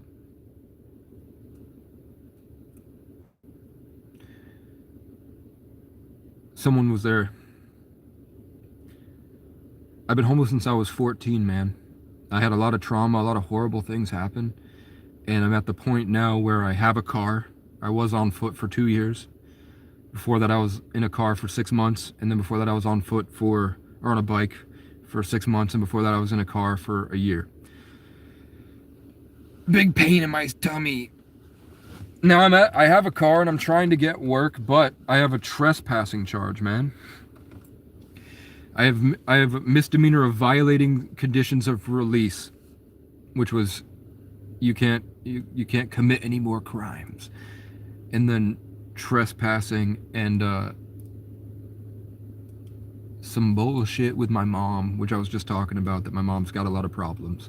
And one of them is filing false police reports. Swear to God. I swear to God, I'm not like a perpetual victim saying, woe is me. It just sucked. So, I don't have a felony, but I have violations of conditions of release, which is a felony including misdemeanor or something, they said. So, it's not violent. It's just an unfortunate circumstance that literally it was nothing. Like, being homeless is a crime. And how do you expect us to get jobs if you punish us for being homeless? I don't know if I do or don't. Because the FedEx background check said felony including misdemeanor. And then when I told my public defender, they said, no, you have nothing on your charges. And then somebody else did a background check and said I had a misdemeanor. So FedEx said felony including misdemeanor. Stewart's gas station said it was just a misdemeanor for violations of conditions of release. And then my public defender checked and said, no, there's nothing. So I don't know if they're just, I don't know. I don't know how to clear it up is my problem. That's where I'm at. And then I would work at FedEx. Make $16,000 a week. And then in 10 weeks, I could buy a $10,000 piece of land and put a camper and a gym on there. Get buff as fuck. Save up another $10,000. And then move out to Hawaii. Buy another $10,000 property in Hawaii. And then if I want, I can spend 6 months in Hawaii working at FedEx. And then I can spend 6 months here working at FedEx. But that's just the bare minimum. There's so much more that I could do in life, man. When I'm free and I can create, I think of amazing stuff. I think of really cool stuff, man. Like really cool events I could put on. Really cool like political things to get through to the people what it's like to be at this level of suffering for so long and have the world against you. And I want to make it happen. And my motto since I was 14 was make it happen. I used to want to have a flag in my room that would say make it happen. It would have my green heart with wings and that I have tattooed, and then it would say make it happen by any means. No, it would say make it happen and then make an impact. Driving medical equipment, maybe. Yeah, I literally just told you like 3 seconds ago. I was like that I'm not a perpetual victim. I'm just somebody that sucks in unfortunate circumstance. Not somebody that sucks, but it sucks that I went through unfortunate circumstance. And I'm just telling you at the same time I'm talking about that my life was tough, I'm also saying all the cool things I'm trying to do. I don't get the victim stuff. You're allowed to talk about shit that happened to you and not be a suffering perpetual victim crying. I'm allowed to say the shit that happened to me. It happened to me, man. That doesn't mean, and I don't need to forget about it because it's part of who you are. If you forget you, you're not you, man. If I didn't know myself, I'd be someone else. You know? It's necessary. The stuff I went through has to be formative experiences I can learn from. Really, when I talk about this, I think really I'm trying to get through something else that is covered, like the pain and everything I'm talking about. It's not that I'm suffering in like perpetual victimhood. There is residual trauma, for real. Like some days I'll think myself back into the trauma and re-experience it, and I'm trying to learn how to let it go, and it's healing for me, and it is very builds strength and character. And sometimes it was like I couldn't go on my phone, I couldn't live stream, and I couldn't really walk anymore. The trauma was really bad, and I would just crawl outside the cabin, and it took me 3 days to do it, but 3 days of the severe depression to pick up my tent and carry my tent outside so that I could lay in the woods listening to the birds. Like I was laying in the moldy cabin, and then I was like, okay, I can't move, I can't fall. Every time I feel like I have this light and vigor and all this shit, the crows show up and then I'll get through the crows, and then I wake up peaceful, and then there's a cop at the thing saying, we're gonna rip you out if you don't leave. And I'm like just laying there trying to get it back, and I can't. And then I crawl out into the forest, and I lay in the woods, and I just lay there until I'm good. Sometimes it takes 2 weeks. But now I'm at a point where I can get up every day and I do shit, man. So I don't think it's a perpetual victim, man. I think I'm at the other end of that hill. I'm not cutting my hair. I'm Native American, man. I love it. Maybe I'll cut it when it gets a bit too long, but I like it, man. Get your resume together. I have a resume. I started off full-time as a dishwasher at a ski resort, and then I worked at Dunkin' Donuts for 5 years. I also, while I was working at Dunkin' Donuts, I worked as a dishwasher at a taco place, and I worked at Walgreens, working 3 jobs during high school. And then I left and worked for Dunkin', and I was a server in Old Orchard Beach, Maine. And then I came back and I worked as a pizza delivery guy, and then my car broke down. I had a bunch of suicide attempts. I drove my car 90 miles an hour into a pole and got probably brain damage. Now it's healed. I did an MRI last year. It was fine. But back then it was really bad. And then during that 6-month period after the brain injury, trying out different meds, getting off my antidepressants, I hung myself twice. I overdosed on all the pills in my girlfriend's grandma's medicine cabinet and passed out in her bed. I thought I died. She thought I died. And she panicked and left me there. Which sucks. But I couldn't function. It sucks because there's so much better I could have done, and I could have enjoyed the relationship even if she did cheat, because she didn't like that she was dating a vegetable, and she cheated once. And she didn't do it again. She didn't even talk to those people again. But then like 3 weeks went by and I didn't change, and she wasn't happy with it, and she had a lot of different other people that were trying to get with her. So I don't know if I'm assuming she did. One time I was like a vegetable in the passenger seat, and she drove me to a guy who was 5'5" named Vinny, his house, and she got all dressed up, put her hair down, and then took the hair tie out of her hair, fixed her hair right before she went inside, and she went inside for an hour and came back. And I'll never know what happened.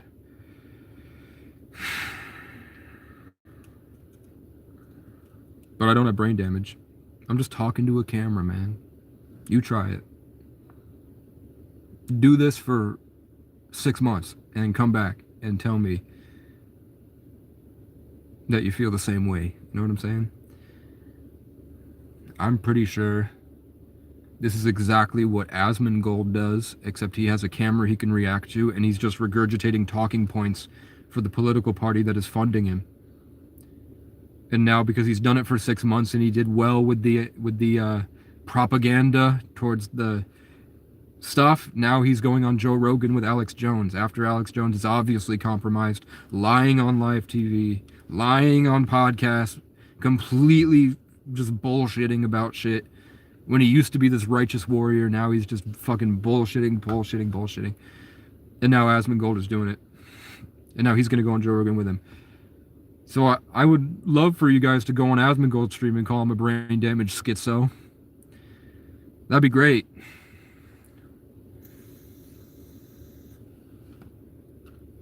Because Asmongold gets no bitches, and he lived as a cockroach in his house, in his dad's house, playing World of Warcraft.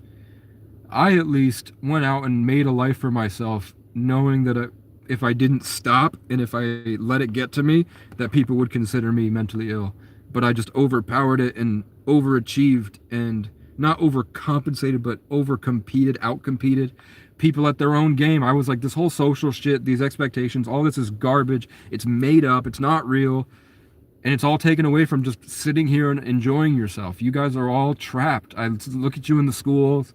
I look at you walking around at your jobs, and I see you're all trapped. None of you can sit still and just enjoy being here. None of you can actually, you're not even seeing the people that you're talking to. You're making up what you see in the other person, and I can clearly see what the other person is and how they actually are. And me and this random lady when I was young, we both could see that all of these people talking to her were just talking to a wall. They couldn't even see that she existed.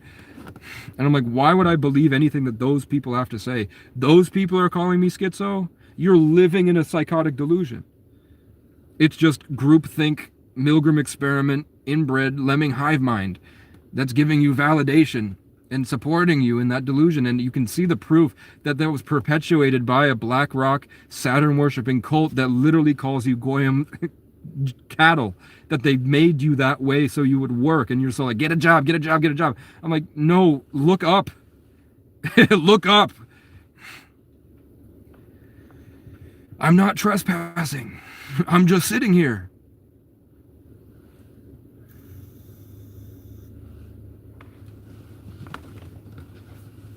Yeah, if you showed up and I was sitting here and I was shooting up heroin, there'd be a problem. If I was here and I fucking stole a bunch of shit, or I was digging through your trash, even though it's legal to dig through trash, that would still be like concerning. But I wouldn't be like, get the fuck out of here. I'd be like, hey man, are you good?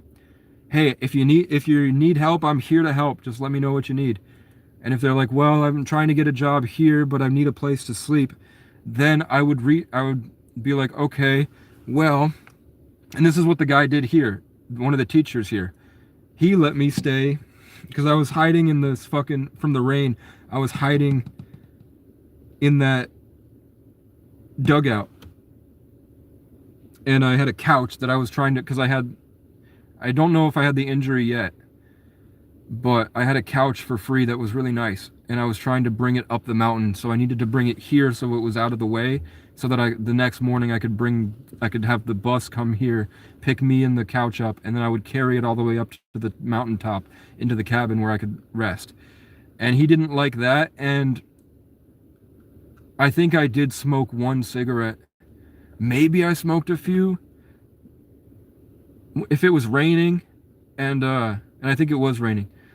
But I always made sure, even if I smoked, and it was outside here, no like fire alarms, anything, if I smoked a cigarette, I always flicked it out and put it in my pocket. But I think when I pulled my stuff out of my pockets, a cigarette butt fell, and he was upset about that, which is fair.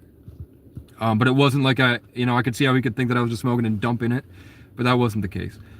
It was an accident, which sucks, but it is what it is. He let me, I still left some stuff over there, and they fucking took it from me and threw it away. But they also let me go out where nobody goes, out there in the woods, and put a tent. But that was when I had the injury and I couldn't go back up into the mountaintop. I had to just lay on the ground. But then I got a nice cot. I found a nice cot somewhere for really cheap, and they delivered it to me on Marketplace, and I put a cot out there. And that was amazing. Holy shit. That few months out there by the river, suffering, way better than any experience I've ever had working a job or being in school or being in an apartment. That was exponentially way more beautiful, fulfilling, and rewarding to be out there with nothing, literally nothing, surviving off of, I would get a free Gatorade fountain drink, and occasionally I would get 2 Arizonas for the night, and I would sit there overheating hot, but spiritually it was amazing, and I would ask for shooting stars and get them. I saw aliens and shit. I was like, feel like this pressure and electricity on my leg. I look down, and floating spiritually is this bug person, and it looks at me, and then it looks back at my leg, and then does like a shit, and then my fucking leg twitched and kicked the thing, and I was like, what the fuck? Get away from me! Get away from me! Get away from me! And then I saw a grasshopper person that was telling me it's going to use the grasshopper bug, which is like a way that it's like an ancestor or an alien, that the grasshoppers are little versions of those things, and the grasshopper people are going to protect me from the dragonfly people. And then a grasshopper jumped onto the fucking tent and started making a bunch of noise, and the noise the grasshopper made the thing go away. Swear to God. And my brain is fine. It's just trauma. This man looks clean like he manicures himself, and everyone's saying what? Obviously not everyone, son. He's not a dishwasher. Without the dishwasher, we all go down. Clear knows the world like a pathological degree. Pathological degree? Constant learning? Yeah. When you're hungry, you want something to eat. When you're thirsty, you want something to drink. I'm just going to tell you, look up, look up, look up. What? I'm validated because I don't live in my fucking car and don't come on and cry about my entire history and my high skills washing dishes. Hey, can everybody tell him that we don't think he's cool? We don't think he's better than anybody else. We actually look down on him for talking shit like that.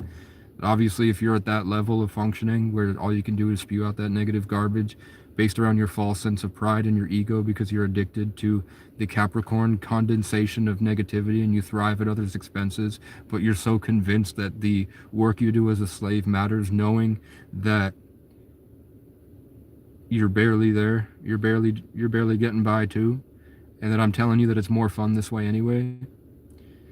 Just go to your native res. Hey, Kyle, what up? Just go to your native res, you'll be happy there. I don't know my grandfather, man. I don't even know what native I am, bro.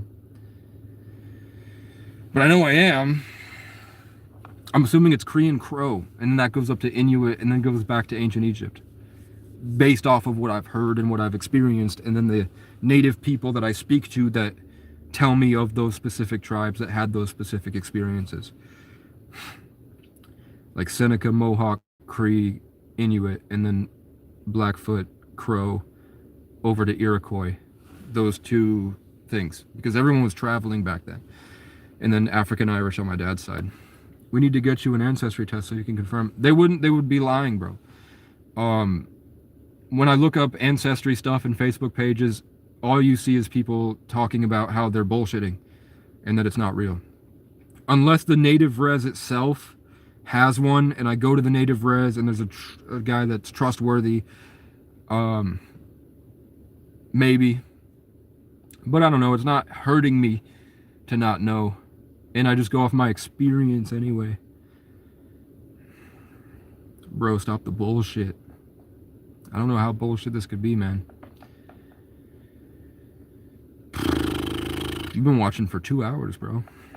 Your Cherokee and Ancestry. Cherokees are pretty cool. You need to get your resume. I told you I have my resume together. I have an Indeed profile. I have a LinkedIn, bro. Worst case scenario, I do a fly in, fly out. Put a bunch of face. I don't need to. I've been working for 12 years. This period of not working is new. Like when I had the brain injury, whatever it was, I was still a dishwasher until COVID hit.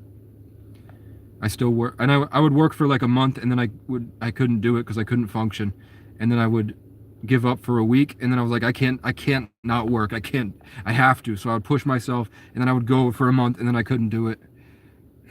Social games and gaining more empathy, understanding people different, spiritual awakenings going on, and then trying to make that work. But it was really cool, man. Like I worked at a deli and it was all girls there and they were all my age and all of them were fighting over my attention, bro. But I had a girlfriend that had cheated on me, but I had loved her for like 5 years before that. I really liked her. And I think I liked more that we spent like a weekend together and then she would go off with another guy and I had to sit there being like, what's wrong with me? What's wrong with me? What's wrong with me? And then I would go to the gym, get more girls, sleep with more girls, get more friends, get social status, change my clothes, get another job, gain another 2 pounds of muscle. And then I'd come back, and then it would be an even better blow-up experience between us, and then she would run off again. So I'm like, I signed up for that shit. I knew what was going to happen. I shouldn't have put all my hope that it was going to work out. She was flighty. But then she would go off, and she would be like, she was at least humble about it. When she would come back, she would be like, yeah, I have a problem in it. And those guys sucked. They sucked. They really were trash, man. She never apologized, though. She would say that, yeah, that sucked. I don't know why I did it. And I do love you, and I do see a future with you. But she wouldn't say she's sorry. Which is what built up a lot of resentment in me. I'm like, if you don't say sorry, you don't acknowledge it, you're just coming back just as that's another fuck you, because I know you're going to do it again. And then the guilt, I think, got her.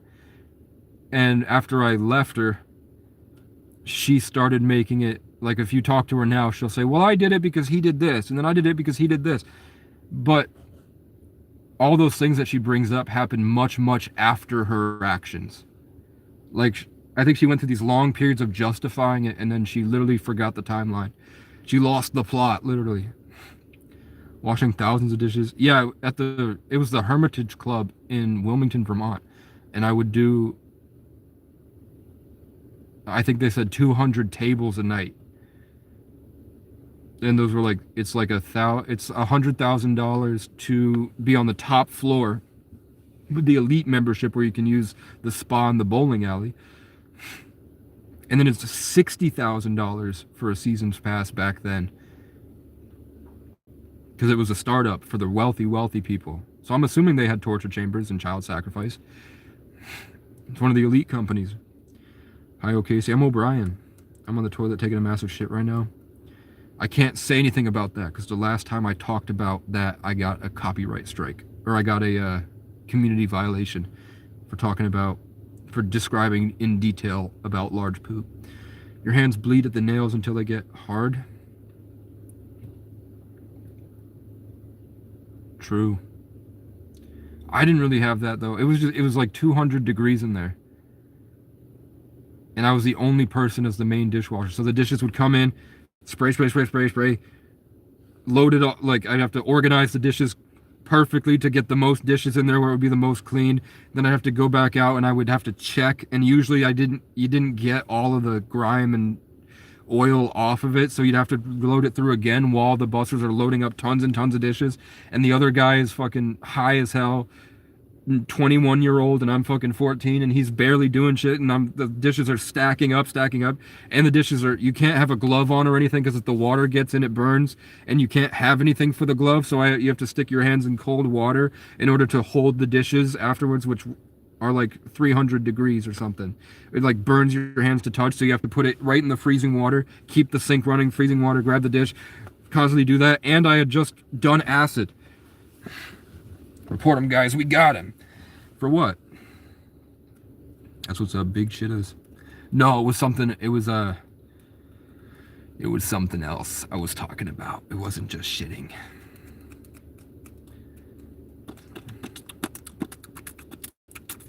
I said a certain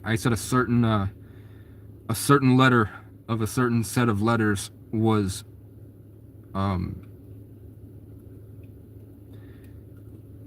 I made a joke about one of the letter people, and I got in trouble.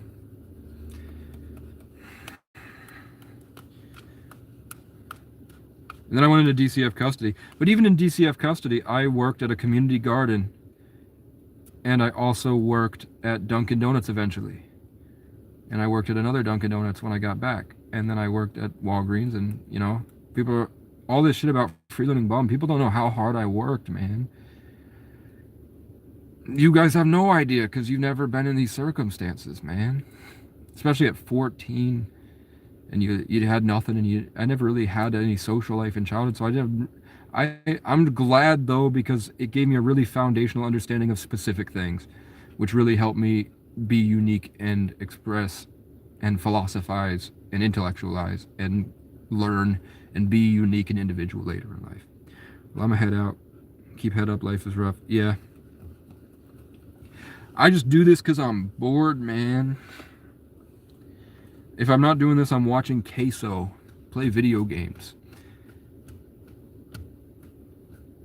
Now I'm going to be looking up, and I'm hunting on Marketplace for things that are better or things that can help the community. Like if I find an air fryer, I know that air fryer would go good at the church here because they have this, on Fridays, they have this thing where an air fryer would go a long way. So I do stuff like that. I'm hunting. And then I'm usually learning about stuff, or if I'm stuck in the cycle again, I just put on tarot videos and let them gas me up about how cool I am, and that makes me feel better about what I'm going through. And then sometimes I get actual God-ordained stuff. Sometimes it's really often, like sometimes it'll be like 3 days worth of Casey the Polar Bear 33, Tibetan fire serpent, and then they'll say the totem animal is this totem animal, and then as he says that, the animal that he says is the totem animal walks out of the forest or flies in front of me or something at the same time. And then they're all saying that you don't understand how powerful you are, you're a reincarnated ancient king, and you're here to do great things in the world, and the world hurts you, and you had never had a chance as a child, but you really worked hard, and your family, nobody has ever understood you, but Spirit is saying that they understood you, and you're 33 here, the Temperance card, so you might be a Sagittarius, or you might know a Sagittarius. That might be important for the tarot. But it's about Sagittarius, Taurus, and the star keeps coming out, so you might have an Aquarius in your life, or you might be an Aquarius, and I'm an Aquarius, Moon, Mars, Neptune, Uranus, Sagittarius, Sun, Mercury, Pluto, and then Taurus rising, Saturn and Taurus first house, and that's all I am. Saturn and Taurus and Taurus rising gives you Venus and Scorpio 7th house, and Jupiter Aries 12th house, Leo North Node, and Capricorn midheaven, and the rest is just Sagittarius, Aquarius. Other than what the Taurus rising forces you to have, all of my signs are Sagittarius and Aquarius. The Hierophant, Temperance, the Emperor, and the Star. The King of Wands.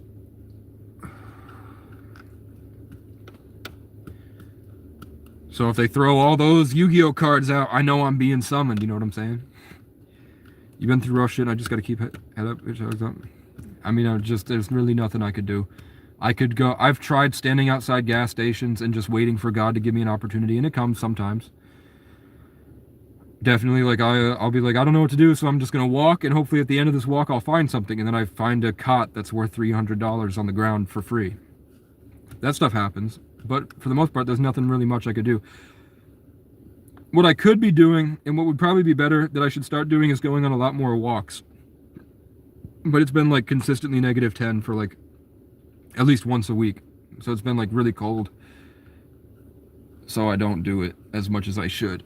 But I should be getting back into the woods. I was just trying to fix the wheel bearing and get the winter tires so that when I go to these pull-offs for the hikes, I don't get stuck. Or else I would be going on nature walks all the time. And I didn't like having all my stuff in the car and it looks bad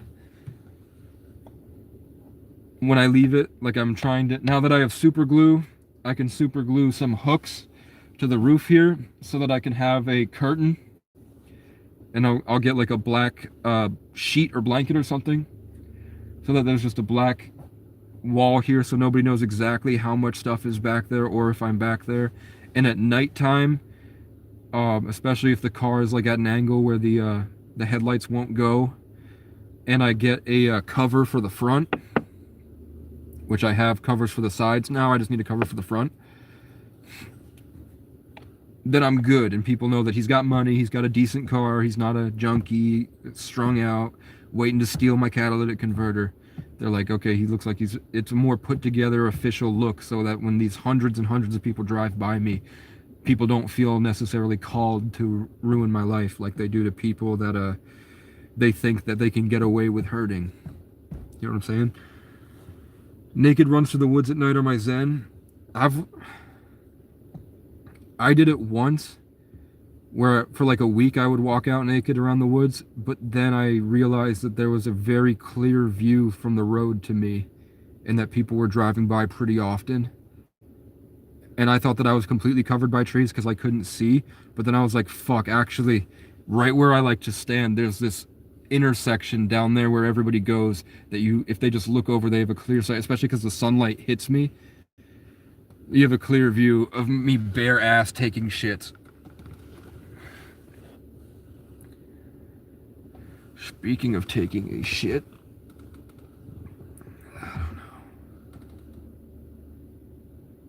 I have to take a shit.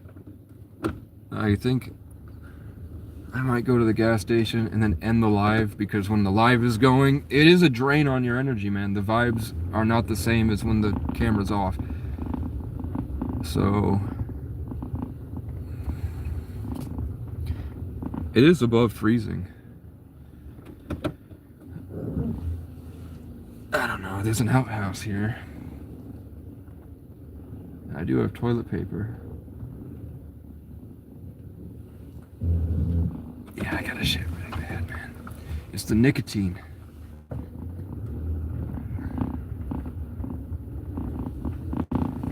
The nicotine makes your tummy hurt. You guys want to come with me to take a shit? Well, you're gonna have to. No ifs, ands, or buts about it, buddy. Let's go. I might have been wired. You probably need coffee. I know I keep chips on my shoulder like dip, so come get it off me. Come say sorry with your body. Come say sorry with your body.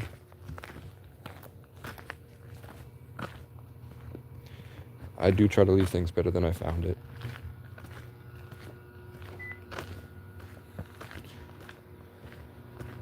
Looks like people might be here.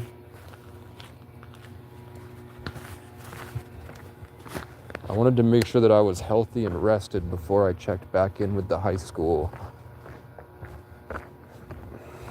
because they're doing me a big favor by replacing the wheel hubs. I think I've got $58. So I don't know if that's enough for the wheel hub. Maybe they took the outhouses out during the winter.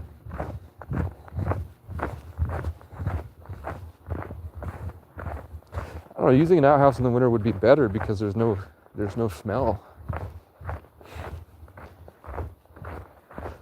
Ooh, the universe has just told me another outhouse in town that I should go to instead of this one, because it's probably not here. I'm assuming that they take them out in the winter. Dude, where am I? Yeah, it looks like they took it out. Ah, fuck. I gotta take a shit. I'm not going out in the woods, fuck that. There's no fucking wind. There's Wendigo out there. I'm gonna go out there and there's gonna be the Yule cat just staring at me.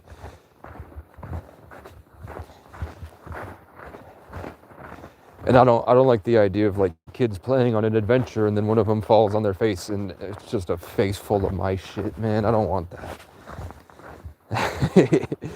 I'm not trying to go to the edge of the forest knowing that kids are playing out here. No way.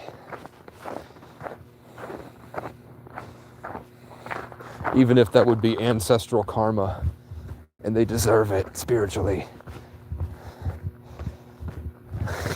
I wouldn't do that.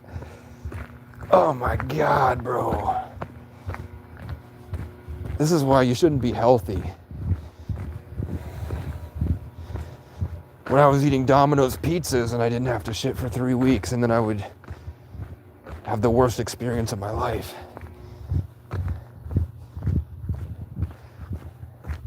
Oh, I love my life, man. I really love this life, I swear to God. This is what makes it all worth it. It's kind of fun to half-ass ranting at a camera for 7 hours, man. But really, like back when I had no subscribers and I had nobody, and nobody would respond to my Facebook posts. Everybody would talk shit about me. Nobody knew where I was. Nobody knew what happened to me. I was in a foreign place with nothing and nobody, and the trauma would beat me down, but I liked the revival of it. I loved being out here, man, by myself. But I wasn't ever by myself, because I could literally look up and say, if I'm on the right path, can I get a shooting star? And I would get one. Usually, did you hear that chirp? When I rose my vibration again and tried to get the nature stuff that I built the channel off of, and the bird went pew over there hibernating. I love this. I don't see why anyone would shame this, man. It's amazing. but I get that I am crazy. I know that I have issues. I never said I didn't, but I said there's so much more going on too. And I'm just ranting at a camera. Hell yeah, I'm bullshitting. Because there's really just nothing much to do. And I'm cold. What a unique experience, man. Am I high? No. Are you high? No. Oh god, I have to shit though. Oh god, okay. Oh god, we're just gonna make it work. And we're gonna hope.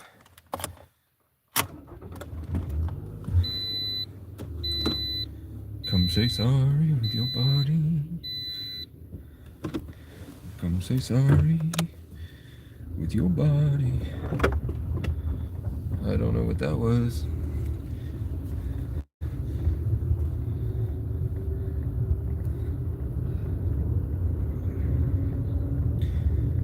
It also sucks. I can't fully articulate what it's like because of trauma.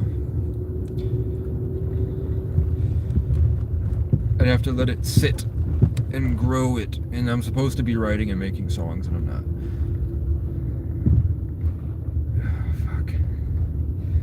Shit, fam, real bad. And there's no outhouses here because it's winter, which is fair. It was like negative, wasn't it like negative 45 for 2 weeks? Seatbelt.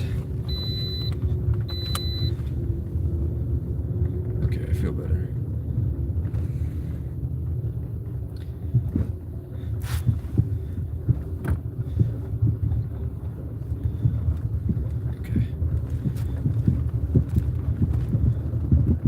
I like going on these adventures, and then when you come back, you pick up on who you were the last time you were here. I think that what you do in your everyday life, actually, like your conscious creation, really does have an influence and impact on your surroundings. Like, I really do think the homelessness and the people suffering like they are actually providing a deeper energy to the collective. Not in a way you can harvest it or steal it for yourself, but just that every single part of the ecosystem contributes. I think that my hometown is special because it's got the really bad homeless crisis and a lot of African immigrants and multi-generational descendants of the Buffalo Soldiers. This wheel bearing is fucked, bro. It is special. I'm driving around, and I know that the chief of police watches, bro. I think it's really funny when people eventually find my YouTube channel and they're like, what the fuck is going on? But it really is like, the Ophiuchus is taking souls from one stage of their life to the next. And then the numerology and the other signs surrounding it is how exactly they do that role as an Ophiuchus. And I'm not like John Michael, my little brother, was just at the end of Ophiuchus, the first day of Sagittarius. And in Western astrology, they don't add Ophiuchus. They're pretty divided about it. But either way, Ophiuchus is the mix of Sagittarius and Scorpio, but has transcended the need for fire or water and just is raw ether energy. You don't have an element because it deals with like the highest forms of light possible in this realm. It allows you to, they're sort of like the Avatar. Ophiuchus are like the last airbender. But if they weren't an airbender, if they had the mastery over the elements, but their natural state was the purest form of the energy not coalesce into an element, and they're just there to be of service to humanity and show up what's possible. So it looks like they took this outhouse out too. That's no bueno. And I'd have to walk pretty far down the street. I'd have to walk like 2 football fields to get to where the outhouses might be over there, but I'm assuming if they're not here, it's not there either, so I do have to go to the gas station to take a shit. Which sucks, because I already felt like I gave them the handout, or they gave me the handout of the food they were going to throw out, and I don't want to do it, so maybe, what time is it? 10? Maybe we'll go up to McDonald's instead.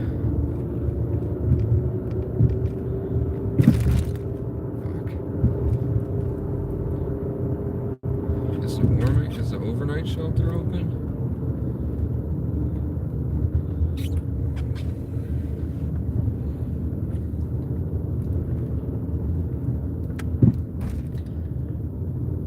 Are you open, fam? Nope, you're closed. Well, fuck you. Well, fuck you. Headlights are on, things are fine.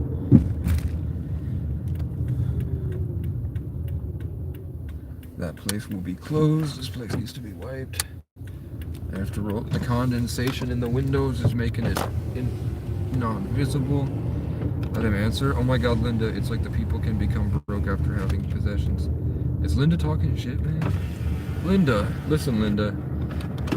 There's nothing wrong with not wanting to pay rent, and Jesus was a homeless man who owned nothing, and he's the coolest person in the universe, right? I'm closer to Jesus than a Republican congressman, I'll tell you that much. I don't think those Republicans have ever seen lack in their life. And struggling to get by at lower middle class is not lack. Barely getting by but you work is not lack. And I would argue that even being in Section 8 is not lack. Section 8 EBT, that's pretty much the same thing as daddy's money. It's just you can't do anything with daddy's money except survive. And it should be considered reparations as well.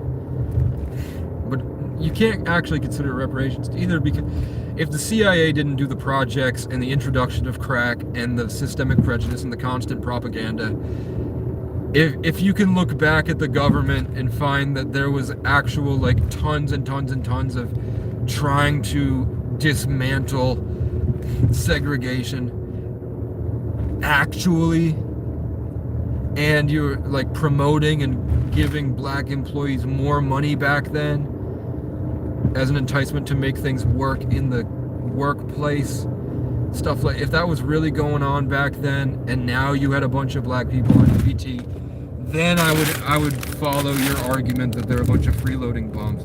But no, you saw evidence of systemic prejudice, oppression, like, even if it's like, well, it's not racist because it's a free country, so I'm allowed to hate you and I'm allowed to not hire you, but you still can do whatever you want. We'll still kill you past sundown, but that's your choice to be here. It's a free country. Because we have stuff like that, I'm totally fine with black families recovering their epigenetic trauma by resting for a couple of generations, doing the drugs or whatever, and like fucking up criminal whatever, and seeing them as like, yeah, it sucks, but you have to imagine like it's complicated.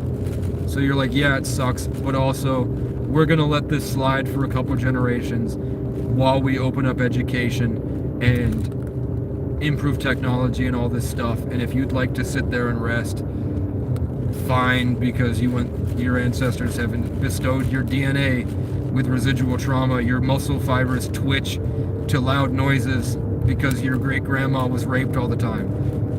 You fucking tweak out because your cells literally spawned from somebody who had gone through such horrible circumstance. And yes, it happens to everybody in history at some point. Yours, the natives and the Irish and the Slavic people happen to be the ones that are going through it right now. So it's just an unfortunate thing. So you improve their quality of life. You let them be, if you think they're dumb, let them be dumb. And you just keep enjoying your life and having fun. And you do transparency instead of hate. You go to them and say, hey, this is what's actually happening, where you guys are taking up too much taxpayer money and we're not able to function. And that would be totally cool, and they would totally understand because they're cool. Swear to God. But the problem is that's not the case. It is not the welfare recipients and the immigrants that are taking up your taxpayer money. It's fraud. It's politicians. It's the upper class. It's the elites. It's the billionaires. It's not a threat to your capitalist society to put a level cap. Like, let's say, Elon Musk. Like, you play a game of life. Elon Musk loves video games, supposedly. You can't get past Prestige Master. You can do New Game Plus, where you start over and do it again in different ways, and that's fun. And you still love the game and enjoy the game. But they've got no level cap, which means that all the experience points that they gain from playing the game are being taken from everybody else. And they're all going to the OP one. And yeah, that's cool, but at some point, like, hell yeah, tax the rich 50%. You're on New Game Plus. You beat the game. For the rest of your life, you'll be fine. Your children will never lack. Your great-great-great-great-great-great-grandchildren, you have generational wealth for the next infinity. You beat the game forever. You're fine. You can donate 50% of your income to what you choose. But it has to be for the love of improving the game. No more hoarding wealth to rape kids on islands. You're now going to give African kids water. You know what I'm saying? So, are you trying to come with me to take a shit or not? Vote. Where's the poll? And I didn't have all messages on, my fault. I didn't see half of those messages. How do I poll? Motherfucker. I don't know. Do you want the Bucky cam?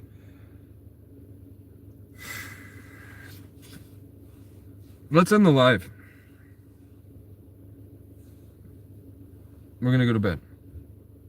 Harry, I was talking about the Pharaoh's tomb so nicely. What, Linda? Once again, how do you pay for gas and phone? Yeah, I'm yelling. I want him to see my question. That's not gonna make me want to answer your question, Linda. Listen, Linda Goldstein. You're gone. Goodbye. Opioids stop me from eating a poo. Opioids make you consume your own shit? Numerology isn't science. Yeah, it is. String theory. Quantum entanglement. The golden spiral.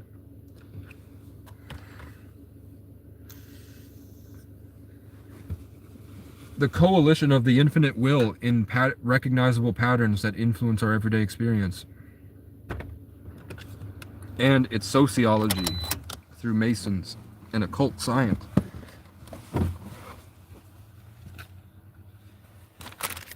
I'm pooping out a bunch of 11 energy.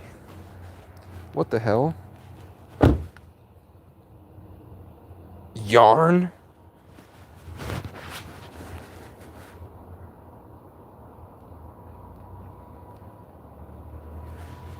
I'm gonna leave it on the car here. What the hell? Look.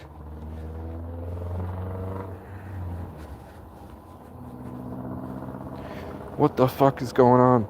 I'm just a cat chasing yarn. If somebody wants the yarn, they can clearly see where they left it and they can clearly see the trail. And if nobody takes it, by the time I'm done taking a crap, I'm going to assume it was a tourist and she likes to knit. And if you're a tourist that likes to knit, you can go to Walmart and get you another pair of blue yarn. That's not expensive yarn. Motherfucker. I'm muting.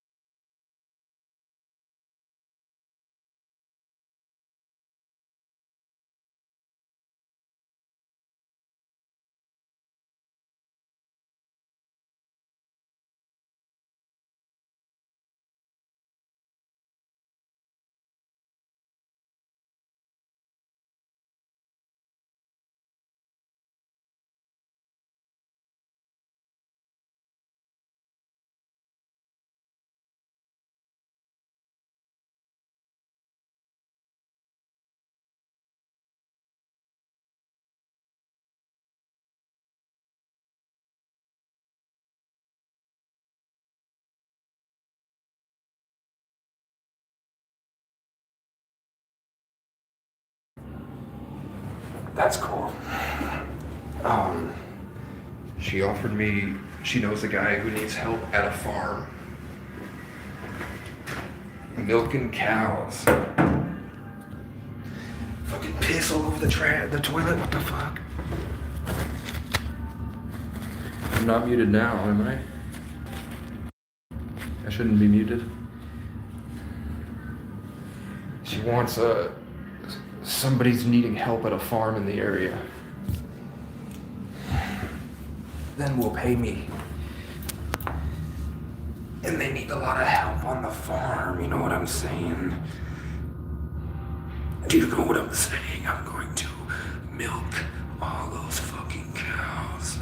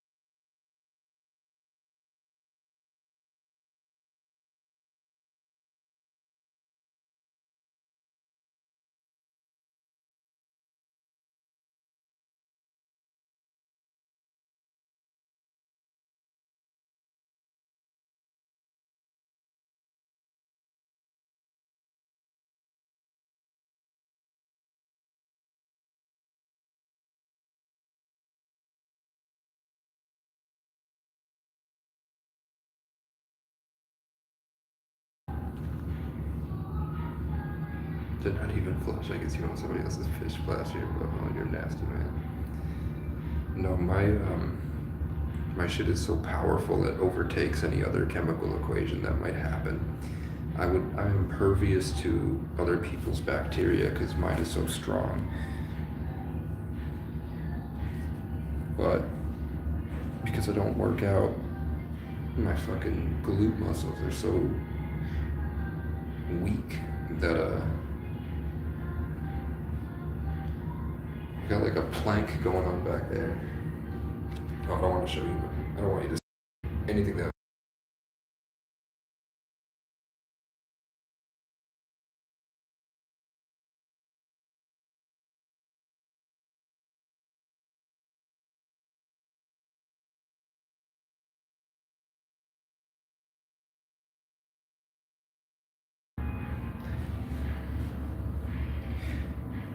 Hey, I'm a country folk. If you don't like it, leave.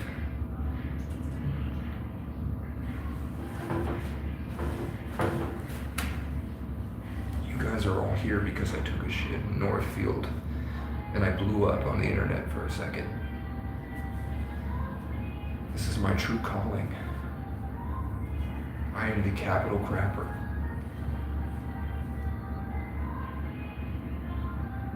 And I'm spewing shit. And people say, you're full of shit. And I'm like, how can I be full of shit? I just shit right in front of you. I'm no longer full of shit.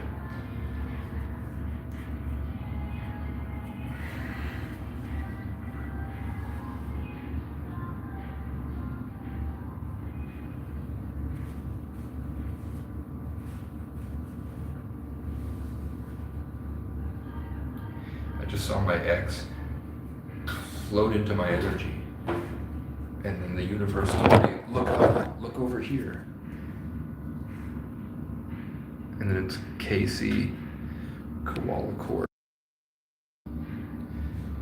And she used to say that her spirit animal was a koala bear.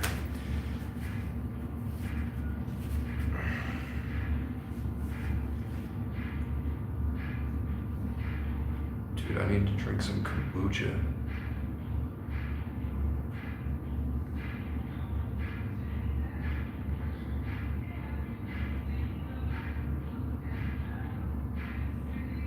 I'm the only person I know that feels worse after I shit. Most people take a shit and feel better. I feel sick after I shit, man. It must be the nicotine. It's like poisoning my fucking intestines.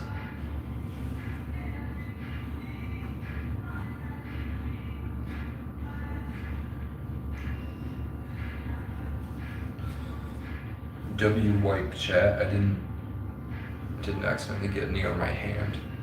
W wipe.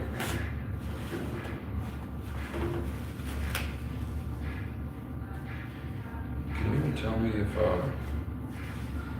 in Spanish if Jamar is James and S-A-N is Saint? Because this toilet paper says Saint James then.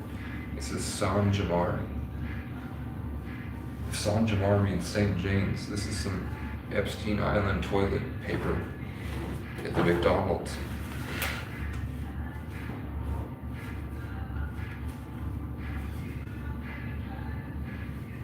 I don't want to copyright strike my music.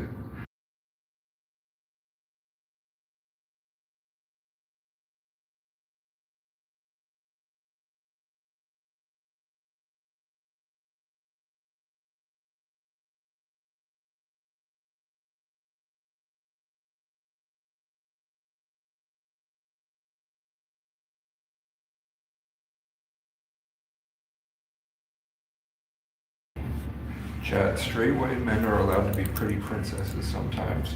And I would never do it, but if somebody else is a straight white man who's also a pretty princess, I would say you're a colonist piece of trash that deserves to suffer. But if he was an Irish person, I would say power to you, man, be whatever you want.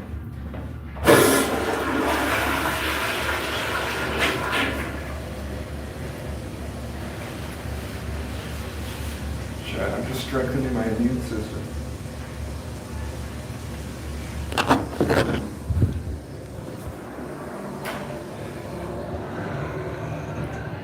The dreaded stand-up where you have to decide if you wiped it up.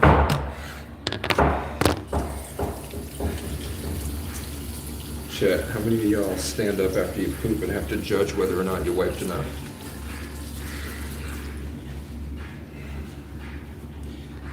This is what I look like. Pre-water on my hair. Yeah. Put me in Stranger Things. I could be a friendship dork like Steve the Hair Harrington.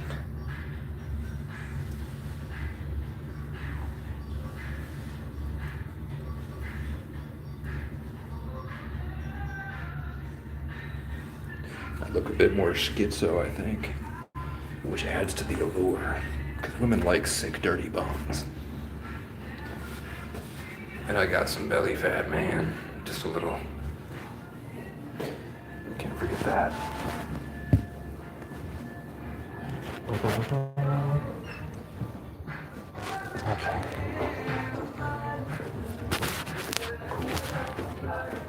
Okay.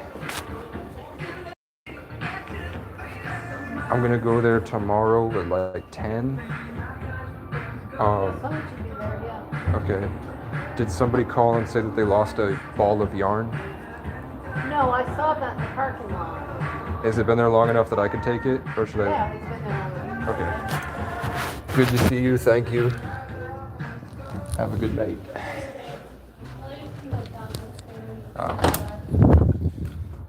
It ain't me. I gave him the whole spiel about the wagon. And she said, wow, that's really cool. She said, good for you, man. That's really awesome. When I told him that I'm trying to work on building this wagon and I'm traveling around and I found a cool church and that she didn't know any, she was like, I don't know what happened. I haven't seen you in a year. Because I used to come here every day. And I said, basically, one time when I was charging my phone here, somebody twisted the brakes off of my bicycle and I crashed going about 40 to 50 down that big hill, and I couldn't stop, and I didn't bother to check until it was too late, and then I had a lot of injuries, and I recovered by the high school out by the river, and then I started playing guitar a lot and got a guitar. And then what the fuck? Okay. Oh fuck, this fucking yarn just got oh god, the yarn is stuck under the wheel.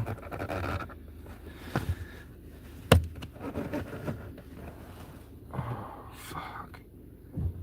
Well, it's just fucking yarn. It's not.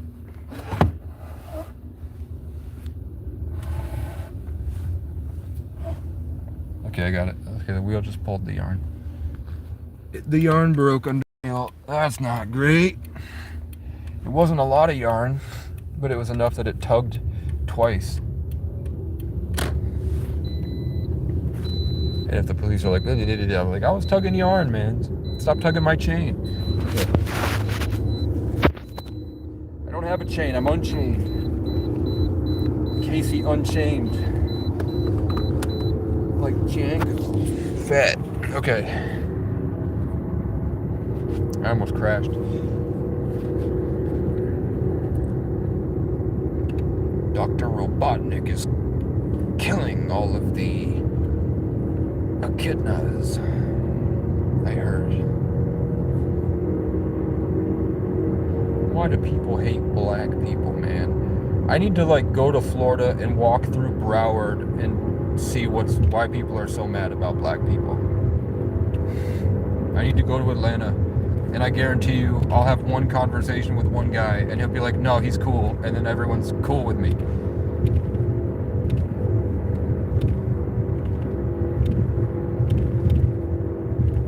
Because the only thing in life that people ever beef over is food, water, and women. Food, water, and sex is literally the only, and the means to get that. Now it's food, water, sex, and gasoline.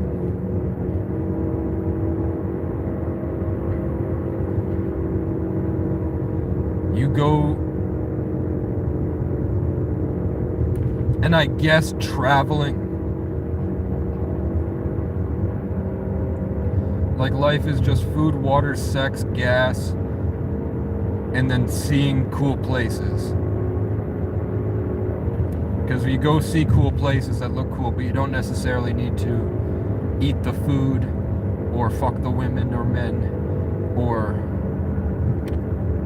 but you need gas to get there and you need money to see it. If money was taken out of your ability to travel, people would still fight over the gas to travel or the gas to get around. The gas to make electricity, I guess, but with solar panels and stuff, you won't need that. And then it's just food and water. And then food, you're like, the human body doesn't actually need much to survive. You can survive off a piece of pizza a day and never go hungry. People can fast for like years. You don't need the food, man. But you need the water. And now we have AI that's consuming all of the water, and I don't know where it goes. Do we have a lot more natural disasters because of the data centers? I don't know. Because they're evaporating all the water in the computational processes? I don't know, man. Is that gang stalking? I would ask your mother. Because I gang stalked her last night. Okay. I'll watch your whole family eat dinner. I have beef and cheese empanadas. And I have, oh shit, I have dipping sauce I can eat it with. You work with 5 transgenders?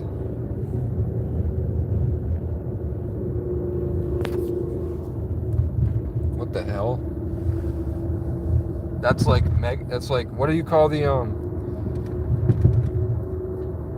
how is it, man? Is it cool? I can't talk about it or I'll get in trouble. I don't know, but you know what's really cool? What's that thing with the Power Rangers morph into like robot lions? and or jaguars, and then they all morph together into one giant transformer.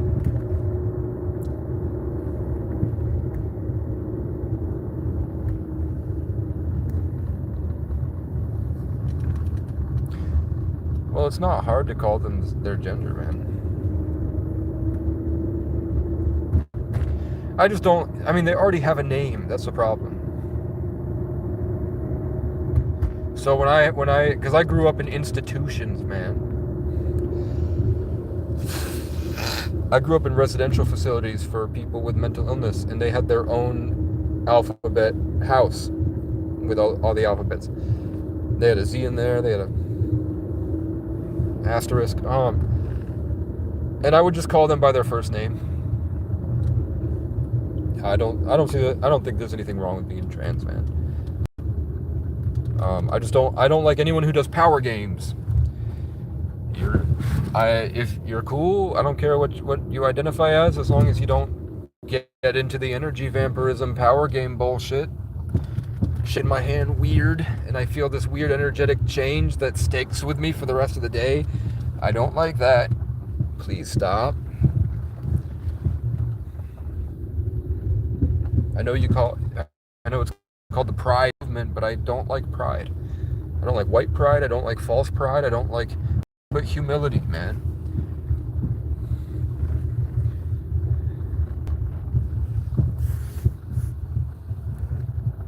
Oh, you fucking bitch.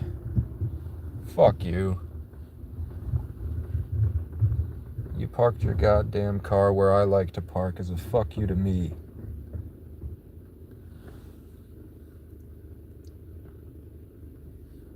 Fuck you. Why? And look, I'll bother him too.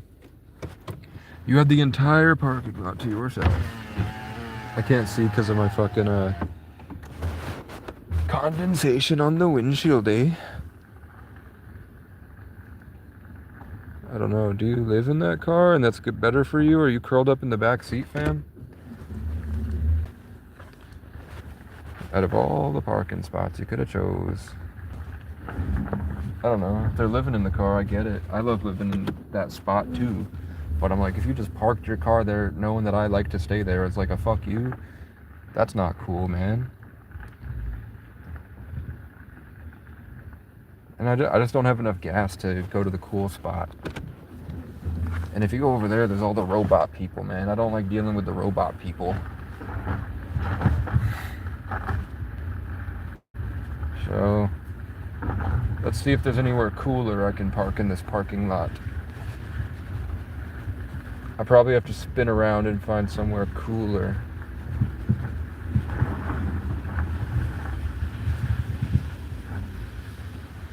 I like this one.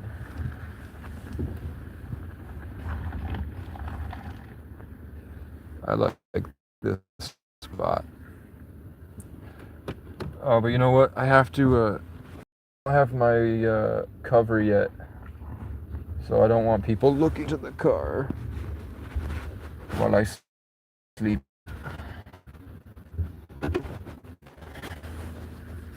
I wouldn't expect somebody with such a nice car to be living in their car. So I have to assume it was a massive fuck you to me. For some reason. But also, to be fair, I've been gone for 2 weeks, and there was it looked like a car had been parked there through a couple snowstorms. But also, if you're not staying in the car, you have no need to fucking park it where it's comfortable for me and safe for me. Like, you're taking away where I feel comfortable and safe and forcing me over here for what? And you don't even stay in the car? You just wanted to be like that, man? Why are you bringing me down, man? Should have parked next to him. So now I got my headlights on, facing him. You want to play these dumb games? Play stupid games, win stupid prizes, right?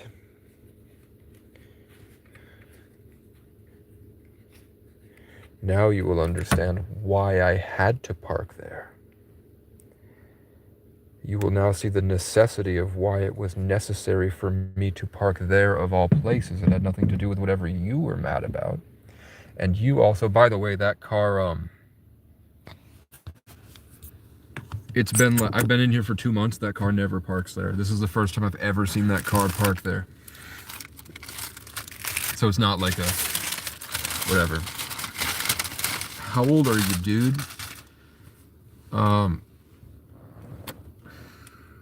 Therapists say that I should see myself as 21.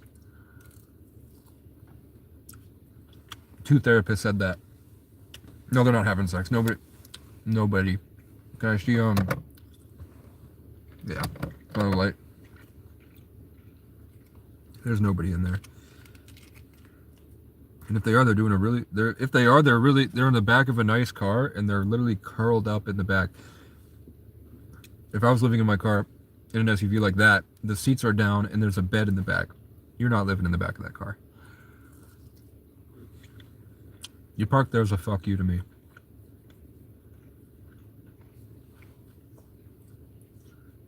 Because there's no cameras. It's not like they're trying to get in better view of cameras to protect their car. It's they saw me hanging out here and this is their way of saying, you're not welcome. Move somewhere else. They went out of their way to inconvenience me. Why do you have a deer head in your car? Why not? This is Bucky Barnes, man. Mr. James Buchanan Barnes. Help me! Help! Help! Help! A bunch of colonizers killed me because I was too horny. And now Casey keeps me safe. And I get to travel around and my energy stays through my vessel here. And I get to go do a bunch of cool stuff with my partner in crime, Casey O'Brien. I am the wild god you forgot.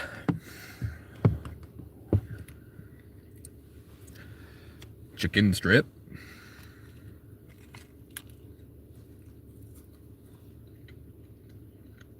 Chicken strips. I didn't kill the deer, but it was either I have it or some teenager smokes weed and puts a hat on him and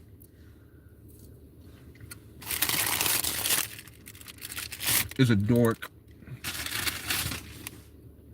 You fucking dork. Orc, Minorc. Fuck you. Fuck you. Chat, what did you do with my honey mustard? I went to reach for my honey mustard and all I have is soap in there. I know one of you took my honey mustard, man. Just be honest about it.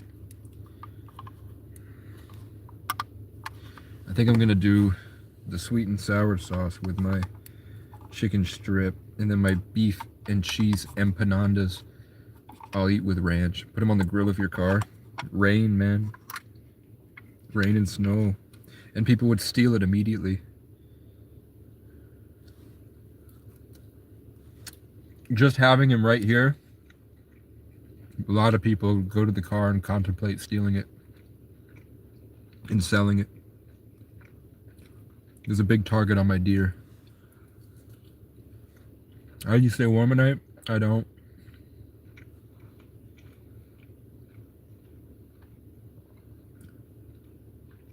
I suffocate myself. I seal myself into a blanket and I seal it all and then until I pass out. And I wake up with probably brain damage.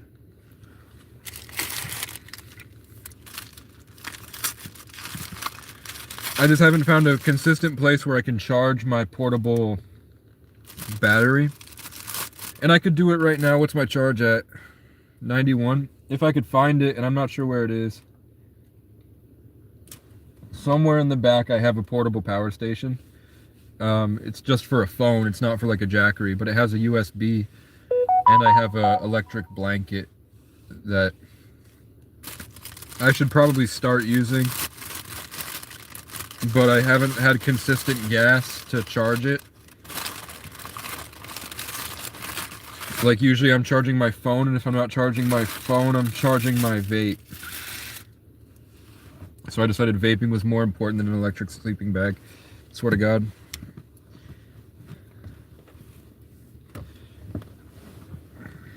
But I like the cold. It actually makes me feel better because I'm actually very uncomfortable being outside of the woods.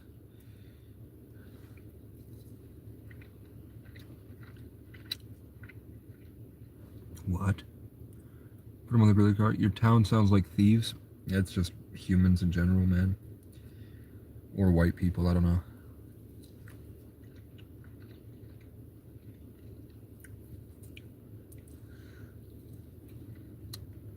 Like even old, wealthy white people at the richest part of the state walked around looking in my car at the buck. And when I bet he stole that from a campsite in the windows at me, knowing I'm in there.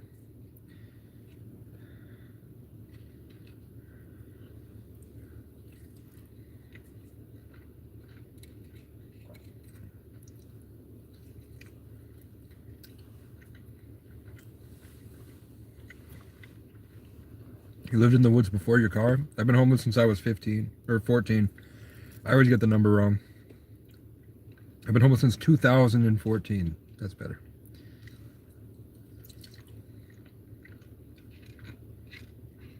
And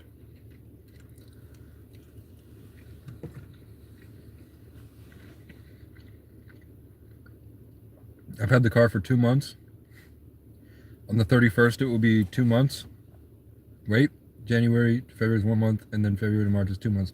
I'll have the car. I have had the car for 2 months on the 1st, and before that, I did 2 years in a tent walking around. And then before that, I was in a car for 6 months. And before that, I was in a tent on the ground in the city for 6 months. And then before that, I was driving around in a car for 6 months. And before that, I was in a motel for 3 months. And then before that, I was in a car for 2 months. And then I was in Section 8 before that for 2 years. And then before that, but I had a brain injury. And I was on Greyhounds traveling a lot. And I spent most of the time just out of whack, crazy, and wandering around. Actually out of whack. What happened to Section 8?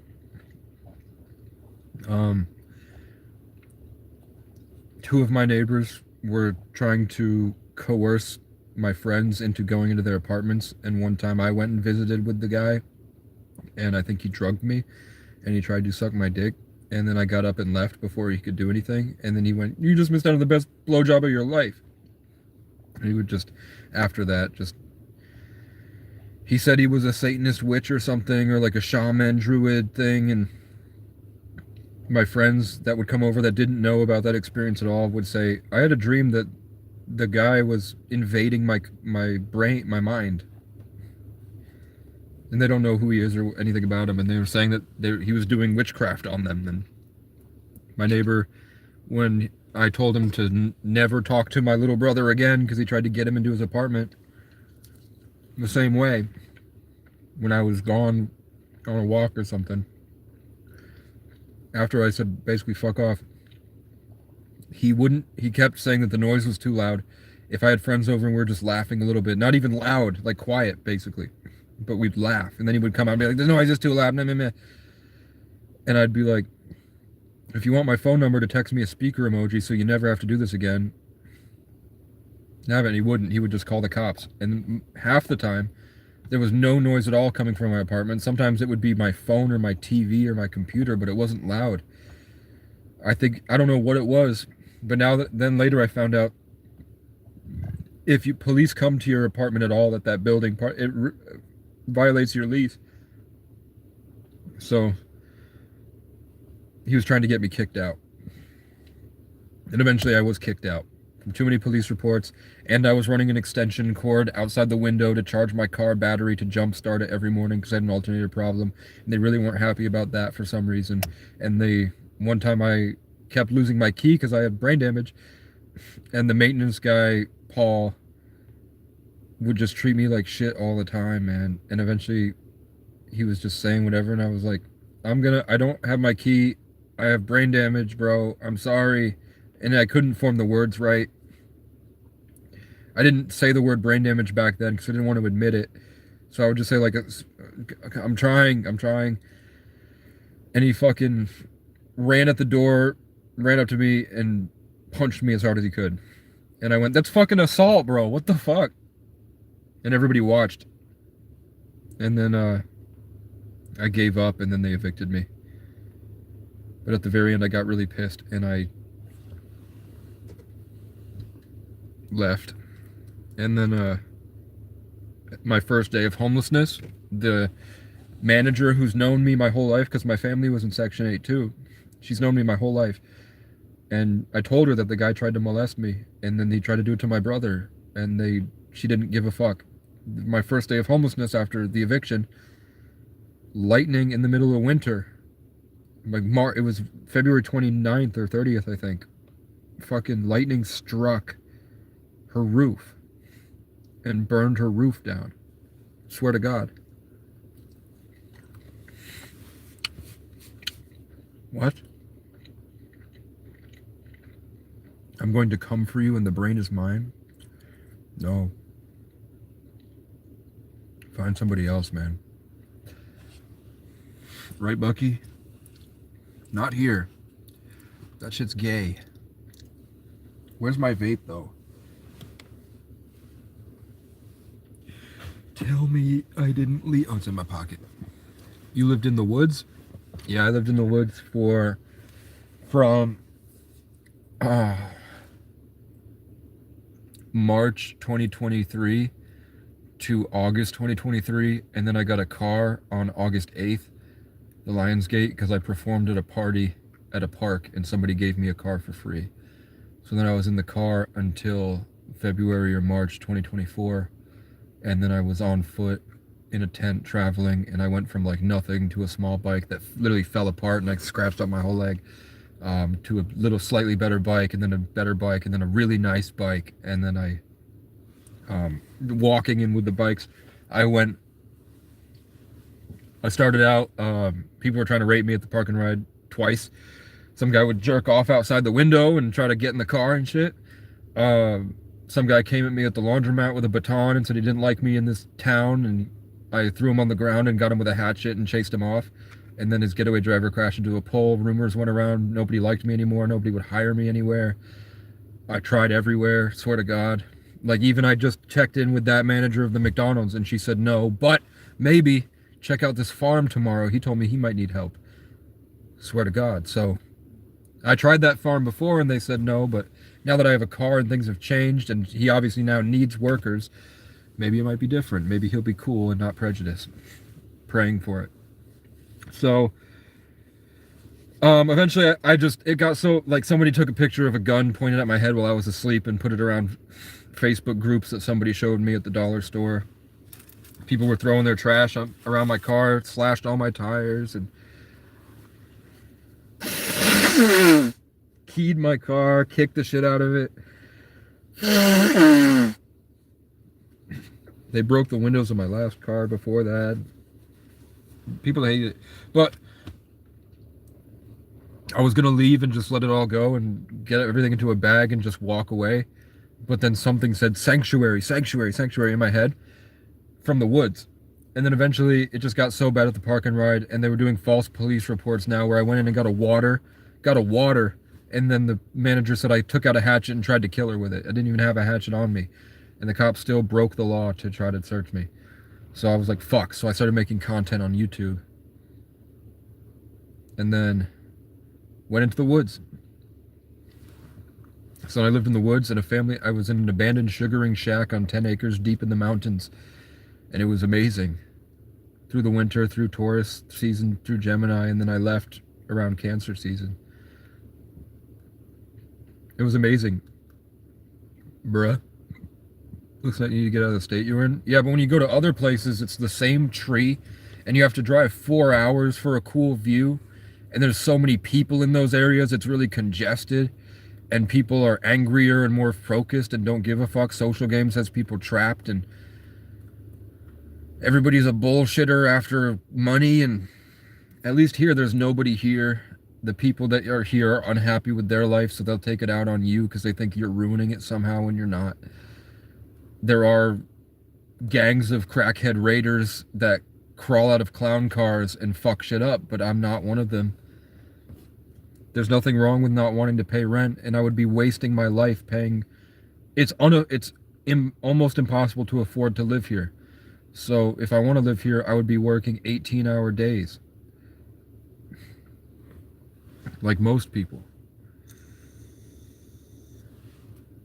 So I'd rather live in a bedroom that has wheels. So I can sit, my bedroom has wheels. Today I'm here. The next day I can drive 2 hours and I'm on Lake Champlain in the richest part of the state. And then I drive another hour south and I'm at a completely different area full of empty houses where nobody lives. It's just real estate scams. The towns have been emptied and bought up by Vail and by BlackRock. By Jim Barnes and the Hermitage Club. Vail and a lot of corporations have kicked out Vermonters, and there's empty towns. You'll go to like a town in the middle of the woods that used to be a bustling little community, and it's empty. There's only one employee at the general store, and there's nobody else there because they're all at work. But they told me that when they were kids, this place was packed. It was busy. They were throwing festivals. Everyone was making music. There were hippie communes. There were little towns where you could play the colonial way or you could play the hippie way. And there were native tribes here. And it was amazing here. And now it's just barren and angry. It's the Wild East. But it's beautiful. And every side road leads to a place that looks, it's diverse trees. And the mountains, like, even though the mountains are only, there's like half the size of they are in Montana, it's the same view because of the relation to the mountains. Like Montana and like Wyoming, Colorado, flat. Or like New Mexico, they've got hills, but it's the same tree everywhere. Here, it's diverse, and there's big proof now that there are mountain lions here, and it's amazing, man. And there's no grizzly bears, so you don't have to worry about grizzly bears. There's black bears. But there are mountain lions here.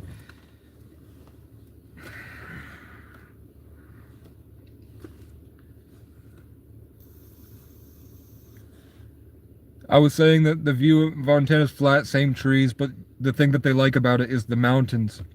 But here you get the same view because the spatial relation. It looks the same size as Montana does.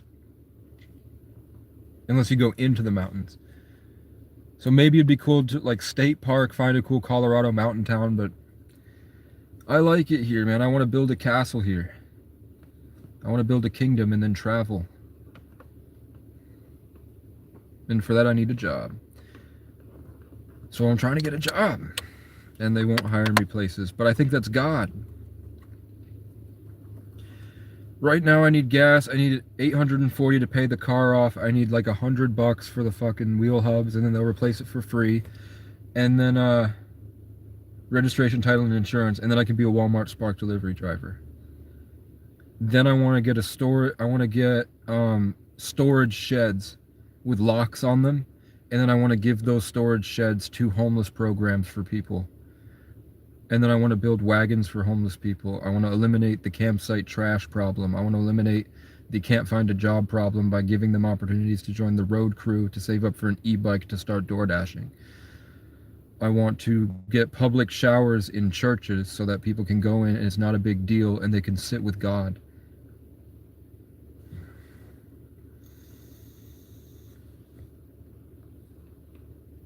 You got grizzly bears to pale skin?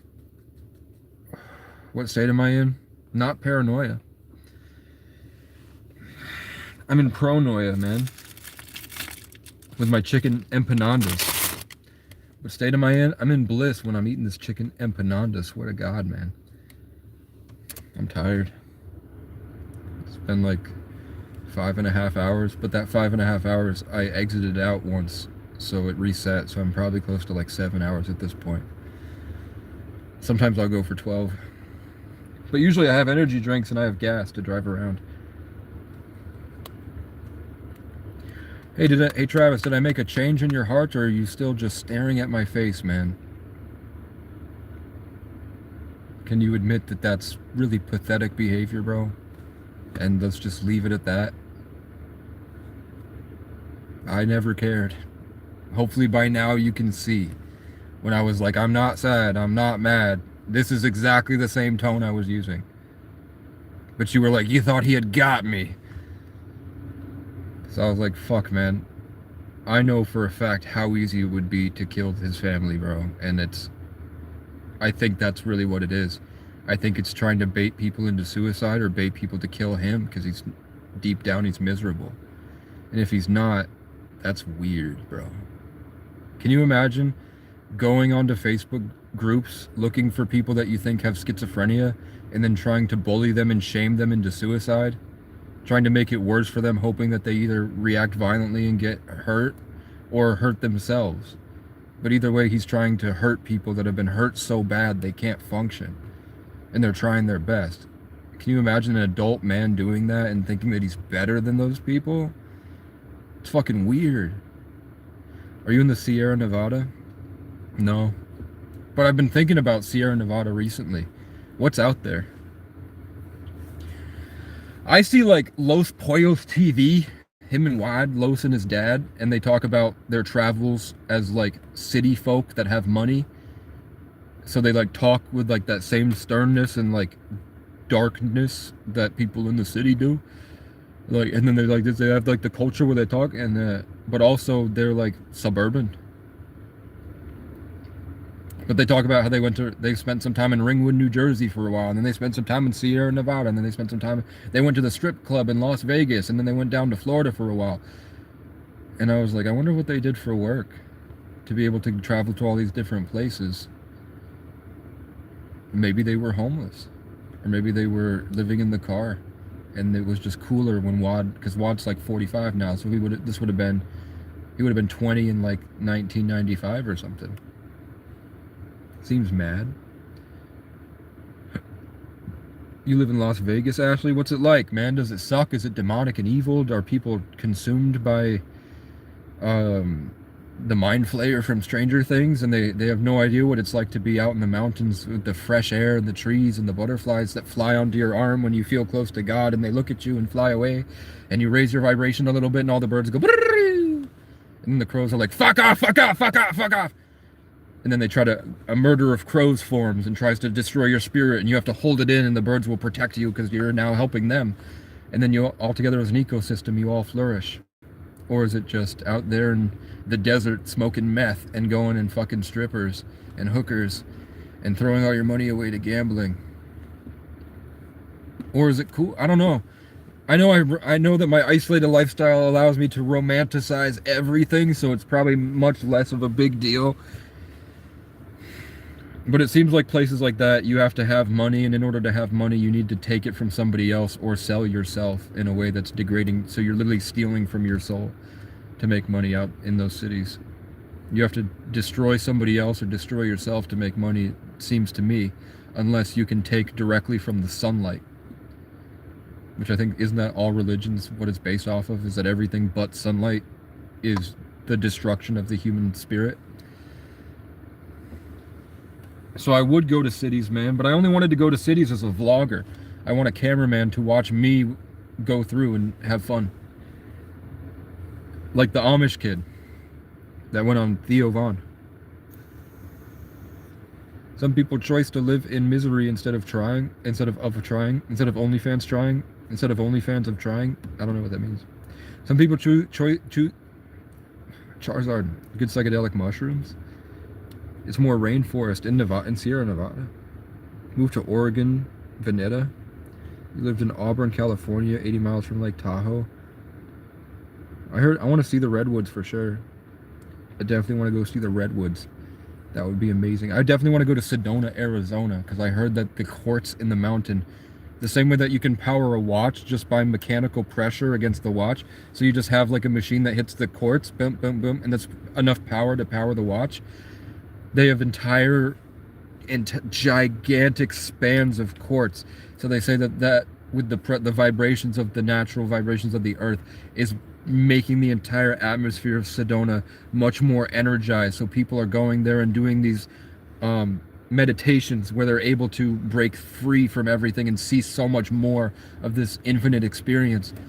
I really want to see that. That would be amazing. Nobody's choosing to live in misery. True. I didn't choose to live in misery. I chose to go on an adventure, and then people weren't happy about it. People made fun of me for living in a car, and I'm like, why? You don't know what it's like to wake up at Port Henry, New York, DoorDash on an adventure, making music all the time, I had a black woman who was Bob Dylan's backup singer, and she had her own music career. She was my vocal coach for a while. She was really cool, and she married an Irishman. And then I had a piano teacher who was dark-skinned African named Franz, and he was really cool. But there's Francis and Sam, and her name was Sam and Franz, and they were really, really cool. Other than that, that's the only time I'd ever had one-on-one long-form conversations with people of color in my entire life until COVID hit. And then after COVID and BLM hit, for some reason I was just around a lot of black people for a long time, and pretty much only black people for a long time. And back then I was like mesmerized. I thought they were superheroes. I thought that they could take in more sunlight, and they were just like cooler, that they were more competent, and they were literally spiritually different. And they were. And it was really cool because I had felt like I was alone in life, and that I was going to be a weirdo, and that there was something wrong with me because my peers didn't see the world the same way I did. But then when I hung out with all probably 1,000 different black people in a span of 3 years, just like hanging out all day outside and running into tons of people, that taught me that there was nothing wrong with me, but I felt like there was something wrong with me, and all I needed to do was stop being fucked up and love myself. And that was literally it. And then I realized, holy shit, I've always been a real one. And these people are fake pussies. You're a pussy ass bitch, and you're jealous, and you live in delusion. And you hate me for things I didn't even realize. And then later I found out, oh, you're Irish, African, and Native. And you were trying to be white, and it wasn't working.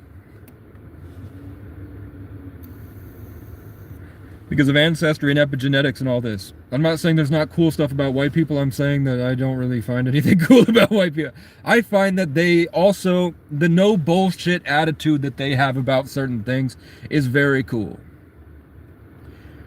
And in that no bullshit attitude, they have the chance to make better, more empathic decisions. They have a chance to care about people. But I also feel like we can tell when there's like a very white person, because when they come into the space, it feels like everything is dying. Because they're holding their stern stoicism discipline over the environment and turn their space into a capitalistic spiritual harvesting of everything around them. And because of their desire for progress and their institutionalized Masonic-induced Goyim fucking Capricorn way of seeing the world, they are able to go up Mount Everest, and they're able to go on these cool trips, and they're able to get a lot of money, but they're never able to enjoy it until they have the breakdown, and then they have to survive by making poetry. I swear to God. Mike Posner couldn't enjoy life until he gave it all up. And then he went on Mount Everest, lived in the woods for a long time, and then made poetry. And now he's getting closer and closer to what I learned being homeless. And Mike Posner blew up in college. He was from Detroit, but he never learned it. You have to go through the unfairness and this communal hive mind seeing you as the enemy and the degradation of yourself and self-worth and the inability to function and losing of your confidence, so you lose the ability to think and you become self-aggressive, and the traumas that you endure from people stick onto you, and you now become in cycles of attack, and the only thing that can stop the noise is escaping and hiding in a den like this and just trying to create, begging God for healing, and then slowly you come out of the cave and then you grow like a tree in the present moment. Everybody always mentions skin color, but nobody's racist. I talk about epigenetics, and I talk more about how all is mind, and that we're bodies living in spirits, not spirits living in bodies, and that there was just a time where the world shifts. It's just the time we're in now. It's not necessarily the skin color or whatever. Like, I have a more serious tone. I have the indigenous forward-moving jawline mixed with the Irish pointed up, but I have the native jaw and the nose, and the squint of the eyes is Irish and native, and the darker skin tone comes from native and Irish. I don't care about the skin tone necessarily, but I think the skin tone is evident because all is frequency. So the natives called the white people the dark force people because the white and the skin and whatever, the contrast of that is that they had a very dark interior. They called them the shadow people, the dark force people. Yeah, I'm not homeless. I'm in a trillion-star hotel. I'm camping.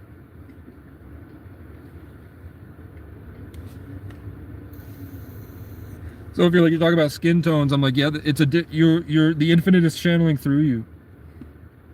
You're an instrument of the infinite. And I'm not knocking white people. I'm knocking parts of white culture that has ruined my life. My dad was a ski bum. He was a great ski instructor. He was very funny. He was a Leo. He is a Leo. If he's not dead, I don't know. He's a Leo, 3 life path, traveling comedian. Leo stays on his mountain, and the self and the image stuff, and he was really cool. He was a really cool guy. I love my dad, man. But the attack of the self that came from trauma, and then when he was expressive, people would get jealous and they would attack him. Literally jealousy, because my dad was able to get a triplex with 30 cabins and a 4-story barn from grandma because I was born. And then he had tenants, so he became a king, and people didn't like that, and they burned our shit down. Then he didn't be a homeless bum. He went and lived with his buddy, who was a captain of a yacht for the richest family in the world. One of the richest, the DuPonts. So he lived in a ski chalet at the end of a dirt road opposite an abandoned ski resort where nobody lived. So we had that whole place to ourselves. And on our first sleepover with my friend Tyler, he's using his blinker, look. And you can see it. Clear as day. Cop speeds by, it's raining, speeds by 60 miles an hour in a 45, whips around, pulls my dad over for not using the blinker. My dad's like, I used the blinker. The cop reaches in to grab the key. My dad rolls the window up and floors it in reverse. The cop is hanging out the window. Blah, blah, blah. All of a sudden, lights on. There were already 6 cops there. They were waiting for us. They saw us go up Ray Hill Road. Ray O'Brien Road. They saw us go up Ray Hill Road. And before we could make it to Hummingbird Way, they attacked him. And then he couldn't work. And he reclused and went into self-attack mode, went to jail. And who knows what happened after, man. He went to the wall where they do heroin and shit. Travels around in his RV. I gave him my cat. And then he got another cat. That was a stray cat that jumped in his window one night. So he has 2 black cats. And he has 2 kids. I'm Casey. My sister's name is Danielle. Those are both ancient African names. And then he had 2 black labs, which was pretty cool. Wait, your dad assaulted someone with a vehicle by taking them on an involuntary ride? No, a group of thugs manufactured a crime and tried to kill him. And he escaped in self-defense to protect the children in the back. And then he took on 6 cops that attacked him with excessive force. went way outside the law. There was no basis for anything. They just attacked him. It didn't matter that they happened to be cops. They attacked the guy. And he defended himself. And he took on 6 cops to protect us. He was just trying to get to where there was cameras. Which is why they couldn't have stopped him outside our property. Because there was a camera. So they went to the only place where there was no cameras.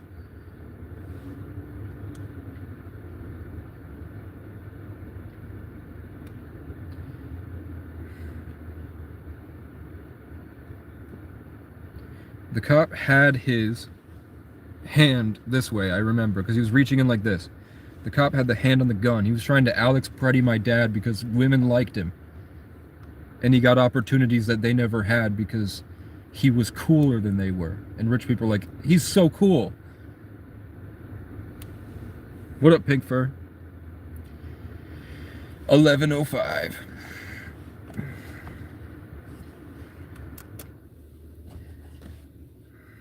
So I don't like that about white people, man. And I just don't see black people doing that. I don't.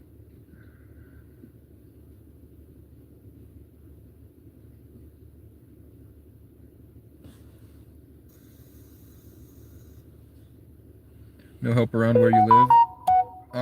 Sometimes, I mean, the administration is Republican right now, so homelessness is a crime and they should be killed for not working a job. And you have people that can't work because of physical disabilities. They can't work because trauma and dysfunction has made them unable to be basically like trying to make a raccoon run a cash register, basically. And they're like, and then downing on them when they like jump at like loud noises and shit, or drugs. And the way to cure all 3 of those, in most cases, is abundance. You have to kill them with kindness. You have to save them from their problems and let them be on a piece of land by themselves, resting as long as they need to. And then when they're healed, every human being on earth wants to contribute to something greater, even if they don't realize it. Even if they're like, I hate the world, I'm going to be a loser forever. They have they have some type of artistic thing they're doing. They're building something. They're collecting fucking bugs, bro. They're making music. They're doing something. They just can't function at that job. That doesn't mean they can't do other things. It's just no other option is available for them. Like, I can't work at a grocery store. I can't do it. I can't be in the building. I can't do it. I've tried. I can't be in a grocery store. But I bust my ass fucking door dashing. I shovel in -10. And I love it. Now I'm going to try to go to the dairy farm, I guess. Because I can't do FedEx. Because I have trespassing on my record. So now I can't even work a job because they thought they needed to punish me for not having a job, which made it impossible for me to get out of the situation. And they liked it. They're like, they don't care. It wasn't about homeless. That was an excuse. They just wanted to hurt me, man. And that was the way that they could.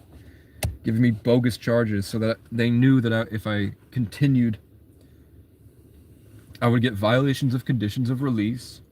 If you trespass and you go to court for trespassing, you can't commit any crimes, and then you trespass again. And if you live outside, you're always trespassing, which means you literally have to be a slave and waste 1/3 of your income to live in a box you barely spend any time in.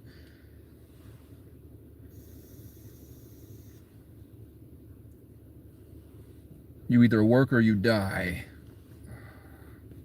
And I'm like, why? You know how many homeless people want to build a food forest, but they can't because it's private property out in nature? You know how much a food forest would do for the communities? You wouldn't need to pay food stamps. Because we'd be eating eggs and vegetables and apples and oranges and shit. Fucking pears. Oh, here's a lack of willpower. Well, you're retarded, man. You only see what you can see. Hey, you live in America, you have no excuse. Build your own business. Well, how long have you been watching, man? That's literally the opposite. That whole point you're trying to make is literally the opposite of what's going on right now. Listen close. He's full of willpower. I'm actually pretty tired. Thank you, man. But I've got my orange Trident gum to keep me sustained. My chicken empanadas. Trident fights cavities, I heard.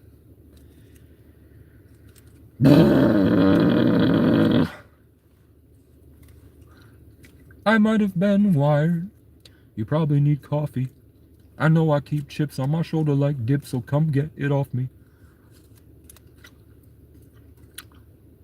Your situation sounds like mine still is. Can't work, but we'll start soon. I can't deal with the deli customers. I was thinking about a deli. While I was talking, I was like, I tried to work at a deli. I couldn't do it. Because of all the people behind the register. And I was too emotionally empathic. I was like really able to understand everybody's emotions all at once. And I couldn't function correctly the way that I needed a gym membership and rest in the woods. And then I would have got it. But at the time, I had just recovered from a lot of suicide attempts that had fucked me up. And then I did more suicide attempts. When I chew gum, my breath starts, like I get this disgusting smell. I think because I'm breaking apart all the shit that's on my teeth.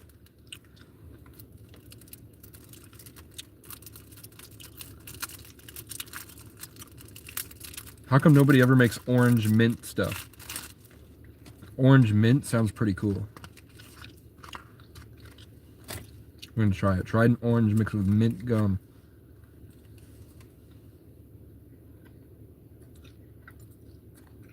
The mint is overtaking the orange.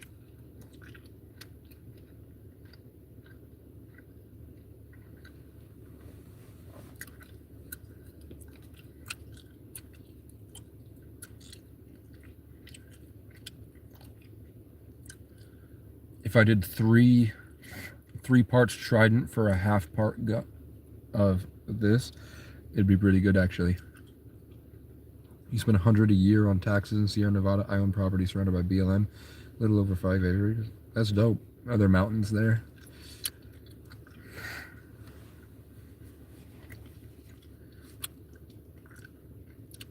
Are there rivers?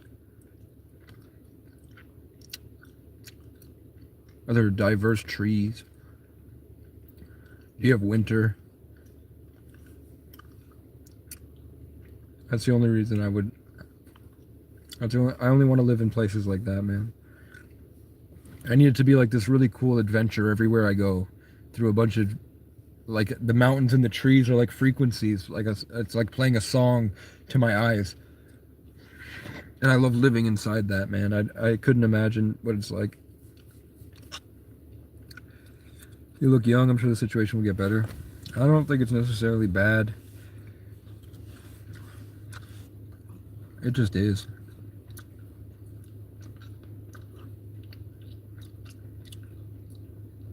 I enjoy it.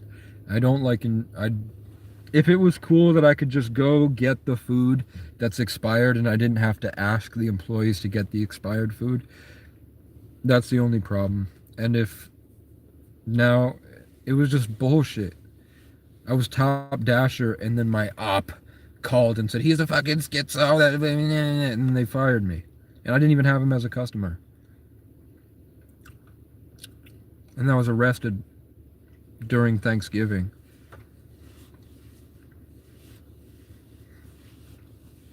So I lost Instacart. Or else I'd have like $3,000 in my pocket right now.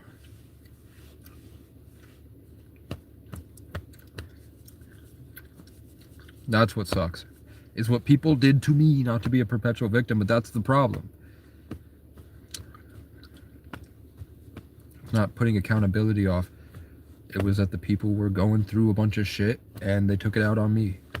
And I was just trying to drive around and have fun and hang out with people and adventure and do cool stuff. And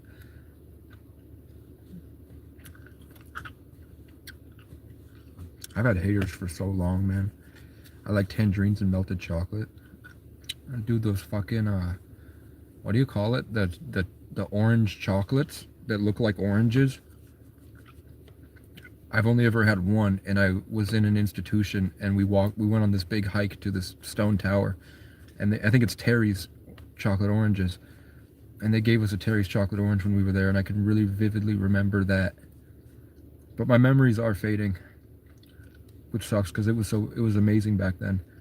Everything was more vivid and fresh. Now the air is stale. Terry's. My aunt would always get me popcorn for Christmas. This big tub of caramel and cheddar and regular popcorn, and I'd eat that whole thing in a week. Probably less, like 4 days. And I would lay upstairs and I would just shovel that shit, and then I would watch like Game Grumps. Too Hot in the summer and Feats of Snow in the winter. You're 80 miles from 80 miles. It's 80 miles from Lake Tahoe, River American, River Mountains.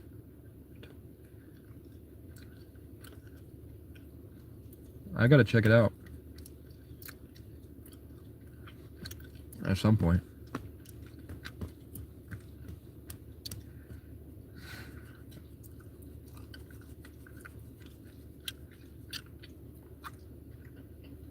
I wanted to wait until I had a huge savings of money so that I never had to worry about gas or if I get in a bind out there. Because here, as much as I talk shit, I know, because there's just a lot of bad. So I talk about the bad. I know if my car wheel fell off of my car in a random back road, more likely than not, somebody would come help.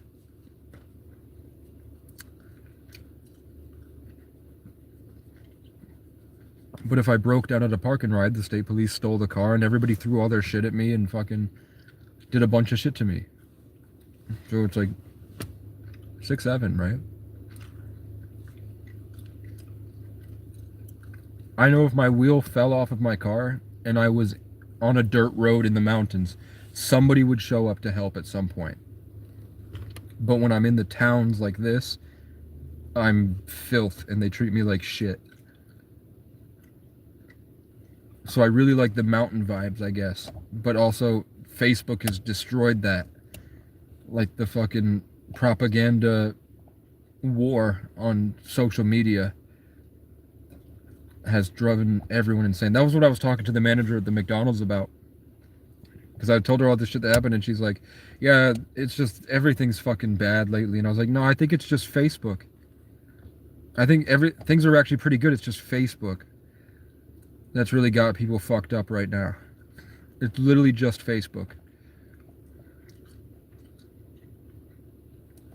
Because the old people aren't on Twitter. 40-year-olds aren't using X. It's Facebook that's fucking these guys up here.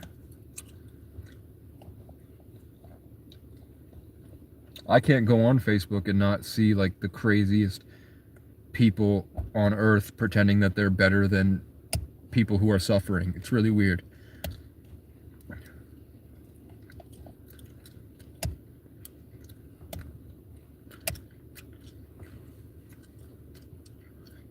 Really weird, man.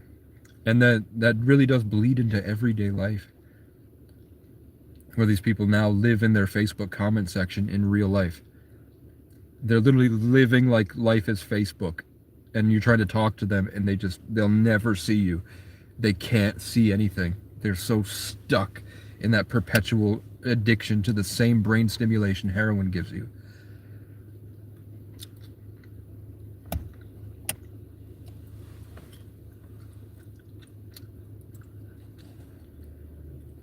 It's so weird.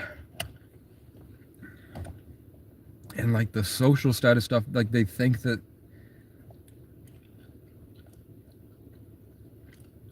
what they does has an effect on my reputation. Like if they talk shit about me on the internet or about each other, they think they think it's literally destroying the people on the other end of the phone. And I'm like, that only works if you've relinquished yourself into the technology. you've now become, in a sense, you've shifted your identity to be inside that matrix system. And it's all a delusion. Because you're not right here talking to me. If somebody comes up and says, like, you fucking schizo junk, whatever, I'd be like, okay. And? You think you might be a nut job too? You think maybe you got some problems? I'm just sitting here. Is it because the girls at the drive-thru don't like you? I think if you were normal and anything that you're claiming to be right here, you wouldn't even be here in the first place. And I'm here because I enjoy it. But you do not look happy, brother. You are not enjoying anything. And that's not my fault.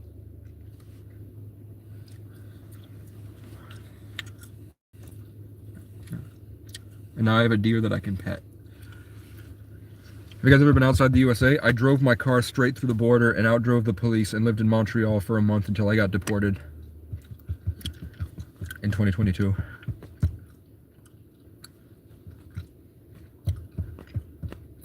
The solid rock in the Sierra Nevada have much frequency in the ground. Yeah, I mean, the word Sierra has been coming into my life a lot. Like a Sierra camper drives by and I'm like, that's weird. And then I opened my car and then somebody had dropped a trash for like Sierra mist or something. And then I'll go to the store and they're talking about somebody named Sierra. And then I open my phone and hit shuffle and then Sierra Pharrell starts playing on the Noah Khan radio. And I'm like, Sierra's coming up a lot. I don't know. There's something to Sierra. Alaska. I've never been to Alaska. Ever taken an airplane or boat? I've been on a boat. I've been on a plane twice in my life, maybe 3 times, but I can't remember coming back.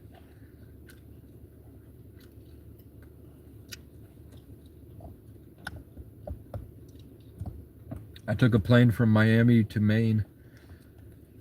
And it was not how I expected it to be. It was really weird. And then I took a plane from Connecticut to LA because my foster family at the time had relatives that that was a lawyer in Santa Monica, and she had a nice ass house, and Venice Beach was really cool. The energy's really different in California. I went to Oxnard and the fresh water, and there were sea lions and shit. It was fun. And I went on a paddleboard and I fell in, and it was really cool. I'm really glad that they did that for me. Even though I was like, when I tell you I was like I grew up as an animal, I mean that even in that cool place, I couldn't function unless I went upstairs and I hid under a blanket in the corner and I watched The Punisher for most of that week. Because when I move around places, because I was just constantly moving around homes and in and out of couches and outside sometimes and locked in boxes, like smaller than a closet, way smaller than this car.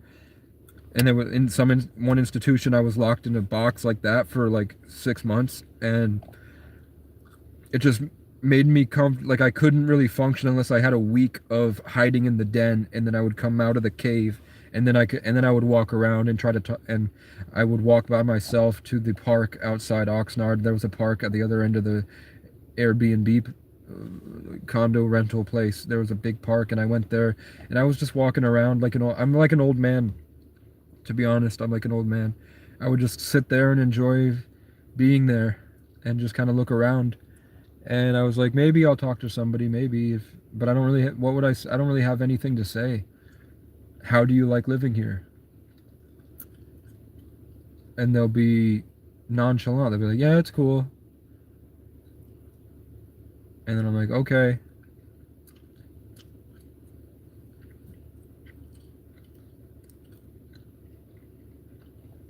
But then if I was trying to game a girl, I would be like, hey, high five. And then, or I wouldn't even say high five. I'd just be like, yo. High five, grab the hand, spin her around. How you guys doing? I'm good. I'm just hanging out. I'm trying to get on the, like if it's an amusement park, I'm trying to get on that one soon. What are you guys up to? Like, I really like your this bracelet. What is it? Grab the bracelet. Usually at that point they're like blushing and really happy about the experience, and then I just invite them to hang out with me. And then I just ask them, then I'm able, once I've gotten through there, then I can do the Casey stuff where I'm like really getting in psychologically what's up with your life and how do you live and how understanding the beauty of their experience, even if they don't realize that that's what it is. I'm just letting them talk. And then when they talk, I have really cool stuff to say. Like they'll just end up speaking about their problems, and I have a lot of good advice, and I was really funny. I learned later in life about more of like having energy in your body and they have energy in their body and how to like play around and flirt and all this stuff. But that takes a lot of functioning. It would take like getting a gym membership and having a routine of working out every day to get you focused and having a shower and stuff. So that's how an apartment would be very beneficial to me for the social aspect stuff.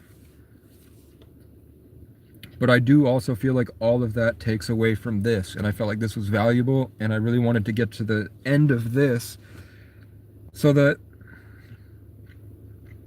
I knew what it was like until I got bored of it, and then I'm on to the next adventure. And that's all it really was, man. It just happened to be a lot more traumatizing and terrible, but I always still have the same belief and value in this experience. And I love it. I love this. Following a band tour. I think my dad followed the Grateful Dead for a while. He had a Deadhead sticker. Following a band for a while. Yeah, because there's already a lot of people there. I don't like the idea of like following in a giant caravan. I like the idea more of bouncing between a bunch of really cool different cultures with the independent philosophy and intelligence to enjoy it and have tons of skills and make life better for everything. I wouldn't want to go to Costa Rica as a suffering, traumatized loser. I would want to go to Costa Rica as a warrior that's buff and wants to go swimming and see the cool fish. And then, now that I have this foundation of suffering, then if I go to Hawaii, I won't be a fucking mainlander piece of crap. I'll be Casey. And I think Casey has a way greater chance of meeting a Hawaiian tribe and learning how to spearfish and getting being honorable enough from your character and what you've learned to show off your mastery of their culture that you've learned by getting the cool Hawaiian tattoo. And then I'll go to Ireland and do that and then get the spiral Celtic knots. And then I really wanted to go to the native tribe and... What the hell? You love sharing food? Old acquaintance of mine, daughter's name is Sierra, has a daughter named Mackenzie. I have another... I don't know what I know Ken is fire. So it's the female descendant of fire. I have another acquaintance, his daughter's name is Shasta. I've never heard that. Isn't that a drink? I like Mexican food and Indian food.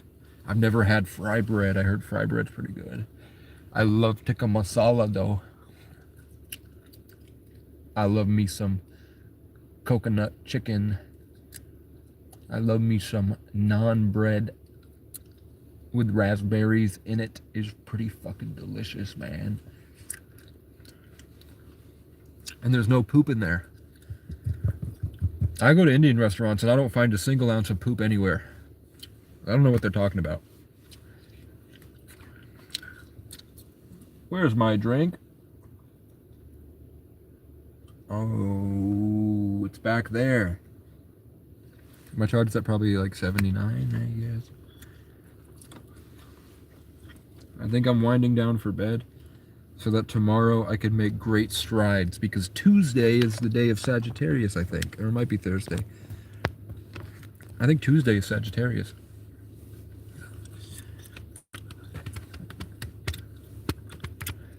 That was so weird. if I just wake up and I see a crackhead and they're twitching and then it's fine.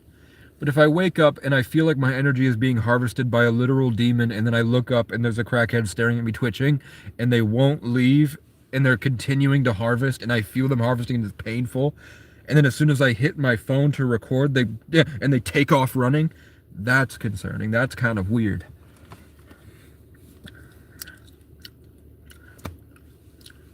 You love Christmas in Puerto Rico? I share my culture with my fiance who is white. His family.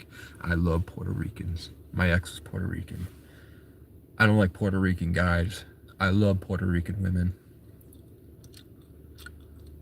I don't think horchatas are Puerto Rican, but I would get horchatas with my Puerto Rican girlfriend. And she was great. I love Puerto Ricans, man. And also, they say Puerto Ricans are the healthiest people in the world. Like, their epigenetics and their ability to fight off disease. Puerto Ricans are the healthiest gene pool in the world. I love Puerto Ricans, man. But I heard if you go there, they'll kill you. Is Puerto Rico that bad that if I went there and I spoke Spanish that I would be killed quickly? But I love Puerto Ricans, man. I love Puerto Ricans. I don't know. I think Brazilian women's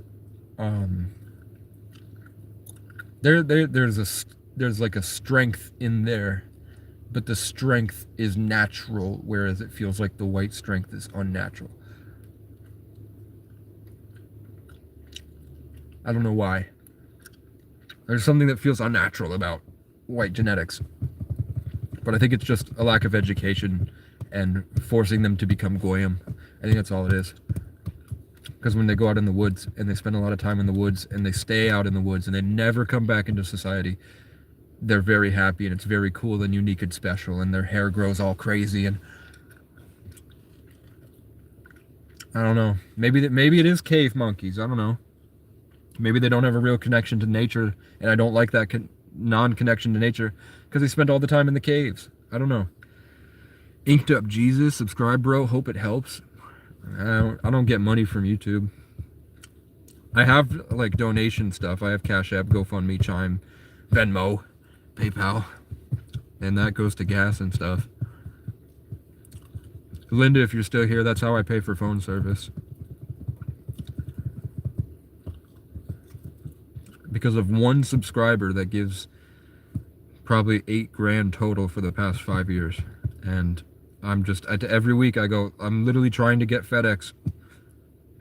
I want to pay you back. I want to devote like 6 months of my life just to paying back. I want to do like a YouTube thing where I give $1,000 to the guy that helped me fix my car. Even though he only did $200 worth of work. He was the only person that offered to help me, and he did it for free. So I'd like to go back and give him a grand. But Demon Hunter and her family did a lot for me.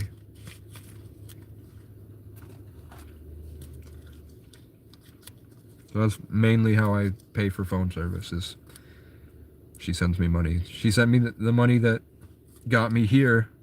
And because of that, I was able to find somebody hunting. I was able to find somebody who was going to fix my car for free. Because of the money from Demon Hunter, and I was able to get to the church that lets me put my stuff behind in their field. So I have a place now for my stuff that nobody's going to bother it. Hopefully.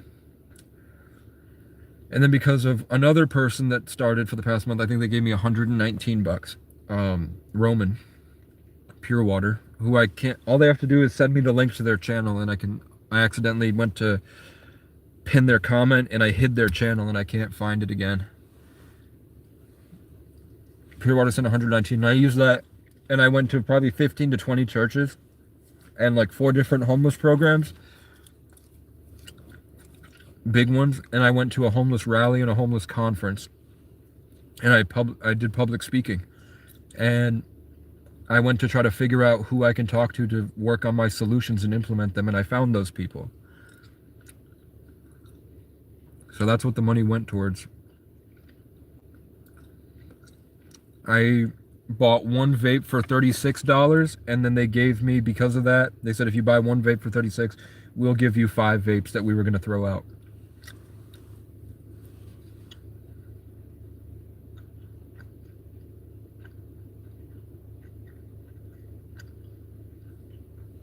So I'm not gonna not take up that deal because I'm trying to quit cigarettes. Because I did quit cigarettes. I don't smoke cigarettes anymore. I don't like cigarettes anymore. Oh, I also use it to that plus some money shoveling at the music hall. I was able to go get my birth certificate, which is what I need for employment, which is now here. And I should have really got 2 copies and given one to the homeless program here to photocopy. Giants live in Mount Shasta. Have you seen them? I know aliens live in the rainforest and in the water.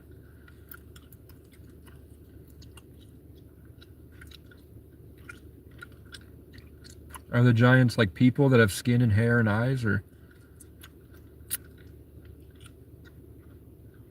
are they like frog people, like reptilian people? What are the giants like? And then I gotta go, I think. I need sleep. I want to hear about the giants.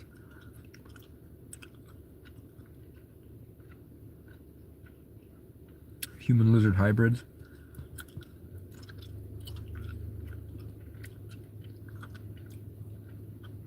One night I woke up in the middle of the night where it was like I was sleeping, and then all of a sudden I was awake and I had sleep paralysis like this, and then in my consciousness, astral projecting opened up my consciousness, and then I saw something that looked beige with small eyes and a thin jaw that pointed out a little bit, elongated skull, like basically like if Roger from American Dad was a Chad, basically like Giga Chad Roger from American Dad, basically. And but not a cartoon, like an actual thing. And it basically told me telepathically, I am astral projecting, I am transmitting from the infinite. And it was wearing like a robe, and I saw that it was pressed up against with like this stern authority. It wasn't friendly at all, it wasn't happy at all. It seemed more actually aggressive, but in a serious way, where it wasn't like human aggression. It was like, it was just like this darkness, this like malevolence almost. And then I went to escape onto my phone. I'm like, I'm not going to pay attention to that. I'm going to open my phone. When I open my phone, a little gray, boom, and then I see it floating right here, a little gray staring at me, and then turns around. And then I immediately feel like the stimulation to say something online. It says, we use social media to attack all of you together, and you all think that you're talking to each other, but really it's just us spewing negativity back out in a ritual. And then I felt them get a little scared, and then they disappeared. And then I saw a giant red T-Rex looking head, way bigger than anything else, come from the darkness, from the dark abyss, this dark T-Rex head thing. Like a draconian, I think they call it. And the draconian was just angry at me. It hated me. And then it all washed away when the birds started going. Birds freaking out, and the frequencies were shedding away that whatever. And then a couple months before that, on the other side of when I was on the other side of the cabin facing this way, I woke up and there was a praying mantis doing the same thing, and it jolted me like this, and I went like this, like praying mantis arms, and I was like, what the fuck? And then I saw a blue alien with a spear and feathers come out of the ether and attack it, and then they both disappeared, and and everything was fine after that. Could you breathe? I don't think I think that I wasn't breathing because I was too scared to breathe. Like, I don't think my consciousness allowed me to consciously make the decision to start breathing. I think I was completely wiped and unable to think, so that I vividly experienced those things. Let's start about the history of the Pacific Northwest. It's in the energy that's here. I can literally astral project there right now and literally just incarnate and see it and feel it. It's brighter there, and then there's a lot of moisture there. There's a lot of storms there, I see, and the trees are much bigger than the people, which gives them this sort of sternness and this ability to incarnate more precisely, which allows them to be, it's more of an earth sign. There's a lot of earth and water there.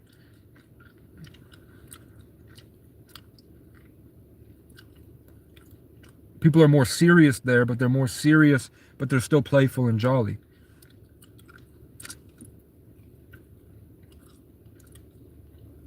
I see people living in vans in parking lots, but the parking lots are like right by the riverside or the lake, the ocean, and I see that it's not like big corporations there. It's like old like mom and pop restaurants. And I see campsites deeper in, and it's bright in the summertime.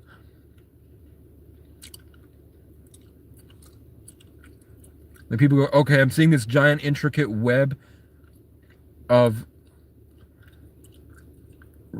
cords and rope, and they're crawling on them like and they're living in like hammocks up there.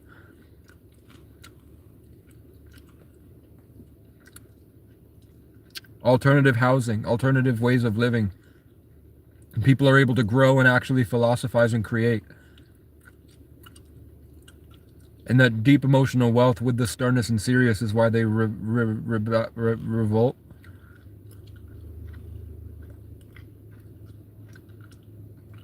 Because they have the ability, they have the dark focus, but they also have the belief in that life could be more beautiful. So that causes them to, but I'm seeing that the Pacific Northwest ends at Seattle's not part of it. Seattle is pushing back against the nice vibes in the forest. Seattle is messed up. They're too aggressive with their dominance of the etheric energy. There's too much of them, and they're sort of like accidentally asserting themselves against the ocean areas. And Seattle's pushing down instead of pushing up. It's pushing down towards California. I don't know what this means. It's just growing out, and the energy is like transmuting down through that side. I don't know. It's etheric, like a mind flayer made of distortion. But above Seattle, I'm seeing that they're like right above Seattle. There's like a lake, or there's like a set of islands, and those are fine. They're not affected by that energy at all. And Canada, and then when you get to Canada, that energy is not present. Like there's nothing up there. That area of Canada, the mainland from Vancouver, there's nothing. No real energy at all, or I just can't get there. In Alaska, I can kind of see. I can see the views in the flatland and a bear on the riverside. If you go deeper in, there's dense forest and moose. And there's a lot of people that are drunk.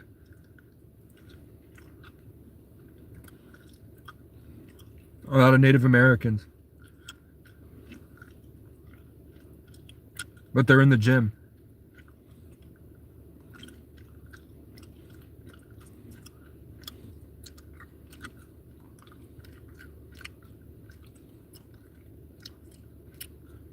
I'm seeing hippie white people in vintage vans that are on their little adventure, but they have a lot of money.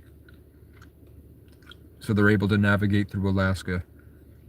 But they're never able to fully enjoy it. Because they have too much money.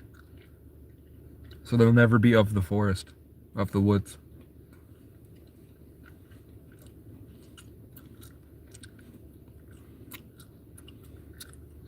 And I just saw like an alien right there, swear to God. Crawling over the roof of this car right there. And it was using its hand like, yeah. The Avogadro from Black Ops 2. What are you doing, man? Is that a person?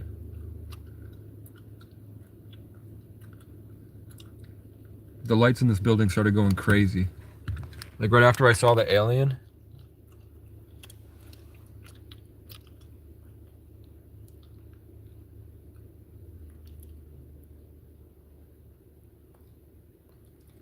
What the fuck is going on over there? And that's where that person that I said was like really acting really weird was just twitching and standing there just twitching earlier today on this live. Like, what's going on in that house? It's not like, it's not a TV. Maybe I'm thinking, dude, they're fucking running around in there. There's like grown adult old people that are sprinting around. Is the place on fire?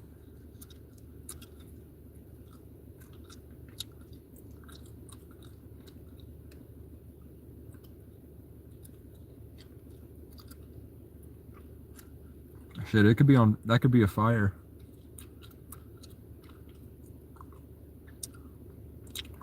What the fuck?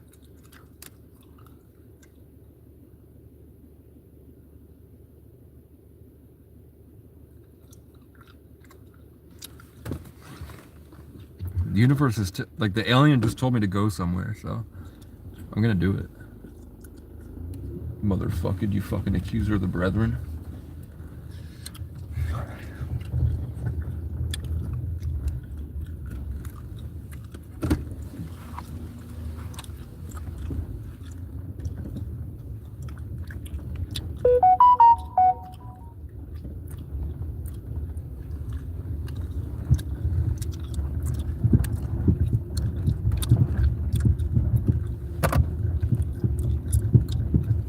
Trump forever. Trump is just a Masonic plant. His name isn't even Trump. Satanist Freemasons, before the internet, would write literature to tell the rest of the Satanist Freemasons what their plan was for the world.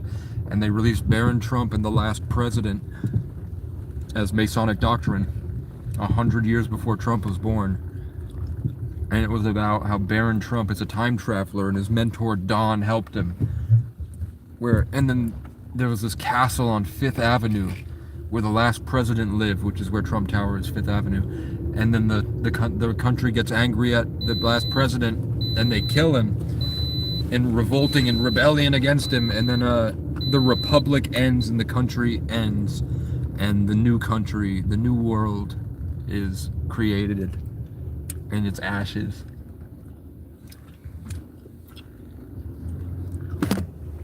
And that doesn't have to be that people will riot against Trump and kill him in Fifth Ave. That just means that maybe the impeachment is what they're talking about, or the fall of the great man or something.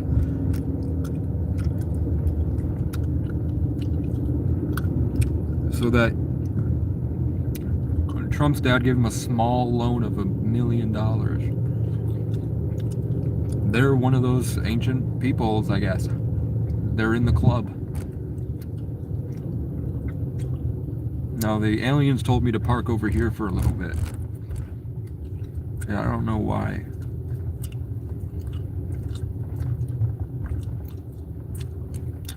I love when the energy feels like nothing is real. It's really cool. It's like the world gets liminal. Which is like why I can see the aliens and shit right now. Don't look at me, anybody.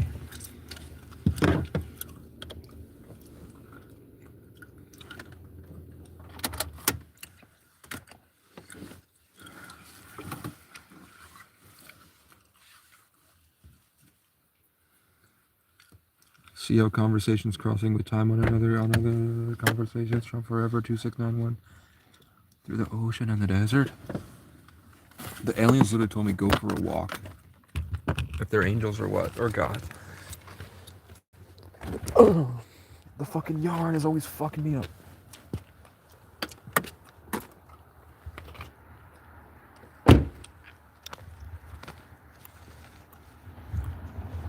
Zero parking, 12 a.m. to 5 p.m. I can walk around for 8 minutes.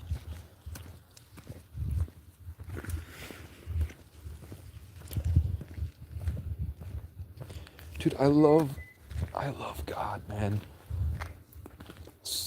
They told me to come here, and when I got here, the energy feels really nice.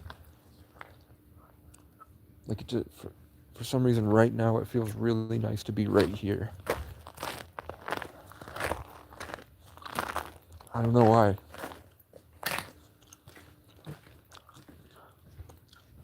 Like, just standing right here, right now, feels really nice. It's a different vibe. I don't know. That's like I'm receiving a care package of healthy happiness. And now I'm standing right. They told me to turn around. I'm standing right where I saw when they called me to look. And then there's something out there.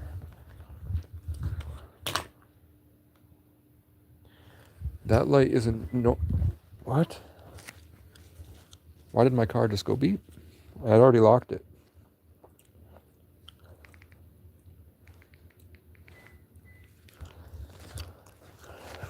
I'm an adventurer. I don't know what that light is. I'm suddenly cold and they said, no, don't do it. We're just standing here and having fun. Okay.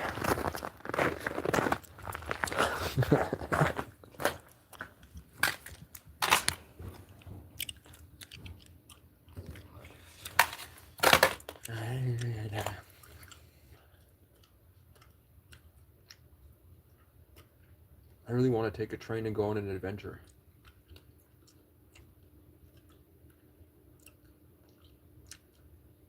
But the aliens are saying don't. I'm going to call them angels at this point because they're yellow and bright. And then the star just said don't say anything about it. I'm seeing a bunch of shit, bro. I don't know what it is. But it feels good.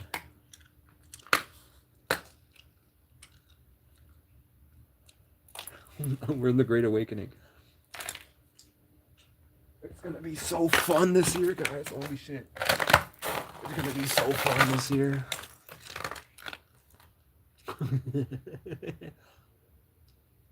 I used to belt singing out here. I didn't give a fuck who heard me in those windows because I was suffering. I might have been white. You probably need coffee. I know I keep chips on my shoulder like dips, so come get it all. I might have been. Yeah, this is gonna be the Capricorn influence on the year. With the Aries is really stagnant, so it's really kind of it's really heavying the Saturnian influence over Aquarius, because Aquarius is ruled by Uranus and Saturn, but in Sagittarius the Aquarius was so much better last year because the Sagittarius righteousness was overthrowing the Saturnian influence to be just infinite abundance, but now we have the opposite of Aquarius, or opposite of Uranus. So all the energy is just really stagnant, really blocky.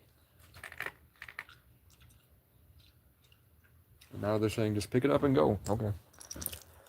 It was just to feel that, and that felt really cool, which is helping me understand gang stalking. And now I'm taking off after maybe I bothered somebody on accident. I'm sorry if I bothered you. I didn't mean to. I was just listening to the extra-dimensional entities that seem to look like giant people in the sky. Sorry.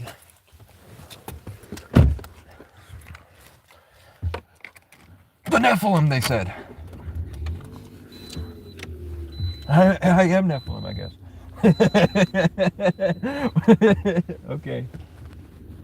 I just want to eat my empanada, bitch. Let me sleep, man. Giant flash of light over there. Just unusual, random. Oh, and my e-brake is on. What the fuck is that?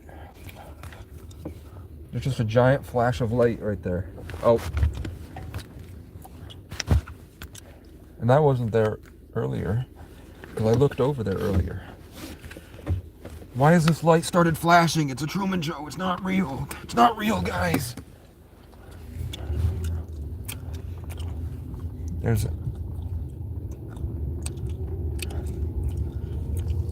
What is going on?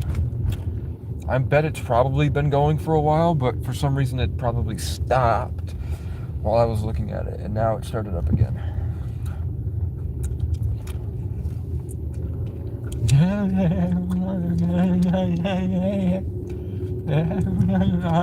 I love this town.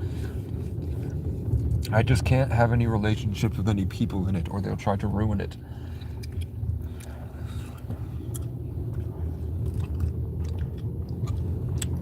Well, it turns out the place that was blinking is an automotive center, which had pretty good recommendations, so maybe they can tell me tomorrow what... Maybe. You don't want me to leave yet? Well...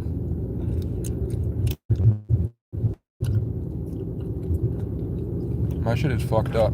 For the next 7 days, I'm going to have you arrested. Come on. You think you're intelligent, but you're simply mentally... Stop it. Stop being a hater, man. Stop throwing a temper tantrum. Stop it with your maniacal narcissist temper tantrum, man. Leave me alone to have fun. If I want to go, hey, just let it happen, man. You have no involvement. It has nothing to do with you. And making it about you is evident of your jealousy. It all stems from jealousy. I found. It all stems from your self-worth issues. And you are actually idolizing me. Isn't that weird? Oh fuck, my wheel bearing's gonna fall off. I might have been wired. You probably need coffee. I tried to keep chips on my shoulder like dip, so come get it off me. I'll say sorry with my body. I'll say sorry with my body. I'll say sorry with my body. Come and dance with me. Dola helicota helicota helico wow.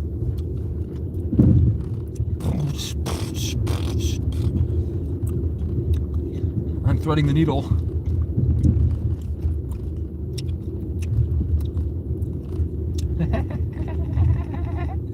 Kitty! Kitty! I'm Queso! Kitty! Kitty, kitty, kitty, kitty, kitty, kitty, here, kitty, kitty, kitty. Let's find a stray cat and adopt it. Let's cut our poop up into...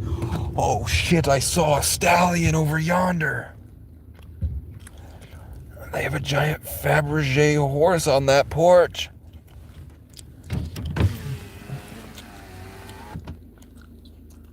Very cool.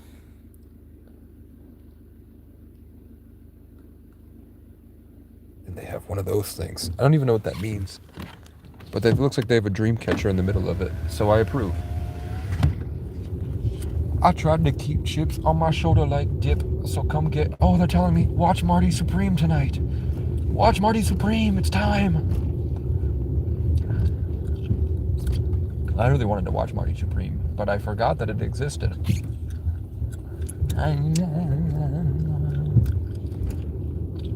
What a nice, cozy little neighborhood.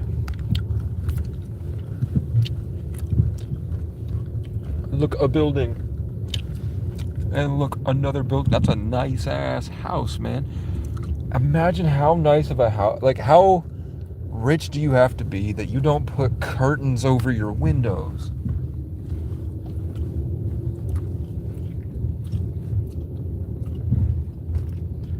I bet these people all have ceiling fans.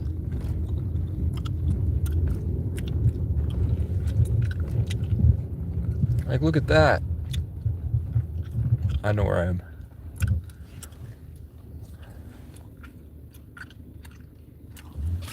And we're gonna go down this way, and then we're gonna turn around.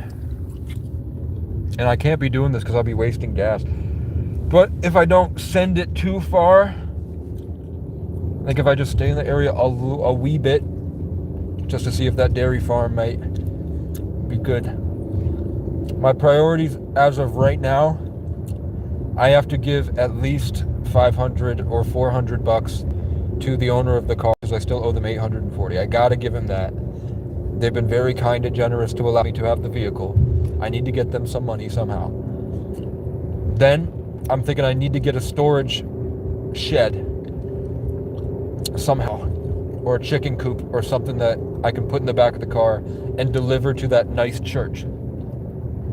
I'm thinking a chicken coop so that they can put chickens in there this summer or something cool, and have eggs and stuff. I think that would be really cool. But it would be doubling also as storage for people that are going, because we're like, this is the Underground Railroad in 2026. Homeless people need to have a place to put their stuff while they go out and hunt for better opportunities. Or else people will rob their shit, or it'll be such a mess that the crazy, crazy robot white people will go crazy, crazy, crazy, you know? Are you picking up what I'm putting down? Stop at the stop sign. Let's see if my good friend Ray, who I don't know how to speak to because I'm an animal, I only know how to do this. There's a lot of free shit.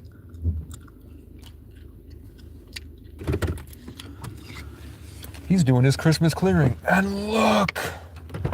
Oh, fuck yeah.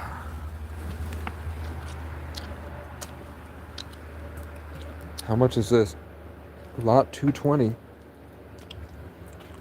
No price tag. It's near a bunch of free stuff. I don't think these totes are free. I think the things inside the totes are free, which is unfortunate because all I need is a tote. Because somebody stole my tote, literally. Look, relatable, right? Help. Help. Oh, I think somebody... There is a gas can, I think. Album of Horses.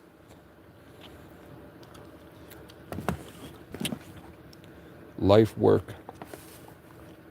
Instead of getting a job, you have life work. And because you're making this album of horses. Because Mozart and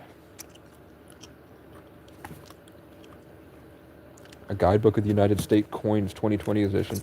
100 ways to live your life. 100 ways to simplify your life. How about don't work a job? Weight loss recipes. Rocket's Red Glare. Just Another Kid.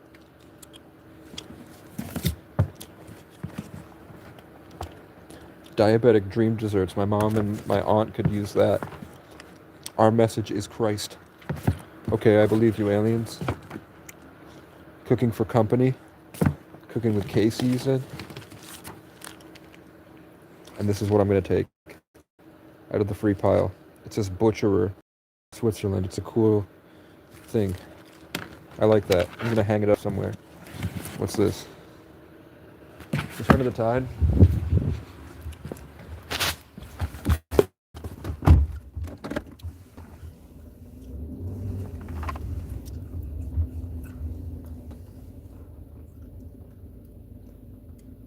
Yeah, there's nothing.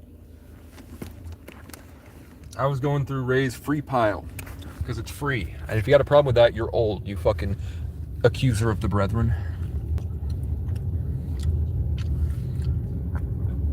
I don't know, I'm just driving around. I've got a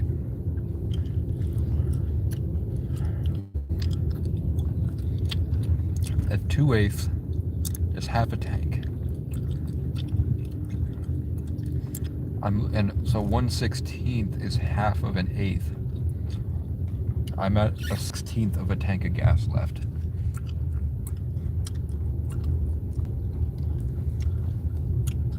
Not very bueno.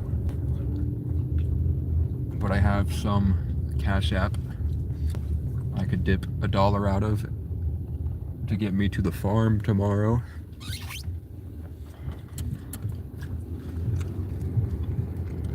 Which shouldn't be far. Or I could try to find it right now, actually. Because they said it's on the way to this town. Fuck you. If I didn't know myself, I'd be someone else, chat. Chicken empanadas under the heater from the almond of the walnut, chat. Do you know what I'm saying? Are they squeezing it out of the peanut? Are they squeezing it out of the peanut, guys? The almond of the... Recomputing. disconnected from town, reconnecting to nature. Big jolt in my back. Chat, if you don't realize we're in Revelations, you got a problem. Wake up and enjoy your life, because we don't know when it's going to end. Israel is ready to nuke us. If the United States weapon system went down today, Russia would nuke us. China would kill us. I don't know why. It seems pointless.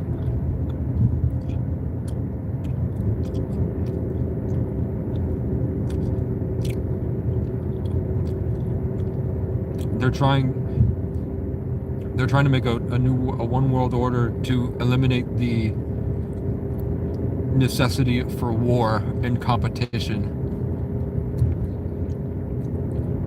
And I just think that that's pointless, because the earth itself is the government. We are of the earth. We don't need a one world coalition. You just need to hang out with each other, man. Your problem is probably capitalism.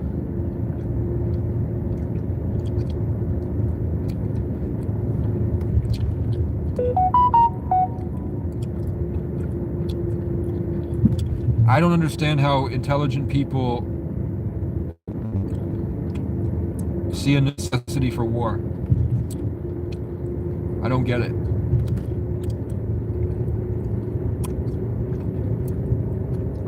Unless it's about sex, food, and water. Gas and travel.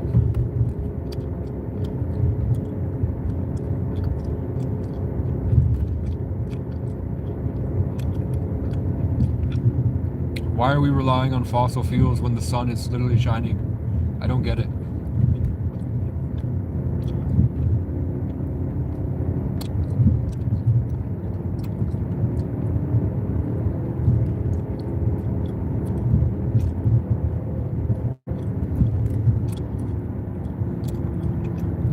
Imagine the genius it took to develop the engine. There's a tiny little bit of oil streaming into